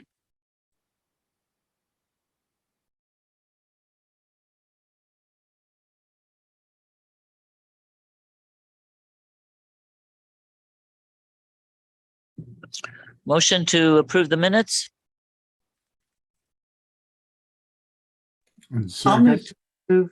Oh, I think the chair was probably asking for a motion, which I will offer a motion to approve the minutes. Wonderful, thank you. Do we have a second? A second. Commissioner Jensen seconds.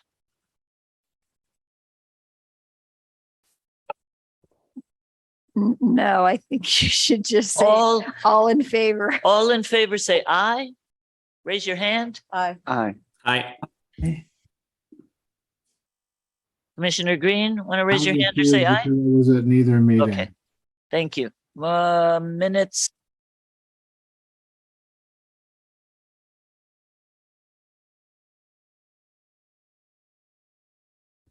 Now could we have the planning director's report? You certainly may. So in terms of planning director's report, a few items. Going to the town council at their upcoming November 2nd meeting are the building code adoption. And as I think you all know, every 3 years, the town adopts an updated building code to comply with state law with local amendments typically. The building official, the sustainability coordinator, and fire representatives have been working together, kind of pulling that together. There were extensive meetings with the town council in terms of looking at the REACH code, sustainability issues and whatnot, in preparation of going forward with this code, with this 2023 building code. So that goes to the town council for consideration. First reading would be on November 2nd, and then presumably come back for second reading and adoption at the council's meeting in December. So that's moving forward. Also, the rent stabilization and just cause evictions ordinance is going forward to council at the November 2nd meeting for second reading and adoption. That's going forward. And the town staff will be working to basically put in place a rent stabilization program overall. And in fact, the town manager and myself are going to the city of Berkeley tomorrow morning to meet with the Berkeley staff to talk about their program there in terms of rent stabilization and just cause evictions and what they've done to put their program in place to get some ideas to bring back to the town of Fairfax. So that program will need to be put in place going forward. Also, as I think you're aware, the town has decided to transition to a new team in terms of the housing element update project. The town council recently approved an agreement, a contract to go forward with the firm of Diet and Bhatia, urban and regional planners from Oakland. It's a very experienced firm. They have a lot of experience in a variety of areas, general plan updates, specific plans, and certainly housing element updates. So we're literally in transition working with the new team of Diet and Bhatia. The project manager is a gentleman by the name of Andrew Hill. So we'll be working with that team, bringing them up to speed, and then coming back to the council and commission and picking that project up and moving it forward to completion. We're also working on parklets. I think we've been working on that for a while now, but the building official and myself will be meeting shortly, and I've talked to you a little bit about this in the past. We've gone out and done assessments of the individual parklets in town. There are about 9 of them. And in terms of the parklets program, design standards, and now fees, we have adopted fees now for the parklets. We'll be meeting with individual parklet owners and reviewing with them what they need to do to update, retrofit their parklets to meet standards, acquaint them with the application form, also the fees, et cetera. And we'll be working on that. And the intent, hopefully, is to work with those existing parklet owners and at least have complete applications for retrofitting, I'll say it that way, by December 15th, which is the deadline in the ordinance to bring those existing parklets into conformance with the adopted standards by town council. So that's kind of a quick update given the hour, but I'd be happy to respond to any questions you might have. I have a couple of parklet questions, Sure. if you don't mind. There was talk on the roasteries parklet to move it back off the intersection a bit. Is that going to happen, or are they going to stay where they are? You know what we've done on that is we've reached out to the transportation consulting firm that the town works with and have requested a consistent standard that we can use in terms of setting back from intersection locations, because that is a concern in terms of making sure that there's adequate sight distance and visibility at intersections, given the parklets and some of the pots and plants and things that they have. There's a lot going on, at Broadway and Bolinas, for example, there with pedestrians and bicyclists and motorists, and of course the parklets. So we've reached out to the firm of Parisi and Associates that works with the town, and we're looking for a specific standard that we can use as Mark and I go out and work with the parklet owners to make sure that we have an appropriate, consistent standard that we can use, generally speaking, in terms of the setback. That's good. It's actually too bad that they came in years ago and they wanted to do that on Broadway, which would have been a much better spot because it's much wider. There's a whole lot of space. The street is much wider. It's not as narrow. I think it's a waste of space to put the bikes there. There's so many other places the bikes could go. And then that would free up that whole roadway. But I don't make those calls. And then what about music? Is everyone at any parklet allowed to do music?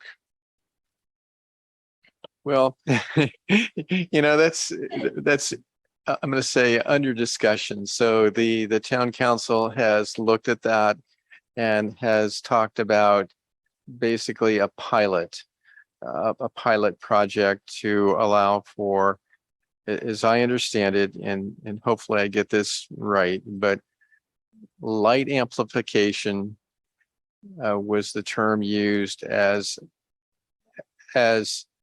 basically, I'll just say a temporary allowance to see how it works out, and then give it a few months, see how it works out, and then decide whether or not to proceed with it. So that's kind of my understanding at this point. Now, you don't mean laser shows, do you? Light amplification. You're talking about small speakers or something? What are you? I'm sorry, what was that? It's hard to hear you. We've had a lot of issues with outdoor music. We've had rooms full of people over a bar that left a back door open, and there was music leaking out, and it disturbed a lot of people. So you have to realize that and take a look back at the minutes a few years ago, I would think. Please. Commissioner, I'm aware of that. I've been informed about that. But the town council is interested in, at this time anyway, in looking at a pilot, again, a pilot to see if light amplification, the musician or musicians, and all equipment contained within the parklet, not interfering with the path of travel, would be acceptable. So that's kind of my understanding of where we are with that, a pilot under those circumstances. Wait, so they defined light amplification as just amplification that could fit inside the parklet? It's not specifically defined. The musician or musicians could be a duo, and the equipment need to be contained within the parklet. Oh, but they limited it to 2 people. Yes. Oh, okay. Question, can you repeat the name of the project manager? Sure, I'd be happy to.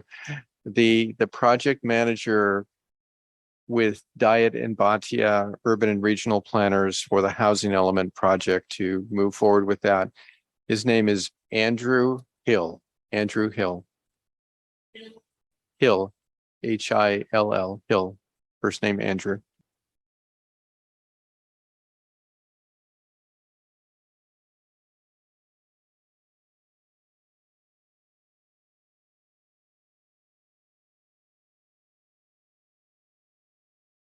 You expect that we might see something from them on the housing element? And is there any way that some of the work that we'd previously done on editing the language of the housing element, particularly the policies, has that been lost or found, or might that be incorporated in any way, or are we going to have to kind of start from scratch?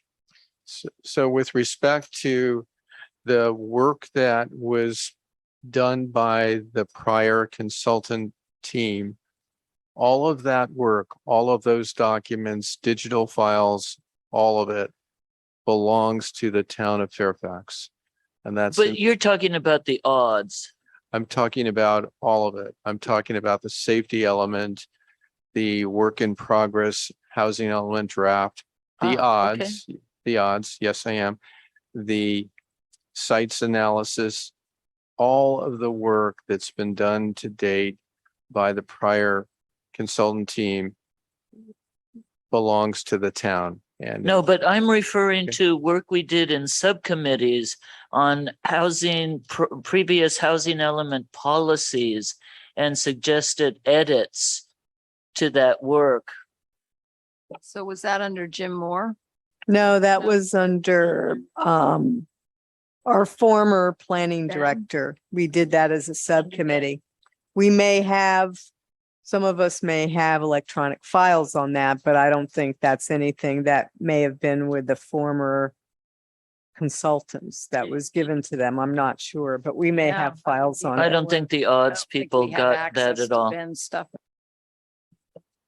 so, I'd have to look into that, but, to be clear, all the information from the prior consultant team is being transferred. Most of it, I think, has been transferred to the town and will be made available to the new consultant team and will be used as appropriate. So that's where we are with that.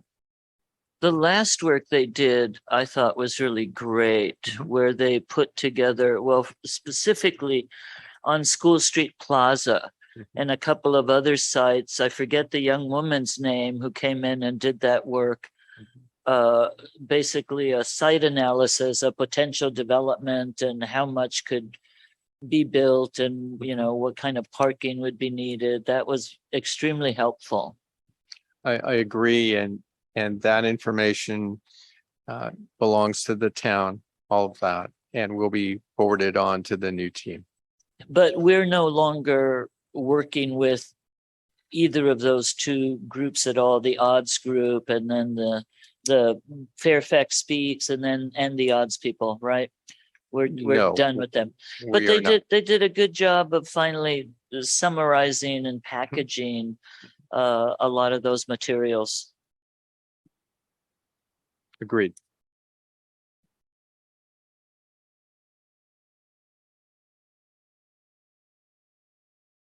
See coming forward, major stuff in November and December for the Planning Commission. So maybe Linda can start with that in terms of, okay, that's okay. In terms of, current planning, current applications, we'll pause on that for a minute. One thing though, just in terms of the housing element, let's stay with the housing element for a moment. What I am expecting is that as we work with the team, this new team, and as they're able to review the information and kind of move forward, they'll put together a timeline and what to expect. And so I would want to, as we're doing with the town council, bring the project manager and, his associate or associates to meet the commission and, kind of share the timeline and expectations and what's moving forward. So we will do that as we get that together. So that's something that is certainly coming up. And I hope to, over the next, I'll say month, 30 days or so, to be in a position that we kind of have an understanding of the transition timeline and next steps. Yeah.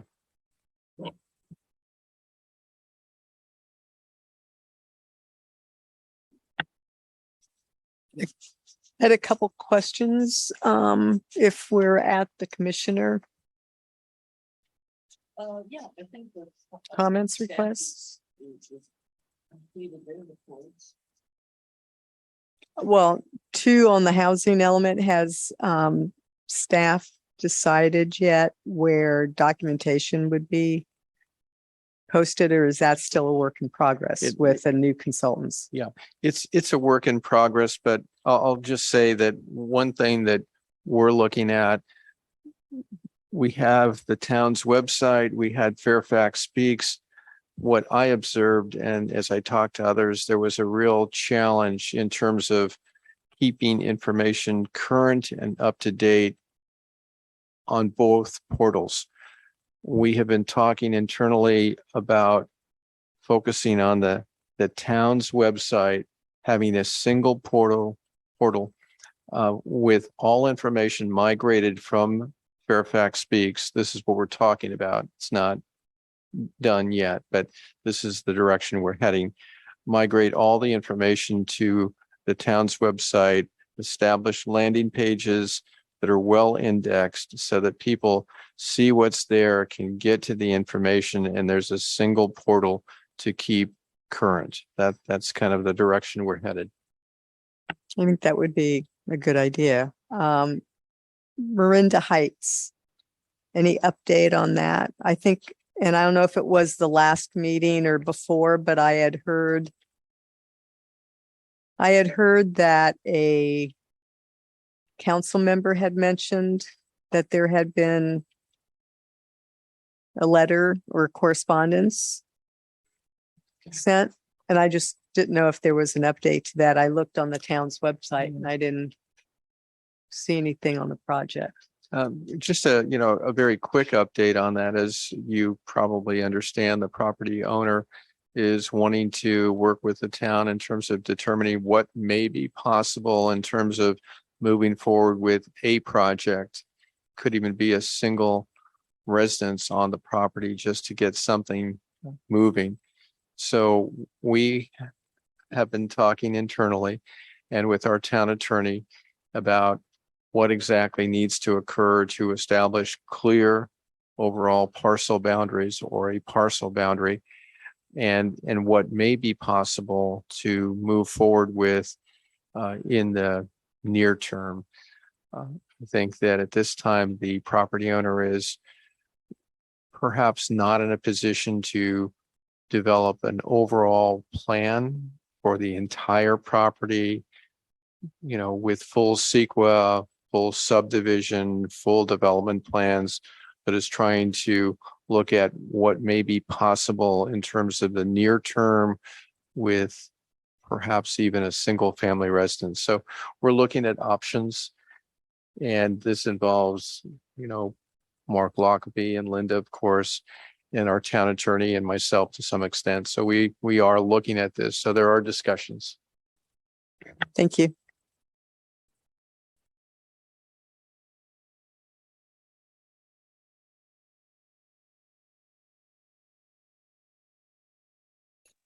I'll just take it out of turn, if I may, through the chair. Anybody entertain a motion for adjournment? Or are there more comments? Sorry. Why don't you make that a motion? Well, Oh, sorry.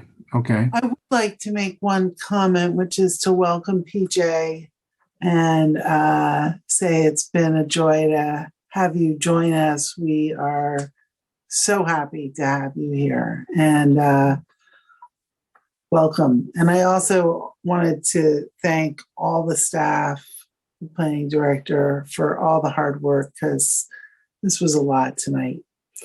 Thanks.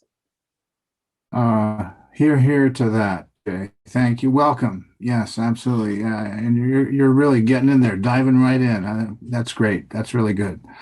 Thank you. I feel like I've gotten a comprehensive planning commission meeting experience. Yeah. Oh, not yet. To say the least. Many more to come. Anybody interested? Can I make a motion to adjourn? Please. Okay, motion to adjourn. Second. All in favor, raise your hands. Aye. Aye. Aye. Aye. Good night. We're adjourned. Thank you. Good night, everyone.